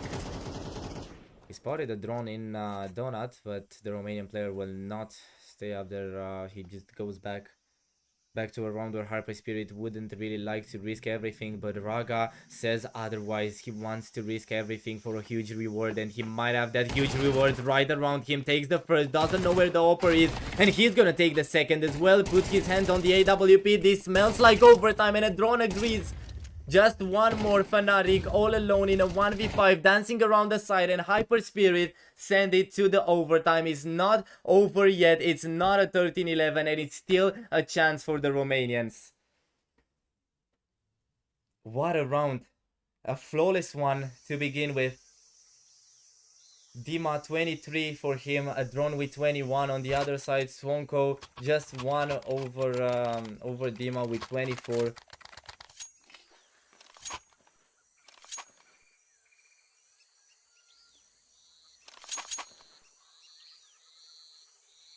This game was just amazing. We get an overtime. The only thing missing from this game, I think, it's a knife. If someone manages to knife someone else in this overtime, I think we have the full kit here in Hyper Spirit against Reason. Oh, what drone with 2. And now Hyper Spirit just look like nothing even happened before this overtime. They want to get it over with, and in their favor, Raga is gonna miss a bullet here though. And Fnatic takes down a drone for that. The early lead that Hyper Spirit took will be gone, as the Reason are ready to push their way through Donut. Raga cannot miss all of those bullets. It's gonna be an elimination for Spavaq as he opens the doors for Reason Gaming through the A side. Bomb has been planted. Critic and Dima. 2v3 for them. Dima is gonna find one.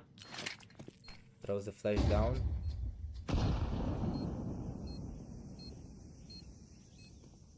Technically, there's still a chance for Hyper Spirit, but now Reason Gaming will prove that they're not here to lose either, and they did not travel from Poland to Romania just to be defeated in their first best of 3. A huge battle between Reason and Hyper Spirit here, and right now, if this is how the game is going, Hyper Spirit winning 1 or 2, then Reason Gaming doing the same thing, I just feel like this game will never have an ending, because it's really, really close.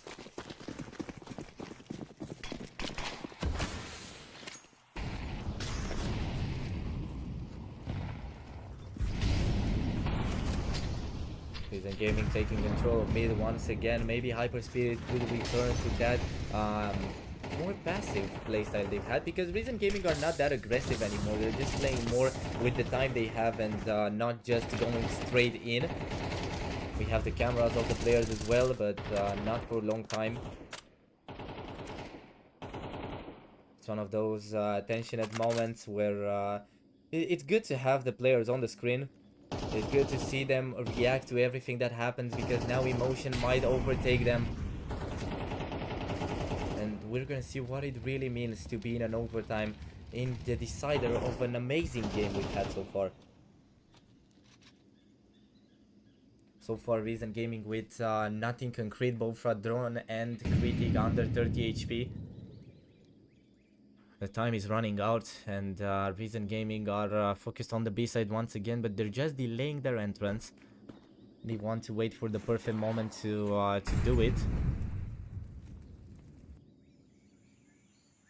Just now, the first utilities are flying over. There's gonna be a pop out of cave, where Critic is eliminated. Now Dima is also taken out, and it's an easy entrance for Reason Gaming as they manage to take down Raga and a drone as well. Chokar though all alone going the other direction towards the A side, trying to keep his weapon safe, because there is not much you can really do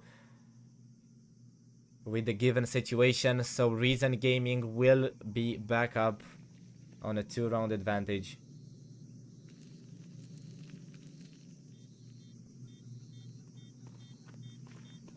Hard to believe that Hyper Spirit did everything just to lose in the overtime, so they surely have another ace somewhere.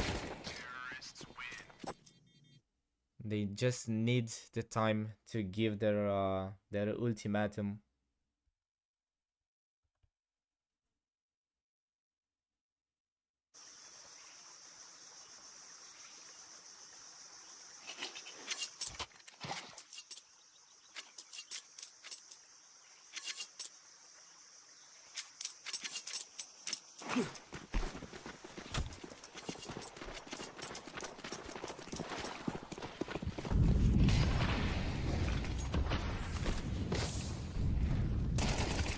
Ricardo will take down frontsider as the entry frag. A drone with a perfect spray there.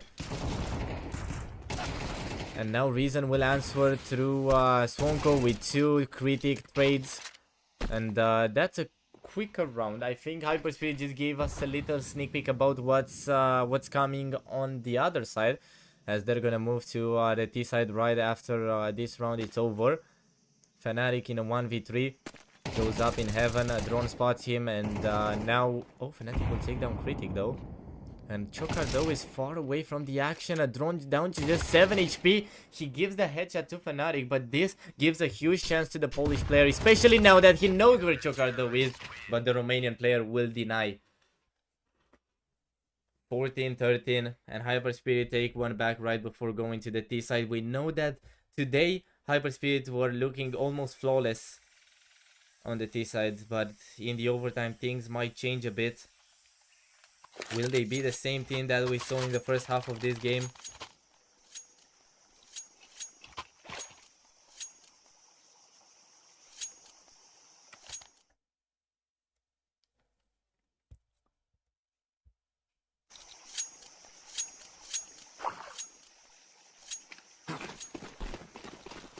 Is this one getting to overtime, guys? Do we see a double overtime on Ancient? What do you think?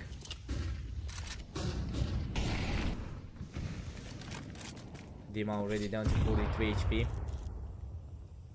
Got great pick, tight angle, but not a problem for an experienced topper like him. Throws him only down in cave.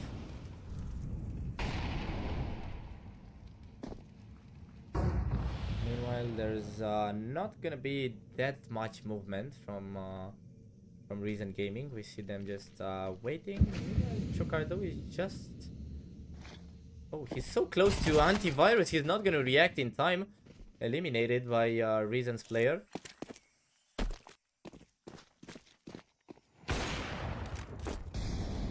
Kill takes down Dima, and now he looks for a second. Talking about experienced toppers, he's also one to look up for, because he's always ready to strike. When he has situations like this in front of him, he's always ready to strike. And he takes everything out. 15-13.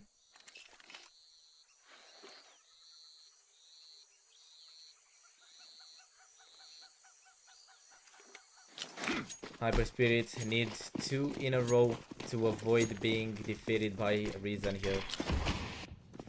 To avoid going down in the lower bracket. Raga taken out by antivirus. Not the greatest start after everything I've said.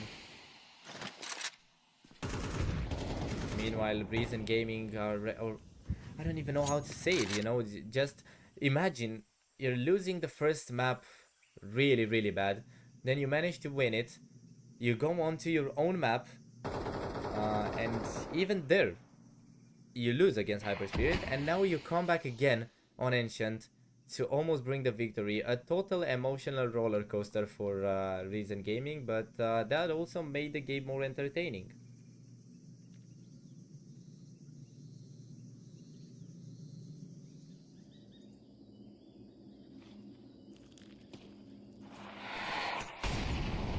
Down, and Dima won't take any damage. Hyperspirit are not gonna take it as aggressive as they usually do, and they're just waiting. But Dima is about to hit a roadblock here, as there are 2 players hiding in cave. Antivirus spots Dima. Now Chocardo will be eliminated. A trade from a drone. Fonko with another critic all alone. He needs to be the one to save his team. He finds a second. Does the fake plant, a double pick from his opponent, and critic will be denied by Fnatic. No screams, but internal happiness for Reason Gaming as they win here on Ancient 16-13. And with that being said, we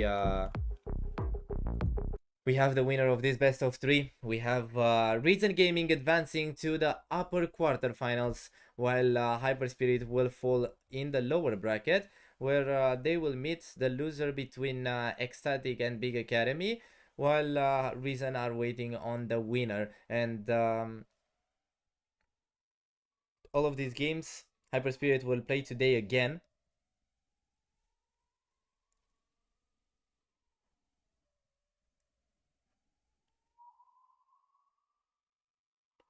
Yeah, that's all. That's all for this game. Don't forget to drop a follow, guys, if you enjoyed. And we're gonna have another game today, as I said. It's gonna be either FlyQuest Metisport, which is probably gonna be the stream A game. Mana against Gen 1 will probably be the stream game. But we're waiting on 3 other games to finish, so we don't really know which one is gonna be. But if you guys follow and come back when we get out of our break, you can find out by yourself which game we're streaming. If not, don't forget to go over to the other streams of Draculan and enjoy some really interesting Counter-Strike. We're going to take our little break and we'll be back when we have the next game.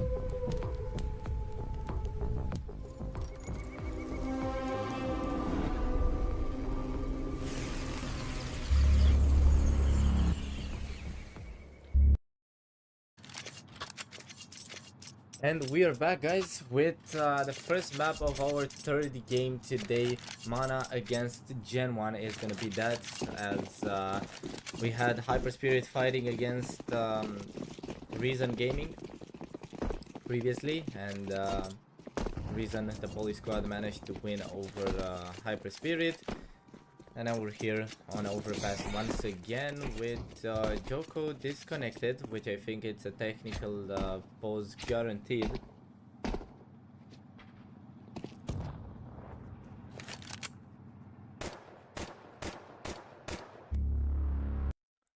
Yeah, we're going into a small pause. On which stream will FlyQuest be played? Not sure if that question was recently asked or not, but I think it's stream A.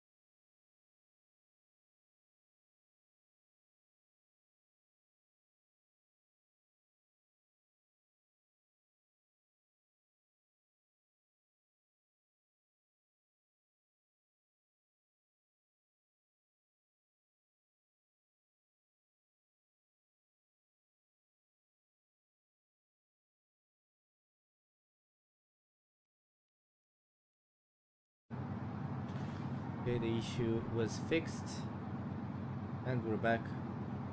This time we're actually gonna have our first round here. Gen 1 starting on this side of Overpass, as they were the ones to pick it. Then the second map will be Mana's Mirage, and Ancient should be the decider here if we get to that. Amar already hiding, he's gonna take down Chucky.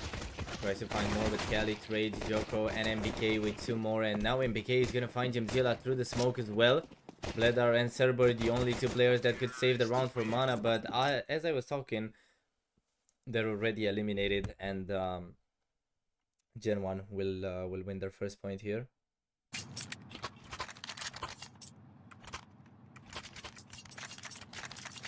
Good start. I mean, we know that Overpass is a good map for the Frenchman. And I guess it should be confirmed once again tonight.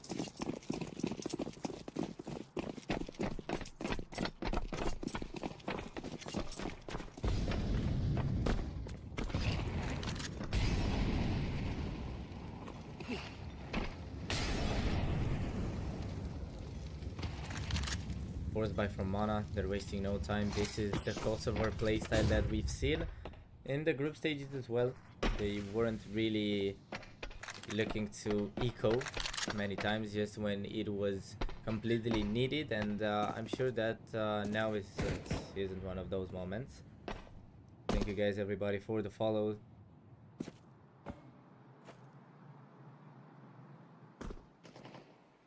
Misuta will take down Amar.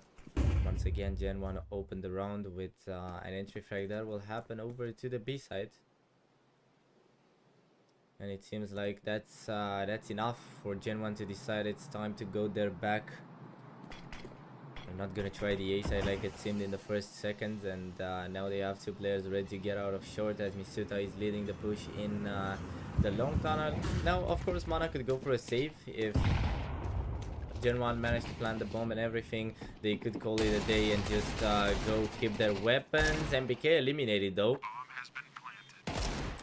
And Kali took minimal damage, just 16 HP down of the Kosovo player. Proxy is waiting in connector.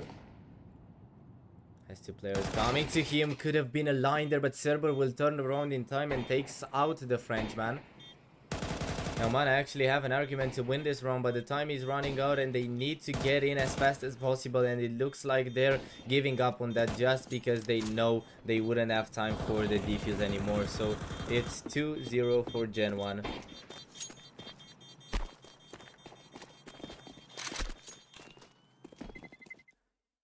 But Mana came closer this time, and it's an alarm signal for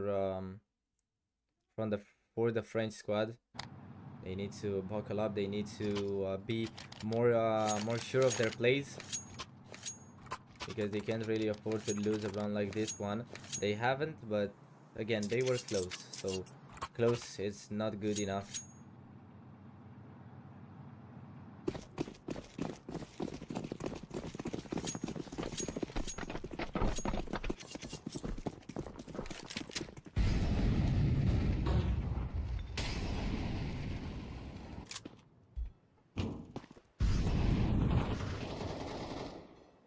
Third round will start with MBK and Joko finding two eliminations in connector. Cerber and Bled are easily taken out.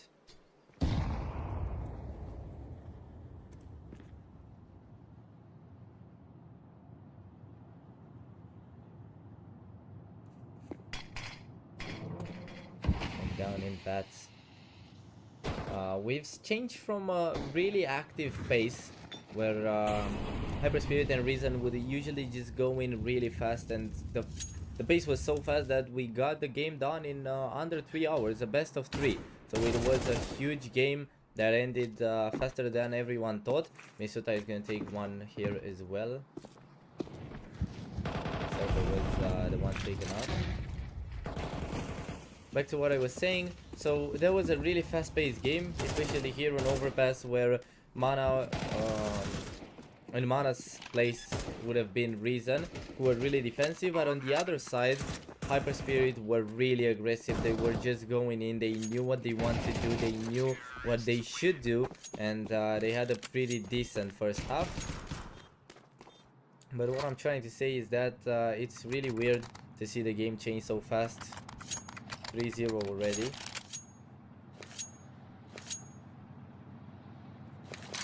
Now it should be Mana's entrance into the game, as they will have full weapons as well. There shouldn't really be any argument for them to be defeated like this again. They have to put up a fight. They have to show Gen 1 what they're capable of. Even though Overpass might not be the best map for them, because it didn't really seem like Mana are usually playing this one. They should know what to do. Cerber is gonna take down Misuta. Now there's a trade from Joko, another player on the way, and the timing for Amar will be better, even though both players caught a really bad timing here.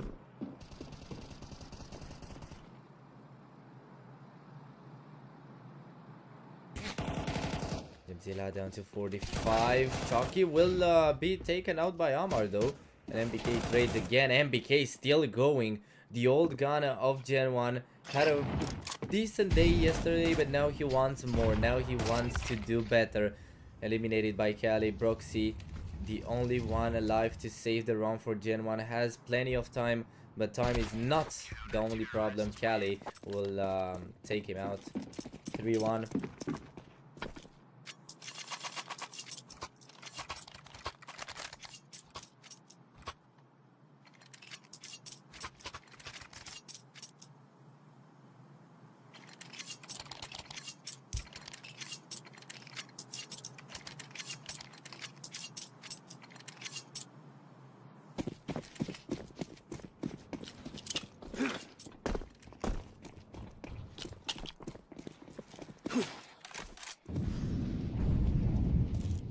fifth round. Leather and Chucky both have the AWPs in their hand.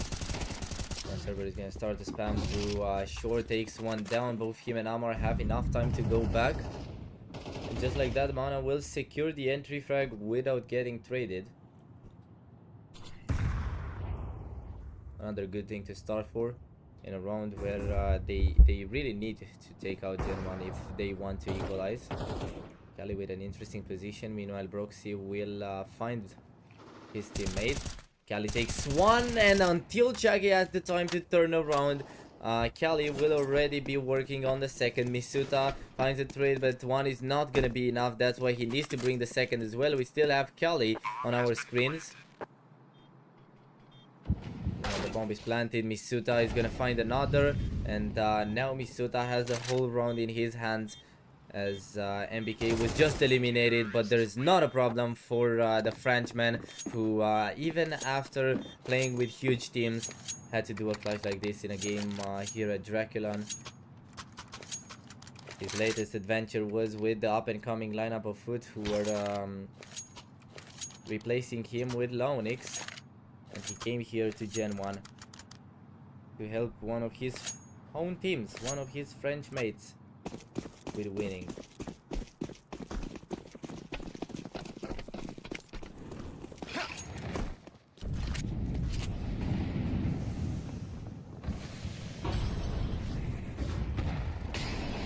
Godzilla with a shotgun.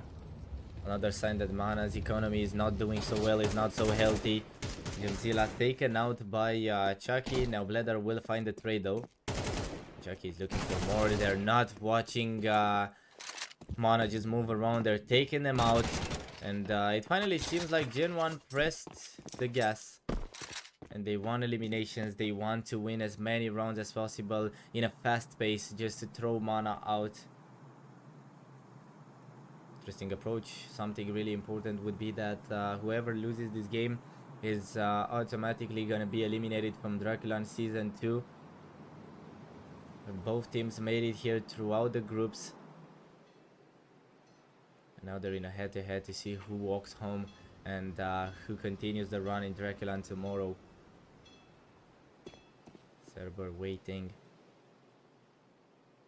Has Misuta in front of him, but Joko will be the first one to pick, and Cerber is eliminated. So Mana lose the 3v3. And Kali is probably gonna be pressured into the A side really soon. Needs to be really careful. There's MBK sneaking through the smoke, but Kali will pay attention to that, and he takes out the Frenchman. Another player jumping around. Kali needs to be spot on with his bullets, and he will. He takes down Joko as well. The bomb plan from Misuta will be finalized. Takes out Kali. Amar looking for the trade already, but the pistol won't have enough power to eliminate Misuta. 10-1 for Misuta, as his start is just the greatest, while Gen 1 are leading 5-1 and send Mana into a tactical pause.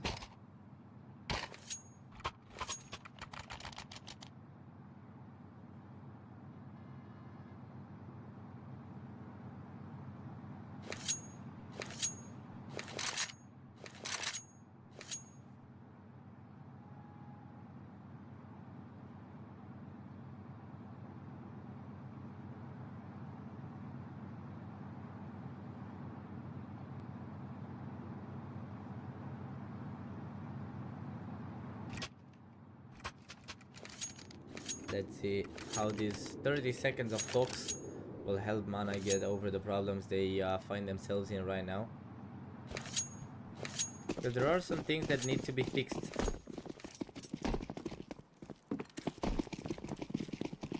Four pistols and Kali's M4. He goes for a hero, we could say.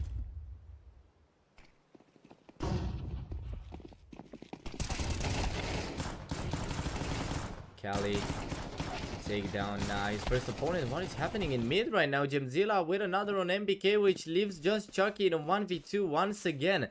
A French player needs to clutch a 1v2 in order to not be defeated by Mana after the streak restarted. Chucky down to 25 HP. The 5-7 can be a really dangerous weapon sometimes, and Gemzilla is using it perfectly. Chucky will take him out though. Namor has a 1v1 ahead of him, but Chucky will not expect another player to come from behind, which means Gen 1 are gonna fail in a critical moment, I'd say. Didn't really see them failing in a round like this, where even though Mana had a weapon and had some pretty good pistols, it felt like the streak cannot be interrupted here. But it was.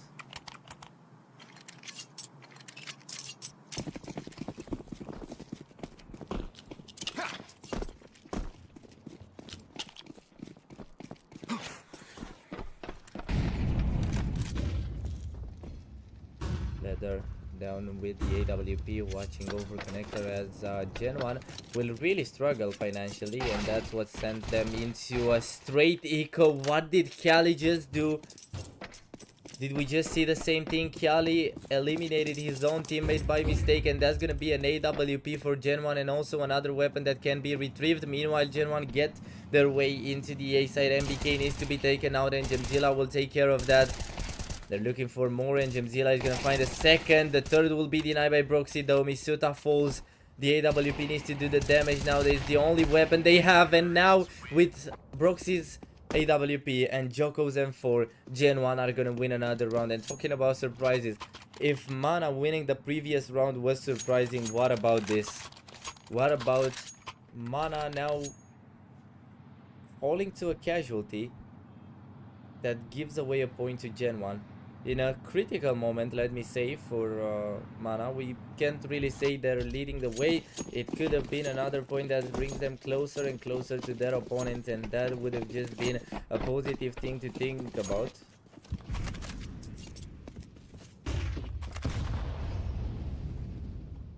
And suddenly, it's not looking so well anymore. Kali will find Broxy. Kali with a second trade coming from Joko.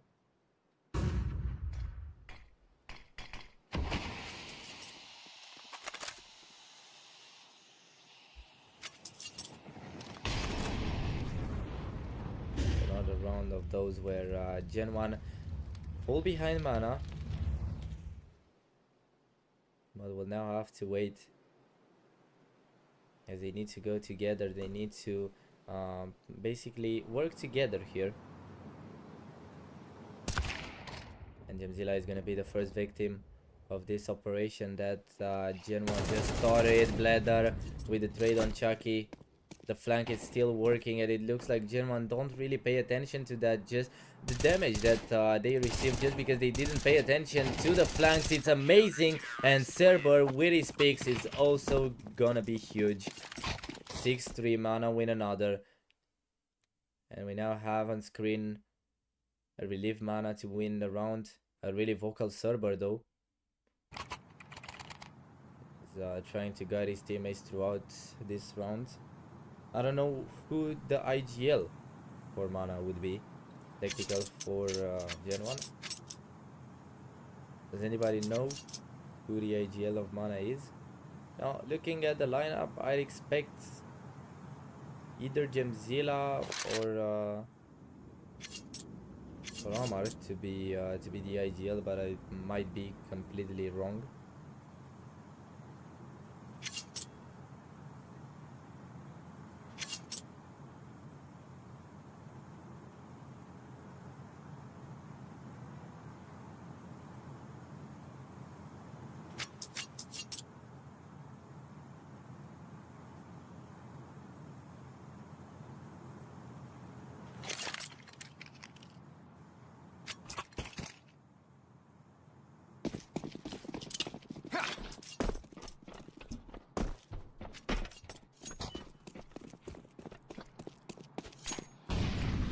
Draculan is still leading the way pretty comfortably, but they felt like something is not working, and they can't really afford to go on and off with these rounds, win one and then lose another.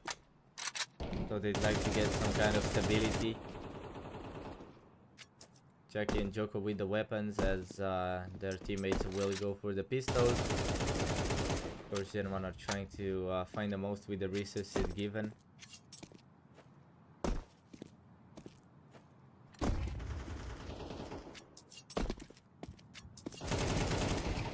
quiet moment, as the only damage that has been done so far was through the walls in B. Gemzilla is gonna rotate to try and help his teammates on the B side, and it might be a really good call because we're talking about a round where Gen 1 are slowly gathering around this site. And they're ready to walk in immediately. We can see the utilities flying over. Cerber watching around, he's gonna jump in through the smoke. Joko takes out Cerber, Misuta with another. Gemzilla finds Joko, and Gemzilla will be taken out by Misuta now. I thought he's gonna start with the first chance in that fight. Kali with the pick as well. Gen 1 about to make it once again on the force by Misuta, not giving anything to Mona, and now there's gonna be yet another casualty, but this time on the other side. Broxy had to take Misuta down as well just to eliminate his opponent, but this time we could say the outcome was good.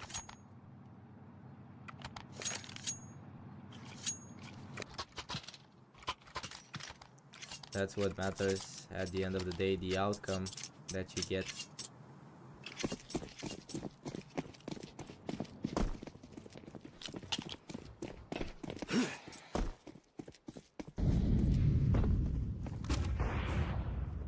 Round number 11 kicked off by Bladder with an elimination on Broxy. Last round closer is gonna be this one's opener.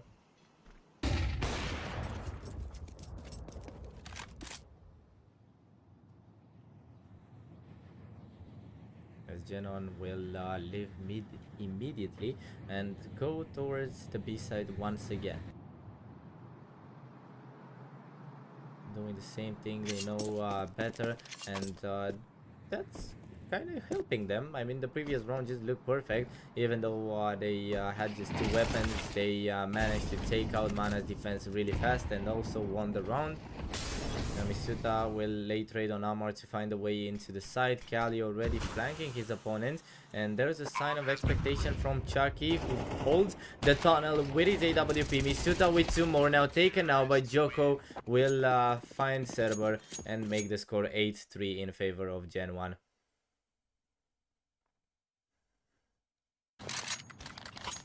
Just unstoppable as of now. Misuta also up 17-6, far away from any other single player on Gen 1 side, and 5 eliminations over Kali, the top fragger of Mana right now.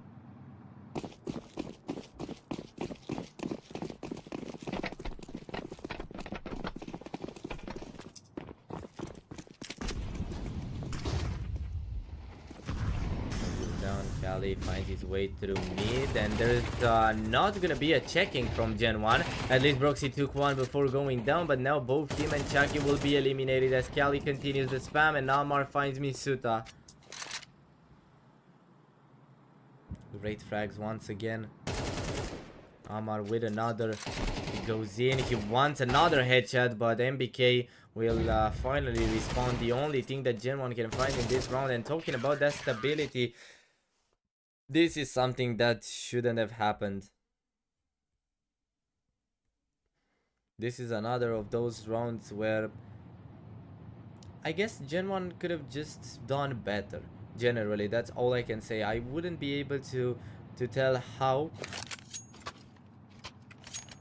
but they just could have done better. They had to play against pistols, and they knew better because they had that loadout and they won with it before, so why would they lose like that now? These are the real questions, but the answers will never be found out. Meanwhile, we're getting ready for the second pistol round of this game. Not before a tactical break.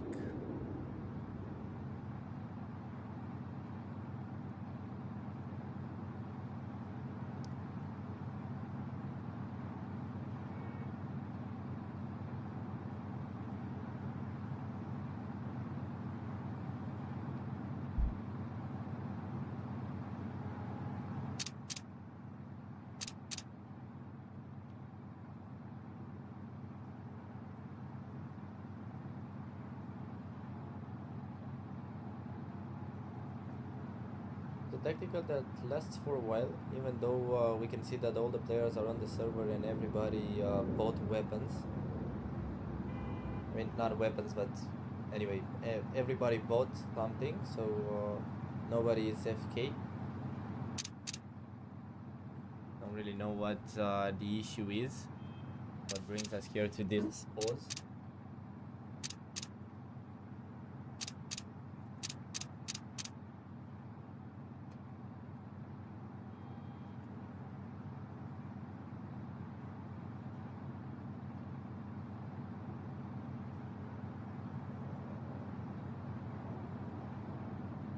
So yeah guys, what do you think about this game so far? Any active chatter here to talk with?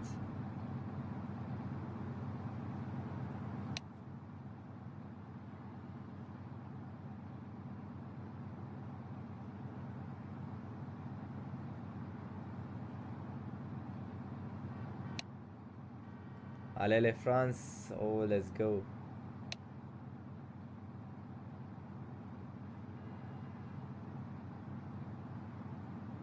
So I guess Gen 1 is your team here. You're here for the boys. Let me hear the noise from Map Overpass. So relaxing. Okay, let's take a little break to hear the noise from Map Overpass.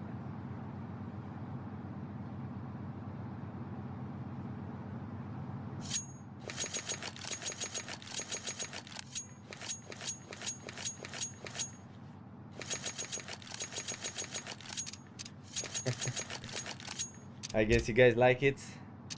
What noise is that? The generator? I don't even know. Honestly, I don't even know, but it's relaxing. I can agree on that. Alright, round number 13, pistols.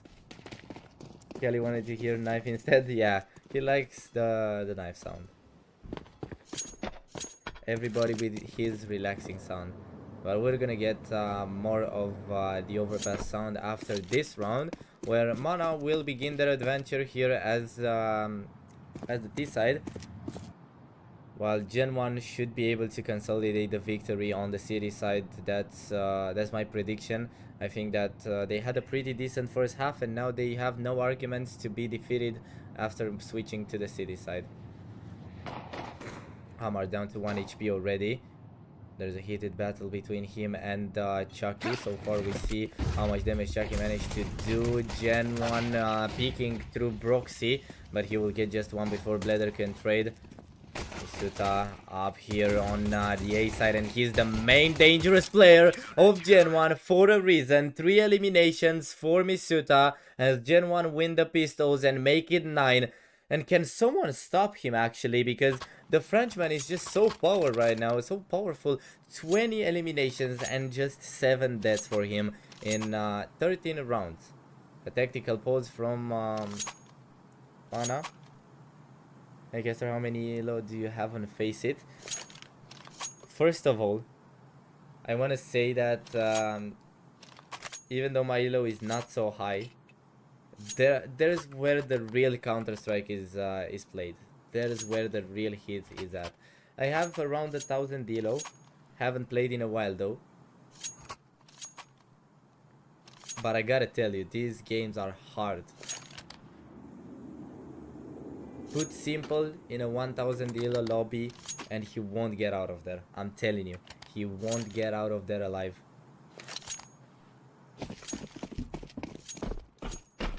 Mana on a force buy, not a surprising thing once again, as we know they're also probably going to be pretty aggressive here, and that's exactly what happens. Gemgila to extinguish the molly. He doesn't want to wait any second. He's the one to lead the push, and now he gets into long. Joko with 2 eliminations finds a third. The spam with the SMG and the farm begins, but Amar will stop it, as now he's taken out by Misuta. Server in a 1v3. As players approaching from heaven and backsides, with Misuta stealing the elimination away from MBK for a 20-second. Some play, yes, that's how he's gonna look if he plays one game in my elo. Joking, of course, but it's hard, man. It's hard. It's easier to talk about a game than actually play it. So I think I got the right job.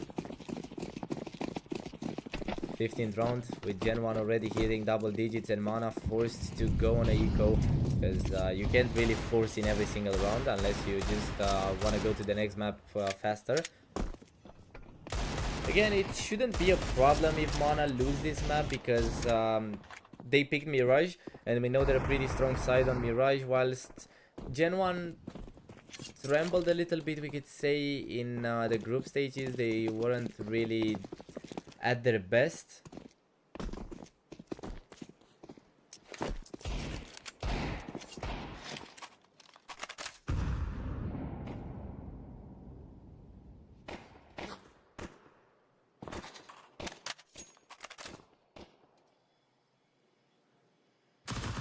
1 minute left with Chucky opening the round finally. Now there's going to be another from Broxy. Chucky tries to keep his teammates back safe, but in the end they're both going to be eliminated by the same armor with the Deagle. And now MBK trades to bring another point. Gen 1 closing on in this victory. Very important part of counter is communication and adaptability. Simple. I don't know. I mean, it is really important, but Simple has been the GOAT for a while. Level 8 here should be a caster too. I think so. I think so. I mean, it's never too late. We're waiting on new teammates here. We can make a 5 stack of casters. Your name sounds very familiar to me though. Have we ever met before on another stream?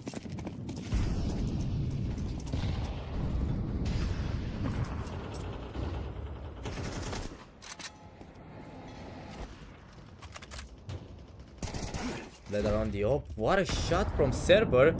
I don't think not even he was ready for that. Joko will trade though, but Amar finds Misuta. And now the main player of Gen 1, the main threat, is eliminated. Smoke goes down as Gemzilla will cross through it. Chucky headshot on Gemzilla.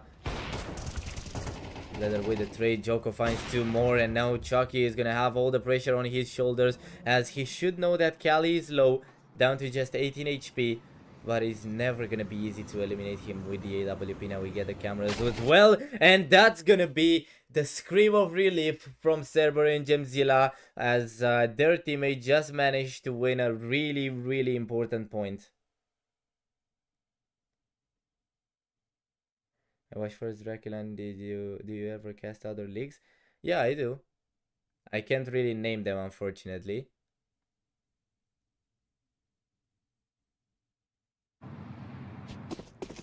But my name is Sudi, if you ever heard of me.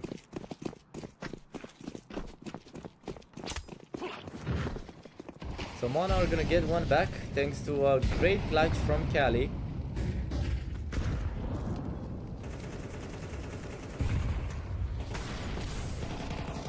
Leather finds the first one before Joko will trade. Unfortunately, there is no caster command.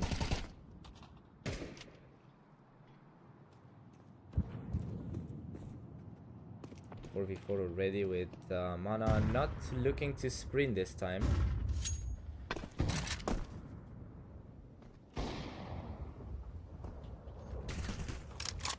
Cerber is gonna get a Galil from the ground. 21 HP for the Kosovo player though. So Gemzilla eliminated by Chucky, who's just gonna pick out long and take out Amar as well. And who says no to Gen 1 picking up the match point here? Kali has no idea where his opponent could have ran, but that's a great timing for Mana to pick out long and get out of a sticky situation. Now the problem is that they will have to defeat MBK as well, and a lot of experience it's speaking for him. He knows how to deal with situations like this. Broxy takes one, and there's gonna be a second for Broxy before MBK could even do something. It's 12-5 and a map point for Gen 1. They need 1 out of the next 7 rounds to close out this one and send the game to Mirage, where they have the first chance of winning. Then if that doesn't work for them, of course we can talk about Ancient, which is the decider.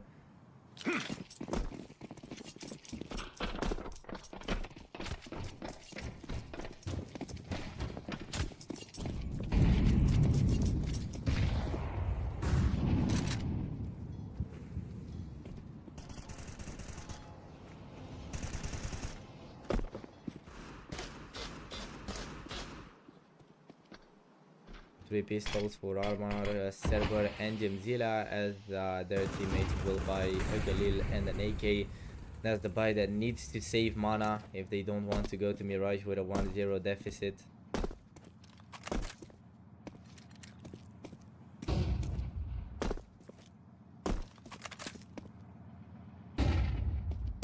I think it's not that easy. MBK is gonna take out Server. Another for MBK. He's looking for the third. Meanwhile, Broxy will be eliminated, but Chucky trades and MBK finds Amar. So Gemzilla is gonna be all alone, eliminated by MBK again. And it's 13-5. Gen 1 win against Mana on Overpass. And they send the game into Mirage with a 1-0 advantage already. GG. Bro, how Basement Boys won against FlyQuest. The team who is going to major is losing. Yeah, it's the magic of Draculan. That's what happens here in Romania when teams like FlyQuest will be defeated by Basement Boys, and now they'll have to go through the lower bracket path, and they will start tomorrow, if I'm not wrong. They'll play against another team where, I don't know, the chances would be higher for Metisport than they were before the game for Basement Boys, but oh, they're not even playing tomorrow, they're playing today. In 15 minutes it should start. Yeah, 13-5. Let's not say, but we talked during.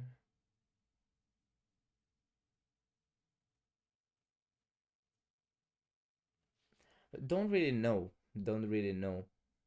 Could have been. I think I've been part of that, but not for a long time. So it could be it. They'll switch the feed for the next one, so the hood will be fine. Yeah, I don't know. So guys, as it always happened before the second map, which again is Mirage, picked out by Mana, the team that fell 1-0 down now.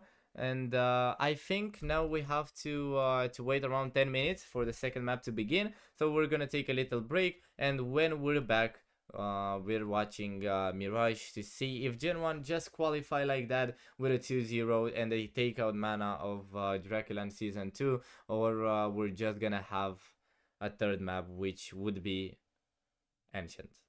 Be right back.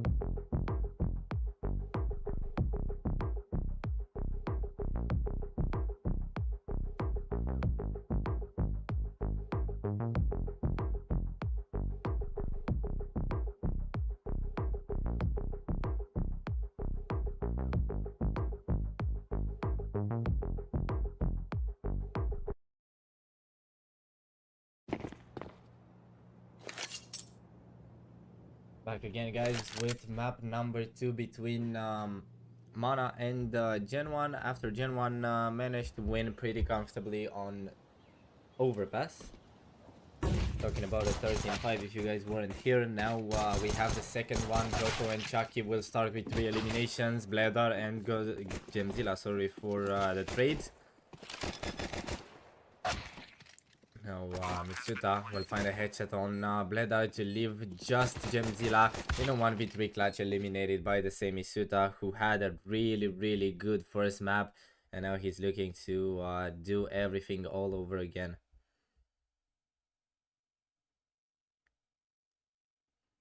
Terrorists win.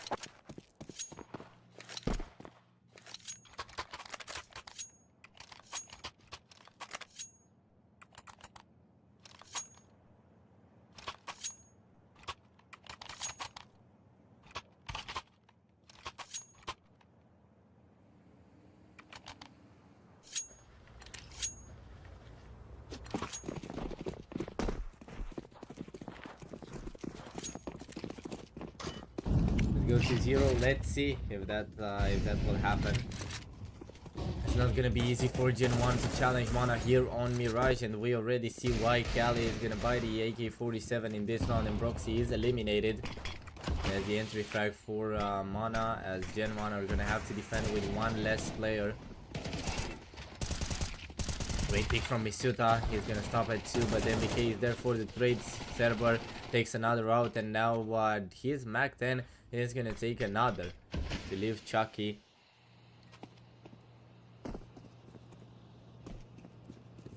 Slowly coming into jungle. Sees Server, throws the nades, doesn't do that much damage. And now he goes away as Kelly plants the bomb and comes back into short. Server will take down Chucky as well. And that's the first round for Mana. 1-1.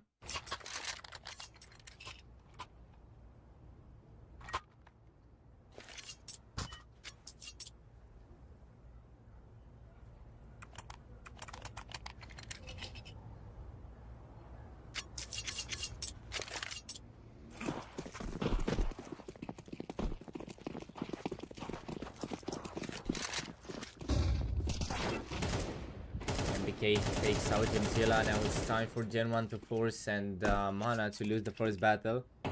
Decoded, yeah, it's not easy to see something like that. But I mean, the game is long. Thing is, Gen 1 I think will have to win many rounds here on the city side, because after the switch things might not look as good.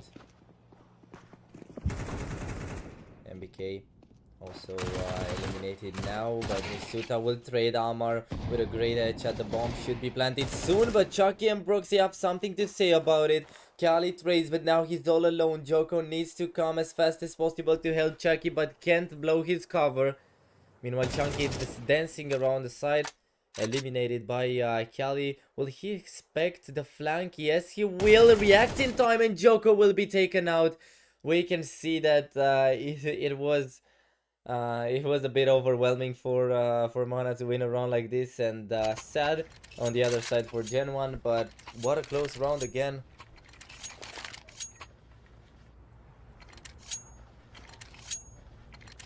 That last kill was something else. I really thought that because Joko had enough time to cross, he will have the first chance at winning, but no.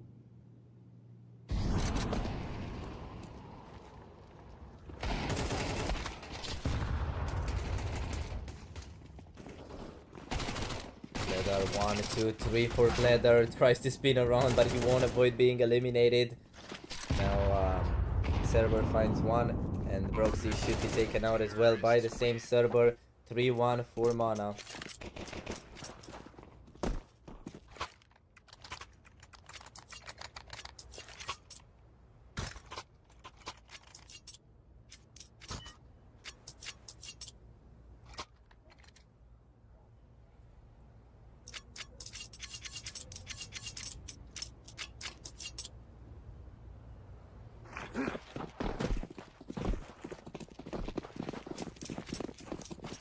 Now let's see what Gen 1 can do with the weapons.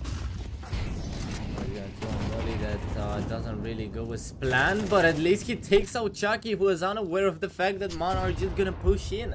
And that's something that Gen 1 are misunderstanding. They think that Mana will not just go in whenever they think is right. Well, they will. They will. They won't wait on any special invites or anything coming from Gen 1. They will just go in whenever they feel like it. And now it was one of the cases where Amar will take an absolutely free elimination. Last 20. There is a way.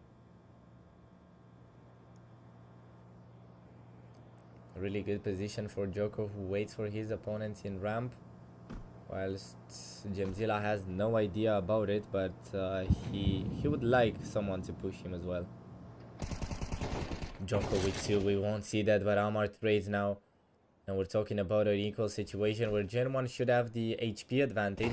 We see that Amar and Cerber are both low. Misuta preparing the perfect timing for the pick. Broxy has to stay safe in stairs. Meanwhile, there's one for Misuta while Amar trades. And now Broxy will play it like an absolute beast. He knew he had a player coming from behind, heard the player in mid, he just picked side, then he turns around and kills the player in connector as well. What a play. And that, what a round.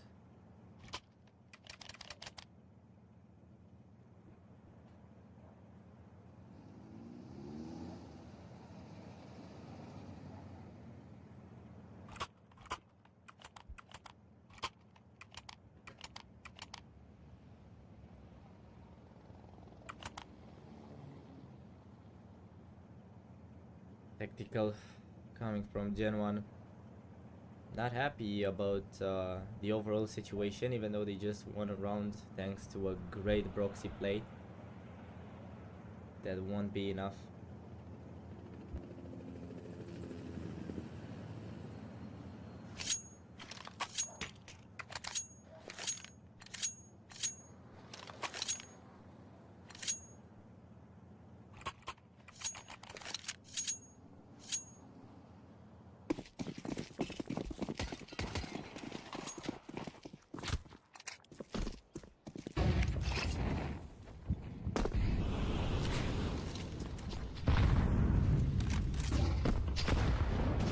Number 6, Cerber taken out by Chucky with a great flick shot.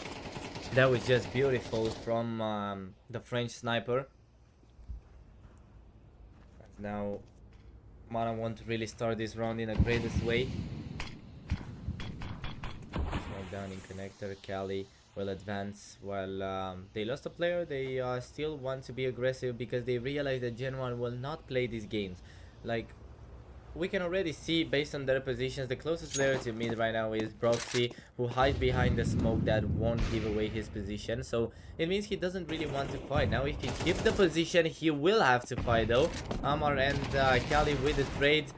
MBK has to survive on the B side for as long as possible, but he just jumped around, has to reload. Amar will take him out, and that could be a problem for Gen 1 as Mana found a way to be aggressive again, and it worked. Kali knows where both the players are. He's ready to do the pick. He will wait on the cross instead, and he's eliminated for that. Gemzilla with 12 HP fighting against Misuta. The experienced Frenchman knows exactly how to deal with situations like this, while Gemzilla is trying to check every angle at once. He's gonna settle for a position now. He's ready to pick at any time. Misuta just turning his back. He doesn't know where Gemzilla is, and the Kosovo player will win the round. 4-2 for Mana.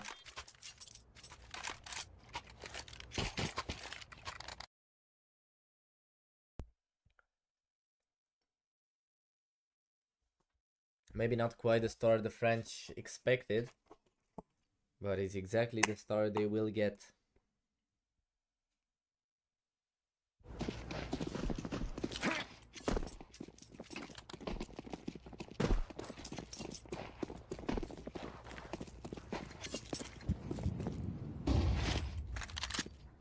Double lane setup from Mana to connector. Gen 1 on an eco once again.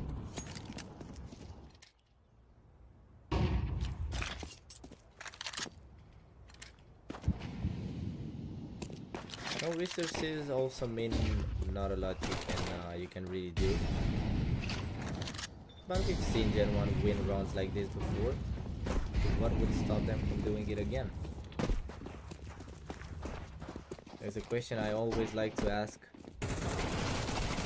MBK taken out by Gemzilla. The SMG against the Scout is an easy win for Gemzilla in the close range. And now Gen 1 stick to what could be considered a save, but I think the main, I don't know, expectation is to bring some exit frags. Kali and Gemzilla will deny though. Still there is Joko with a cheeky position in apartments. If he finds anybody coming his way, it could be working. He could be saving a weapon. Chucky will do that though. And it's Cali's AK. It's not a random weapon, it's an AK. And the problem is he'll get a lot of pressure even from behind, and Gemzilla will not let that AK be taken into the next round by his opponent. 5-2 for Mana.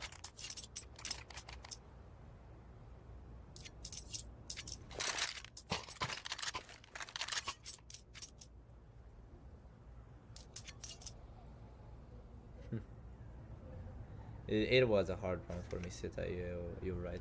I agree with that.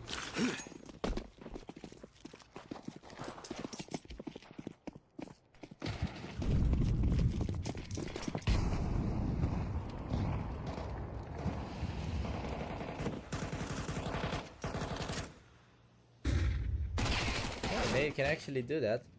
Zimzilla finds Chucky as Brooksy, trade Joko also taken out by an SMG, and now Bledar with the AWP from Palace manages to take out Brooksy, double nade setup, and with that, Mana already take it to 6.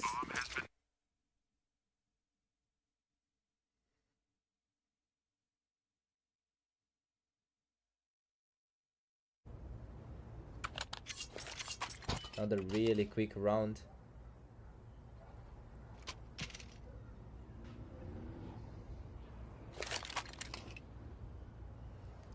Another tactical from Gen 1.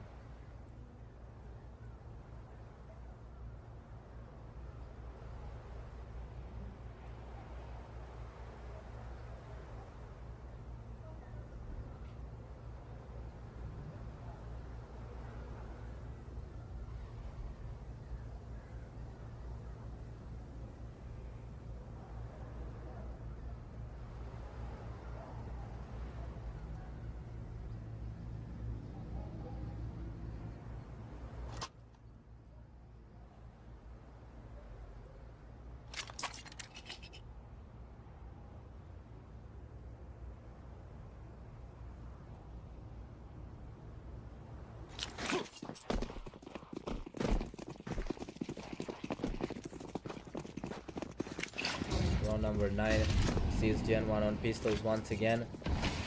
Just unable to defend whatever Mana are trying here. Look, for example, Misuda had a player going into the smoke and then out of the smoke. How could he even defend that? What anti-strut book has something to cover for that? Cerber also eliminated through the smoke now by Chucky. But he's going to be the only one representing Gen 1 for the end of this round, as Mana are slowly picking up their 7th round. They are so fast, yeah, they are really fast, and they are always efficient. Maybe not always, but mostly efficient. Bomb has been planted. Chucky with another shot, tries to jump up in short. He sees another player. Yeah, it's their map pick. I agree. It was expected to see Mana glowing more than they did on Overpass, because after all they had a reason to pick this map. After all they had more training on Mirage than they had on Overpass, so it shouldn't really surprise anyone. The only surprising thing is how I don't know, comfortably they winning over Gen 1, which is a stronger team, at least on paper. Gen 1 will be defeated. No AWP saved though, even though it was eliminated. So all the weapons will be going down. 7-2. Mana won the half.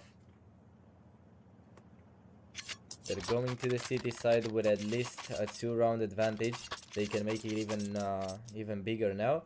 And if we see 2 fast maps, probably the whole thing will be going down on Ancient, where we will have Mana and Gen 1 going head to head in a closer game, in a closer map, to settle down who's going to be eliminated and who continues their run at Draculan Season 2.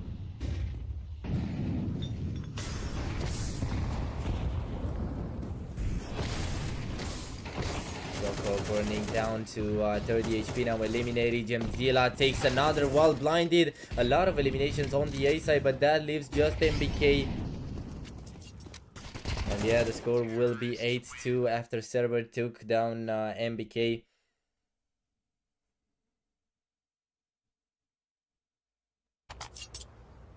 If I didn't smoke the molly, I don't know.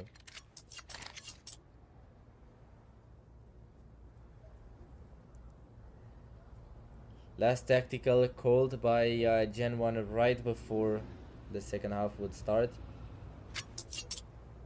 They're gonna have to do a lot of work here.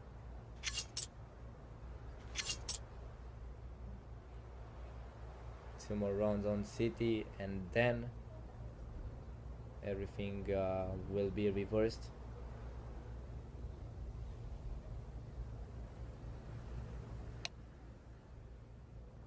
Technical.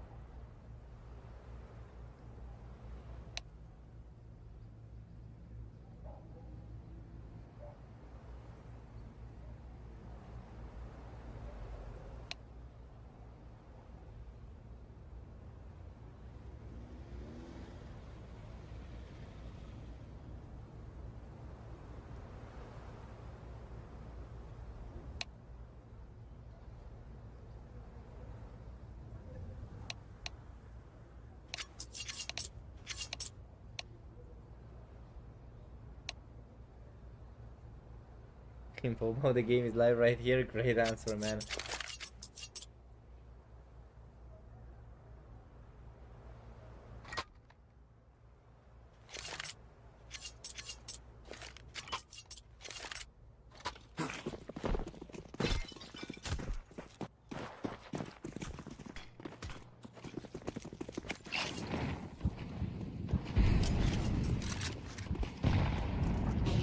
Right, round number 11 can begin now as we're talking about Joko already being eliminated.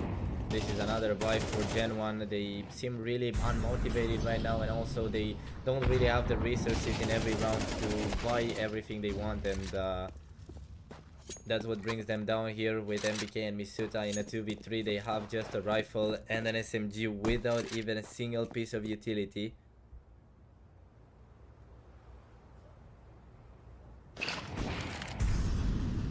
Yeah, I agree, but unfortunately you can't really expect that to happen. MBK all alone. The SMG needs to work a lot here. Bomb has been planted. BK ready for the big headshot on Bledder, and now he takes him out. The AWP was eliminated, and now MBK is looking for some more blood before he could try to take the weapon.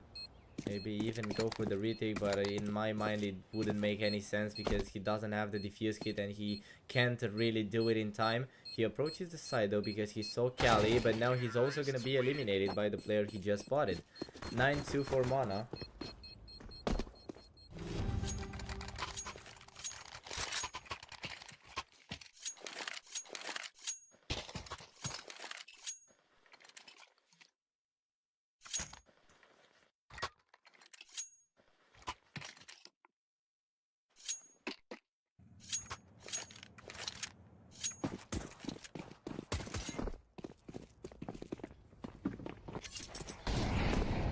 Please don't spoil the result in the chat because you'll probably get muted if you do so. Last round in the half. Jimzilla is gonna take down Proxy. Joko was also eliminated before. Chucky with a trade, but now Mana are going to a free B side as Gen 1 didn't really pay that much attention to this one. Misuta to take down Cali, but Cerber will eliminate the Frenchman. Let her find MBK, and now Chucky is all alone. Takes down Cerber at least, but Bledar will be the one to take the trade. And with that being said, it's 10-2 in favor of Mana. We can see Cerber being really happy about it. Bledar smiling as well. That's the general vibe of the team. They're smiling, they're happy, they're having a great time, and of course you're gonna have a great time while winning with 10-2.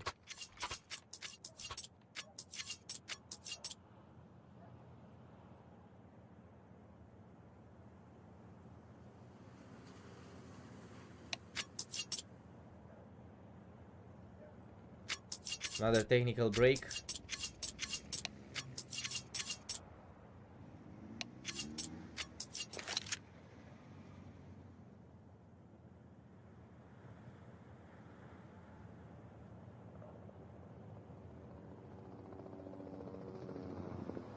Hopefully this one will be another that doesn't really last too long.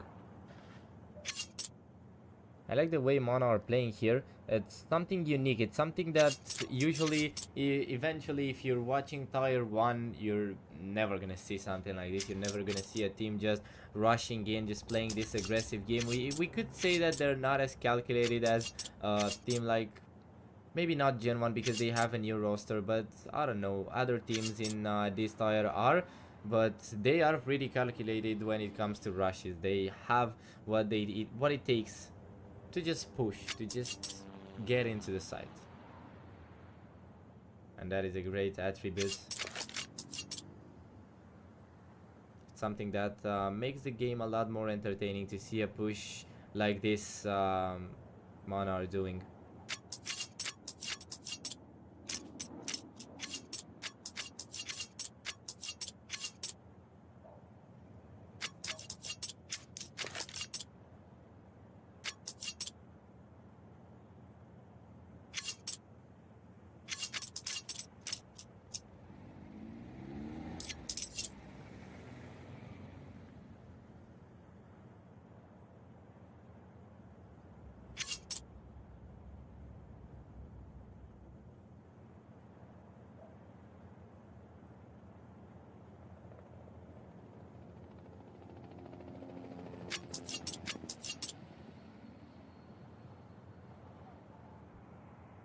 Looks like it's a longer pause than expected.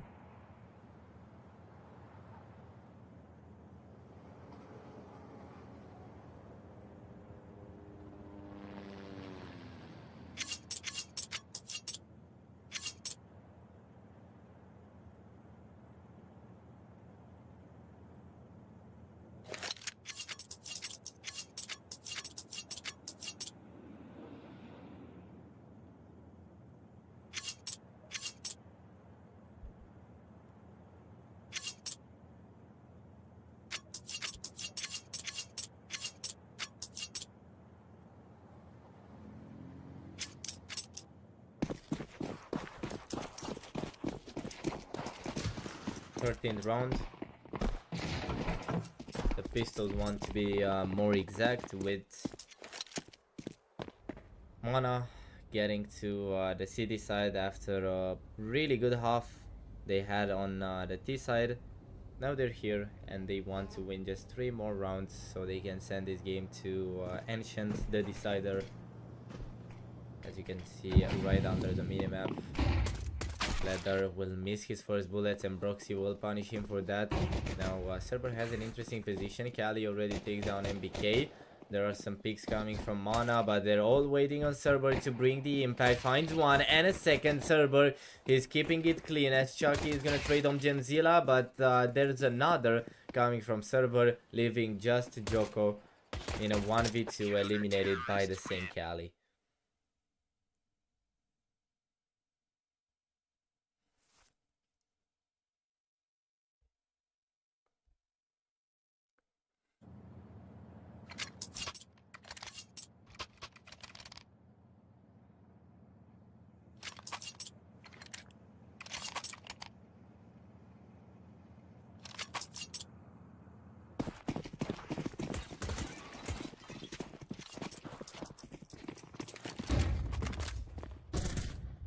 Nice shot here from Bladder. Thanks to Kali's flash, they're gonna achieve the first elimination of the round against Chucky.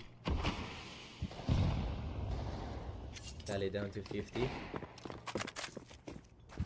Kali will also be the one to eliminate Joko. Nice shot from Cerber. Bladder finds Broxy. And just like that, another round falls apart for Gen 1 as Mana are about to get the map point. One more frag and they are up to 12. Misut are ready to walk out of ramp, eliminated by Kali. 12-2.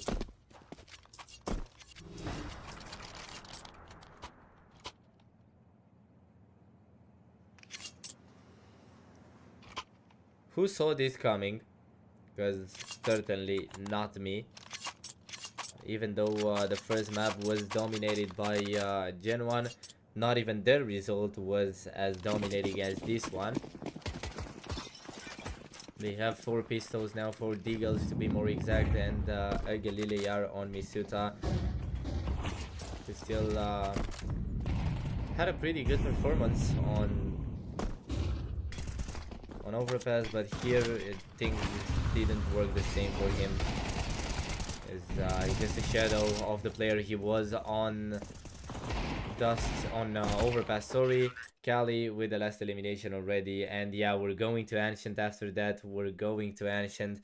12-2 transformed into 13-2 to bring, I guess, the biggest victory here in the playoffs, because in the group stages we also had the 13-0, but really surprising, honestly, especially coming from Mana, who were worse ranked than Gen 1 before the game, and now they managed to get this score, to get this result. Really interesting game, and we'll have a really interesting decider as well. That's what I generally think. I really believe that we're gonna have a close Ancient where one of these two teams will take the qualification, but it's never gonna be predictable. We're gonna have many comebacks, and the situation will not be as clear as on these two first maps. So with that being said, guys, we're taking our break. We'll be back in around 10 minutes with the last map of this best of 3 and with the last map for today. So be right back.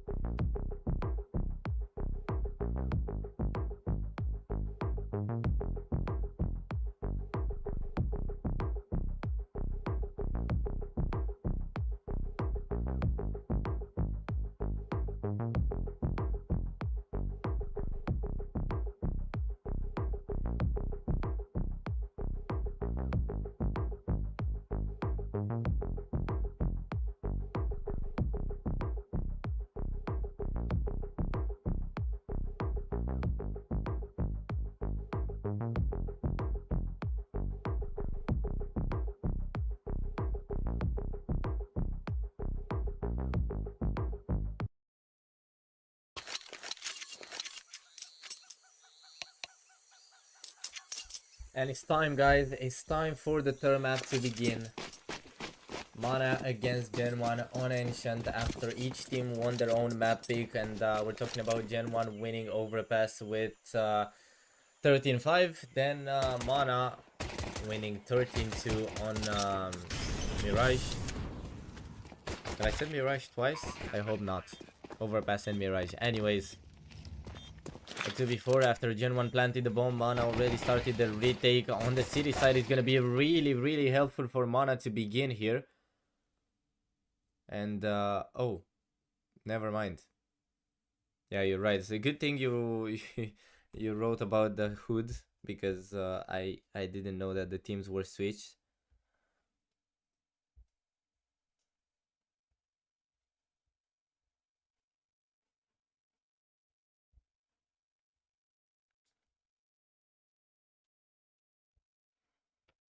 One zero for Gen 1, if I'm not wrong. We have the camera on them right now. The round should begin shortly. As we see, there is no break. And there it is. The hood is fixed.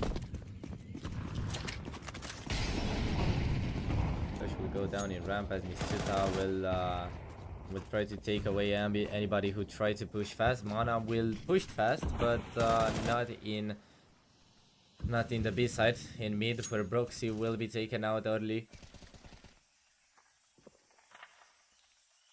Good start for the Kosovars.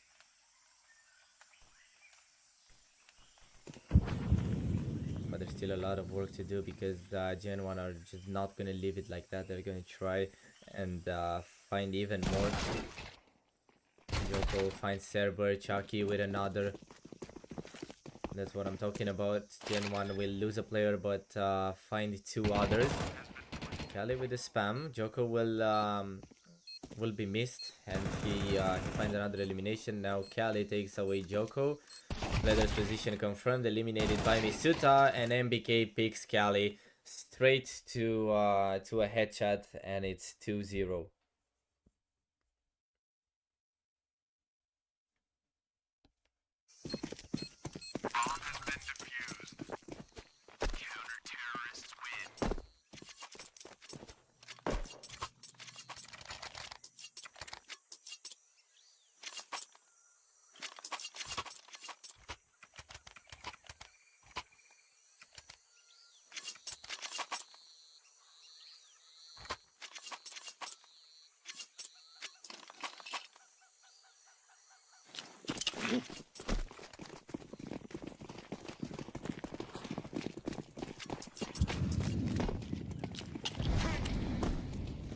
Third round. Gen 1 already leading pretty comfortably, taking the entry frag in this round as well.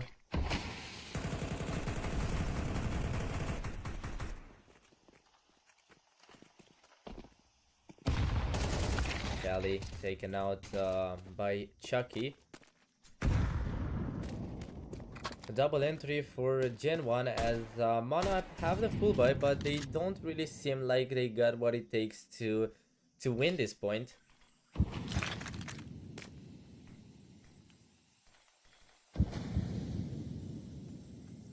At least not for now. Let's see what they have planned for the A side. Jamzilla is just gonna miss the flash, and Joko throws the smoke to block Mana in Donut. Nobody in mid yet, but there could be Misuta taking care of it, which happens just now. He's gonna watch over to Red Room, but has two players already coming his way. Misuta takes the first, eliminated by the second. MBK trades, and Bledar is all alone again. Gen 1 found the winning ways really fast, and the Broxy takes down Bledar 3-0.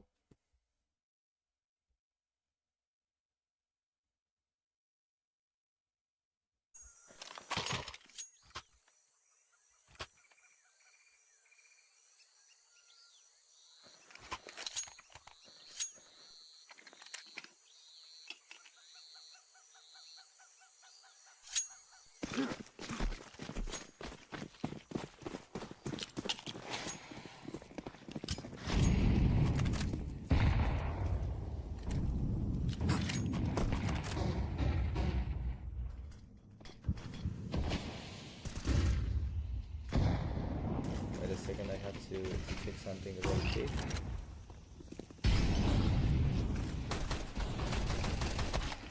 Okay, Joko and Proxy with the openers for this round. Bledar will trade twice, but Chucky finds Bledar now. Kelly and Amar in a 2v3 while Kelly is trying to flank his opponent. Amar has the simple mission of not going down Misuta. Will he look for his opponent? Yes, he will.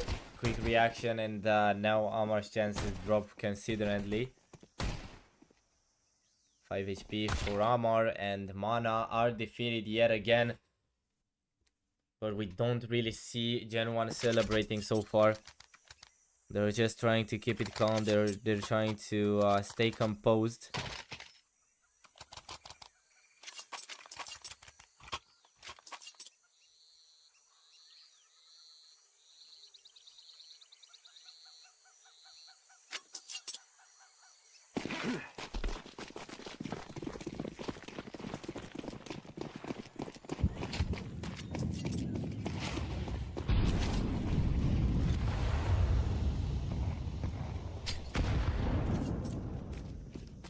Fifth round.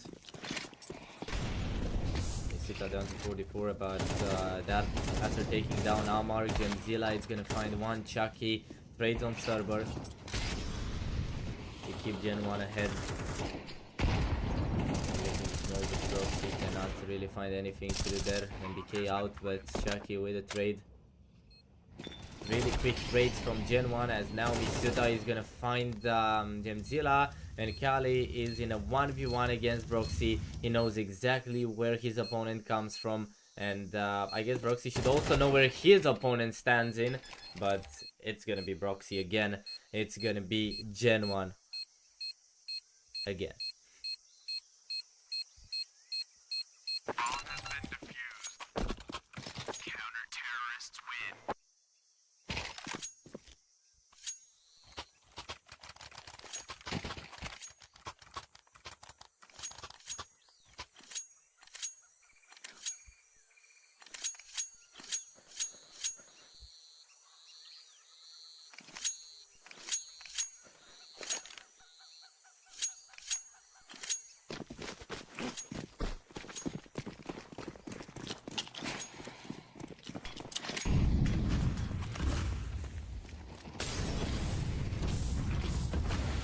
Five in a row for Gen 1. So far, the streak looks pretty good.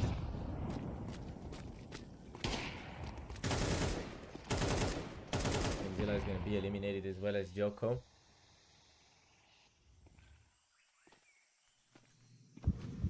Server ready for the peak. Chucky even readier. And Amana are going to bring the push towards the B side, where Gen 1 seem to not have any type of defense.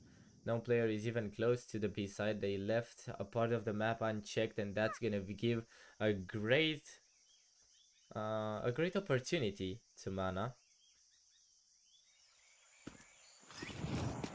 See what that opportunity will actually do for them. Proxy on the flank, while the other three players from Gen 1 are coming out of city. There should be Chucky to cover for the advancing players with the AWP. Proxy takes down Kali. Good flash. Chucky watching over long as his teammates advance, and that's gonna be just Bledar in a 1v4. Takes the first two. He knows that Chucky should be around somewhere, and he knows where Proxy is coming from, certainly, and Chucky misses. What a round Mana just won, thanks to a great individual moment of Bledar, taking out three of his opponents before. I don't know how Chucky even managed to miss those bullets. But it's not the right time to try and find an explanation for that. We're just gonna take it in as a round won by Mana, and we saw them screaming, we saw them happy about finally winning something, about finally getting a round away from Gen 1. Now they just need to keep it up like that. They need to continue and to win every single round given to them. But now we see that we don't really see anything. So far Gen 1 lost a player. Bledder was the one to now eliminate a second, the third for mana. And things are falling apart for Gen 1 after losing just one. It seems like it's been enough for Mana to finally get encouraged and take away everyone standing in their way. It's about to be 5-2. And that already sounds pretty good.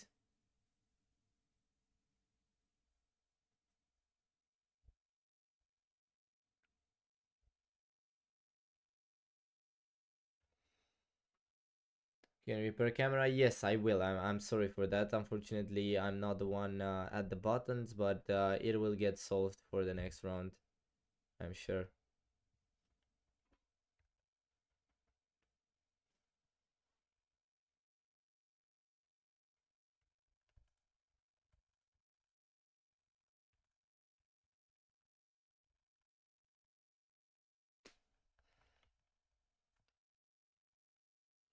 (5-2). In the meantime, Mana managed to win another point, and okay, it's all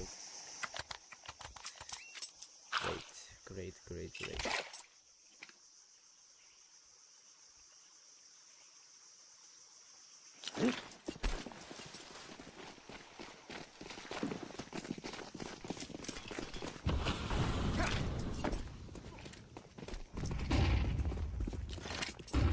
Could be the last full buy for Gen 1 if they're defeated again. Joko is gonna find the first, but Kali is fast with the trade. Escapes with just 38 HP after Gen 1 scare Mana away from the A side. A pretty efficient defense, even though we can't really say that the Gen 1 are doing really good. They lost a player, they took the trade.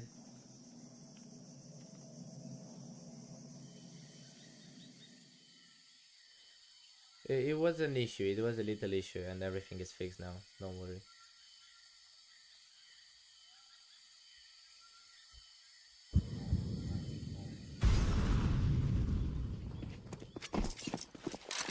MBK took down server while Mana are focused into getting on the B side.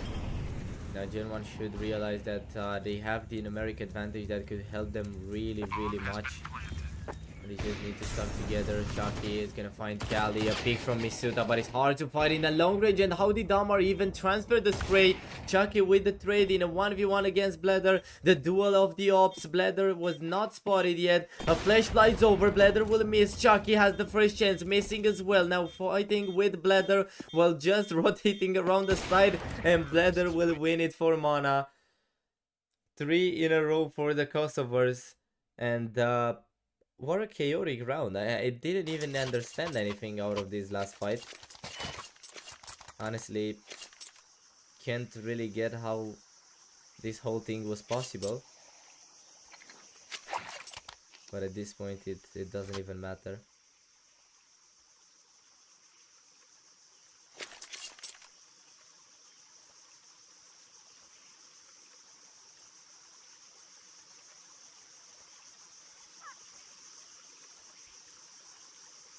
Critical coming from Gen 1.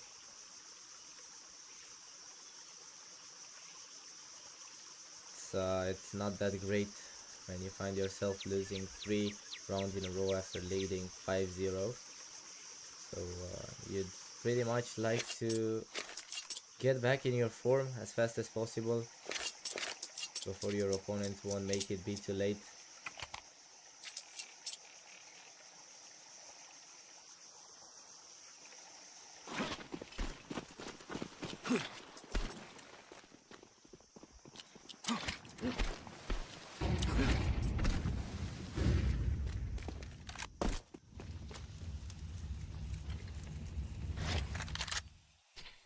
Gen 1 on pistols. MBK will take down Kali, and that's a free weapon. Nobody has an armor though, so it's gonna be really complicated to get anything with the weapon they've just got, but at least it's something. And now MBK would actually take down Bledder, so maybe it wasn't that hard after all. think Mana feels the panic a little bit. This time they try to be more passive, and they've already lost 2 players. Amar will survive here thanks to Chucky not hitting his bullets. Cerber did not spot Joko, but I think it was otherwise. Joko spotted his opponent. And Jamzilla is gonna be all alone.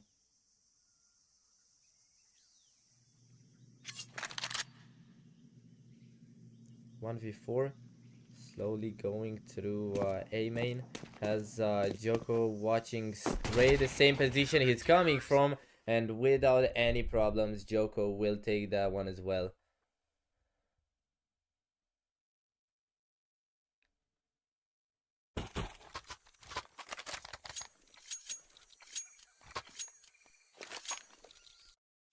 Sorry.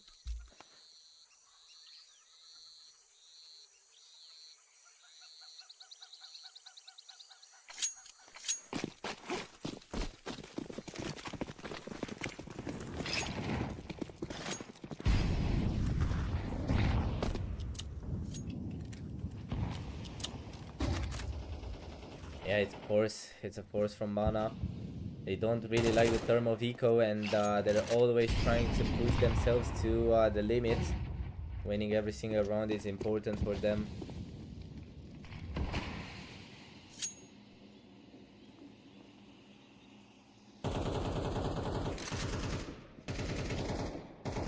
Now they going up in cave.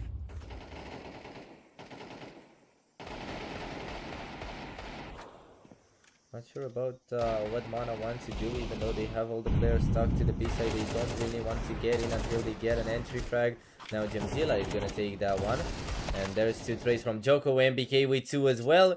And Cerber find himself all alone in mid. He was the one that should have came from behind. He should have been the flanker.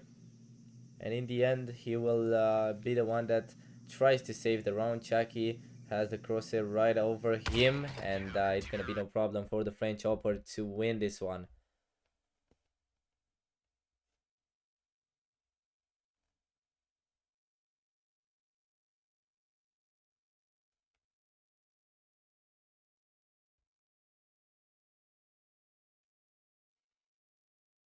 (7-3) Mana win the first half.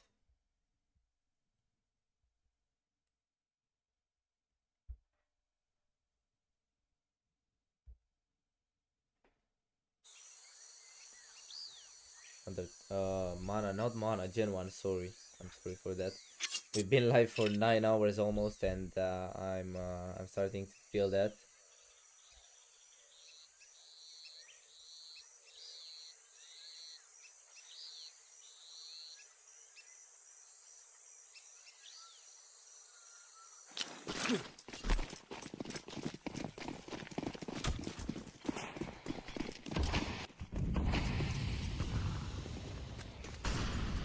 (11th round).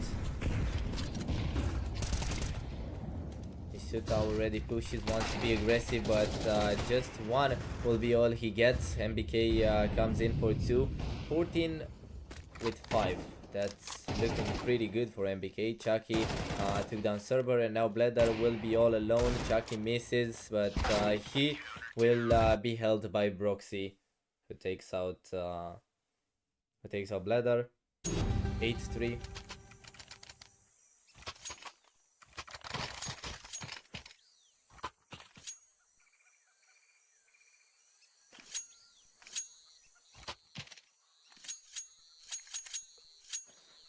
Gen 1 basically showing almost the same dominance they've showed in the first half of Overpass, where they were looking pretty strong, they were looking unstoppable, and in the end they gave out just 5 rounds. 1 for Jamzilla, MBK with the trade on Cerber. But now Mana know they have a lot of space into the A side. Let's see how they're going to use that, because that's also going to be really, really important.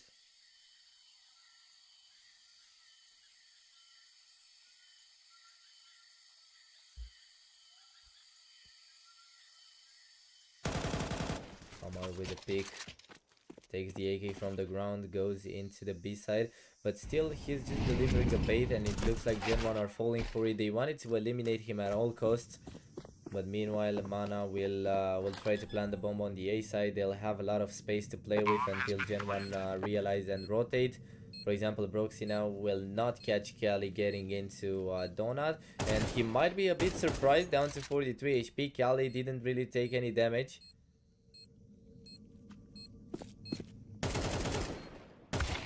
And Chucky will take Cali out. To leave just Leather in a 1v4. He's done one in this half. He's looking to do it again, but this time he won't be able to stop the defuse from happening. So it's 9-3 in favor of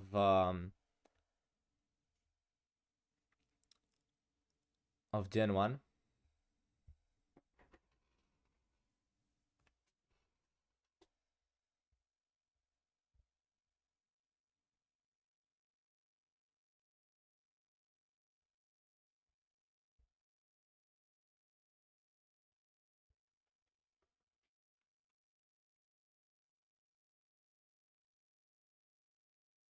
It's Mana, they never eco. That's what I'm saying. Mana are never going for an eco.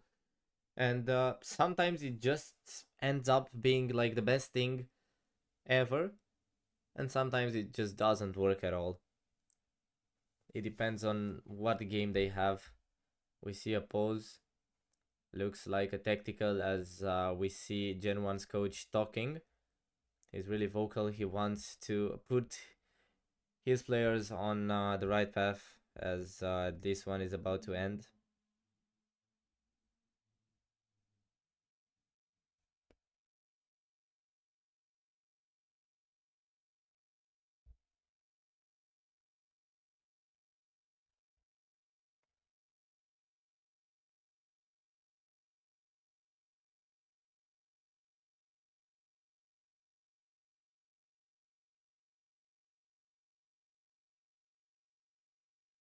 Oh, we already saw a round.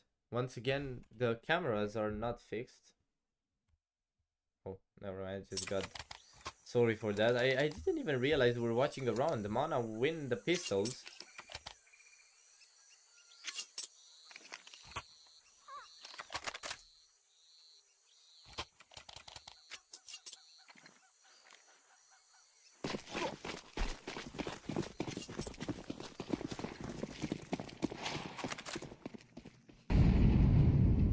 Full pistols for Gen 1. Glocks to be more exact.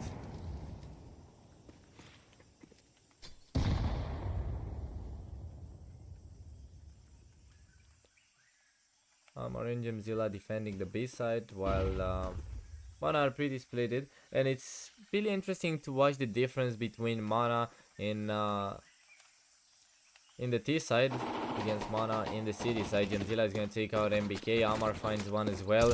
Kali gets in and finds both Broxy and Chucky, while Misuta will be the last target, and probably Gen 1 will walk out of this round without any elimination. Bladder confirms that.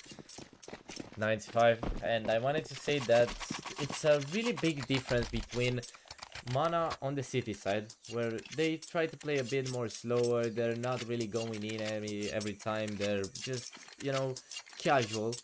They're waiting for their opponents to do the first step, while on the T side you'd always see them pushing, rushing. They're always in before Gen 1 even get to the side. And it's a really big shift. The same team, but two complete different playstyles. But so far it works.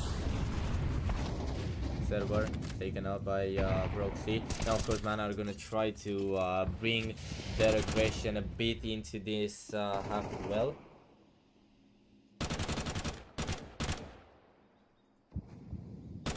Hope that the results will be good. So far they took out Broxy, but not before the French player took his first elimination already.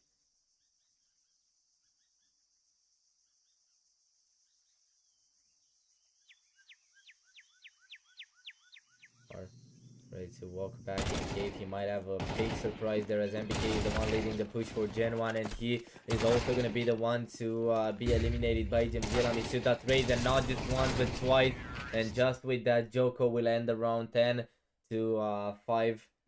Gen 1 pick up their first round in this half.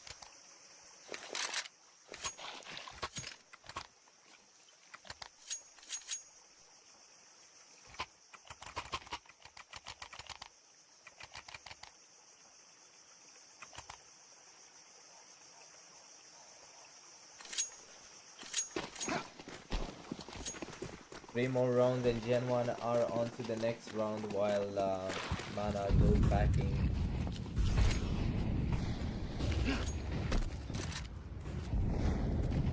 There's still a chance for the Kosovars to come back here, and Serber will show that by taking down two of his opponents in mid. Amar takes away MPK while Joko will trade. Chucky finds another. Gemdila will fail to eliminate both, and now Chucky has a 1v2 clash charge here.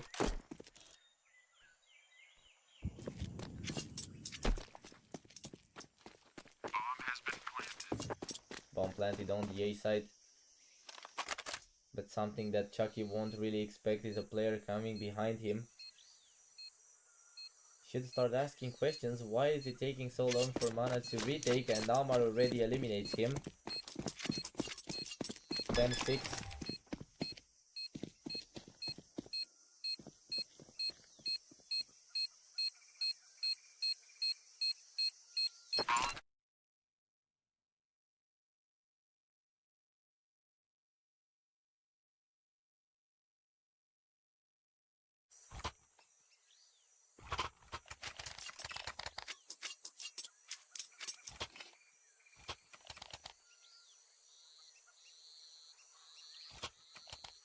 Yo, why we seeing FlyQuest players?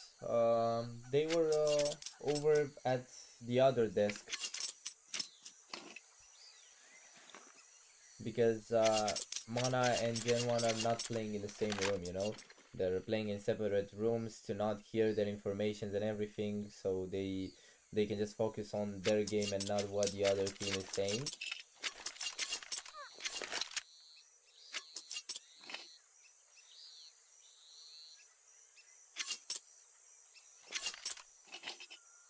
Yeah, I mean, Mana has a lot of potential.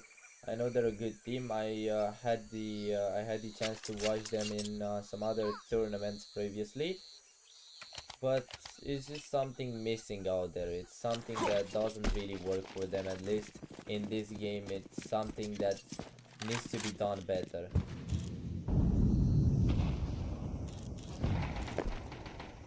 Kali eliminated by Broxy.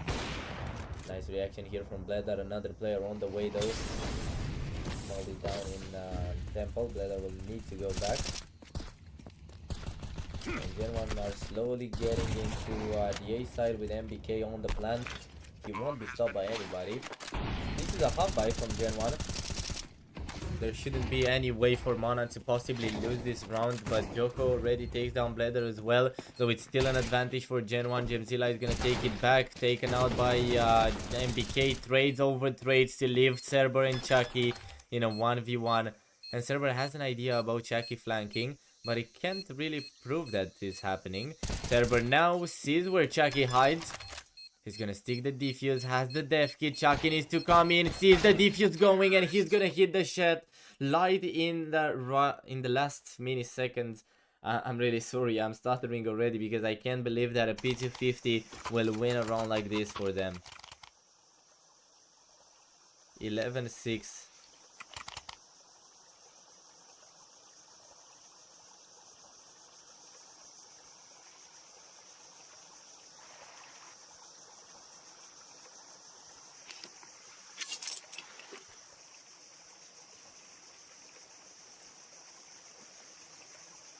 Another tactical from Mana. Trying to reconsider everything, trying to keep it their way.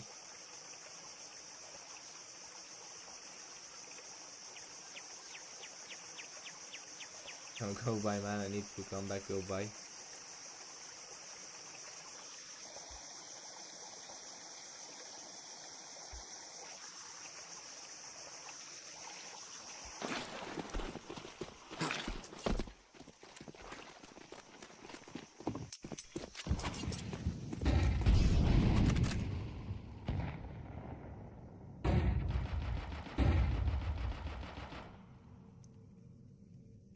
full buy, as you said in chat. To be more exact, this is a force buy from Mana. We have Cerber eliminated by Misuta already. That was the M4, the one and only M4 Mana for a fourth to buy. Was just eliminated. MK takes out Gemzilla. A 2-man advantage for Gen 1 already, as Mana seems to hesitate going for the retake now. Kali doesn't really have where to go through. Trying to hit that headshot Deagle, and he will. Broxy will be the victim. Kali with another victim on the way. Chucky also taken out.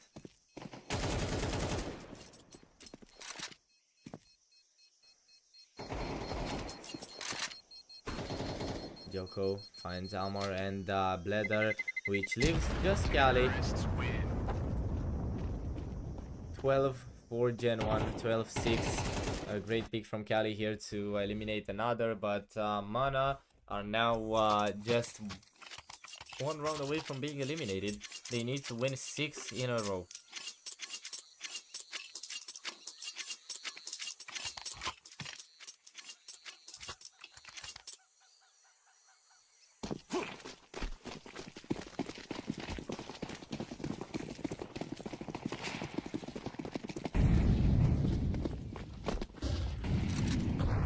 Round 19 could be the last one. Kali already taken out by Chucky through the smoke.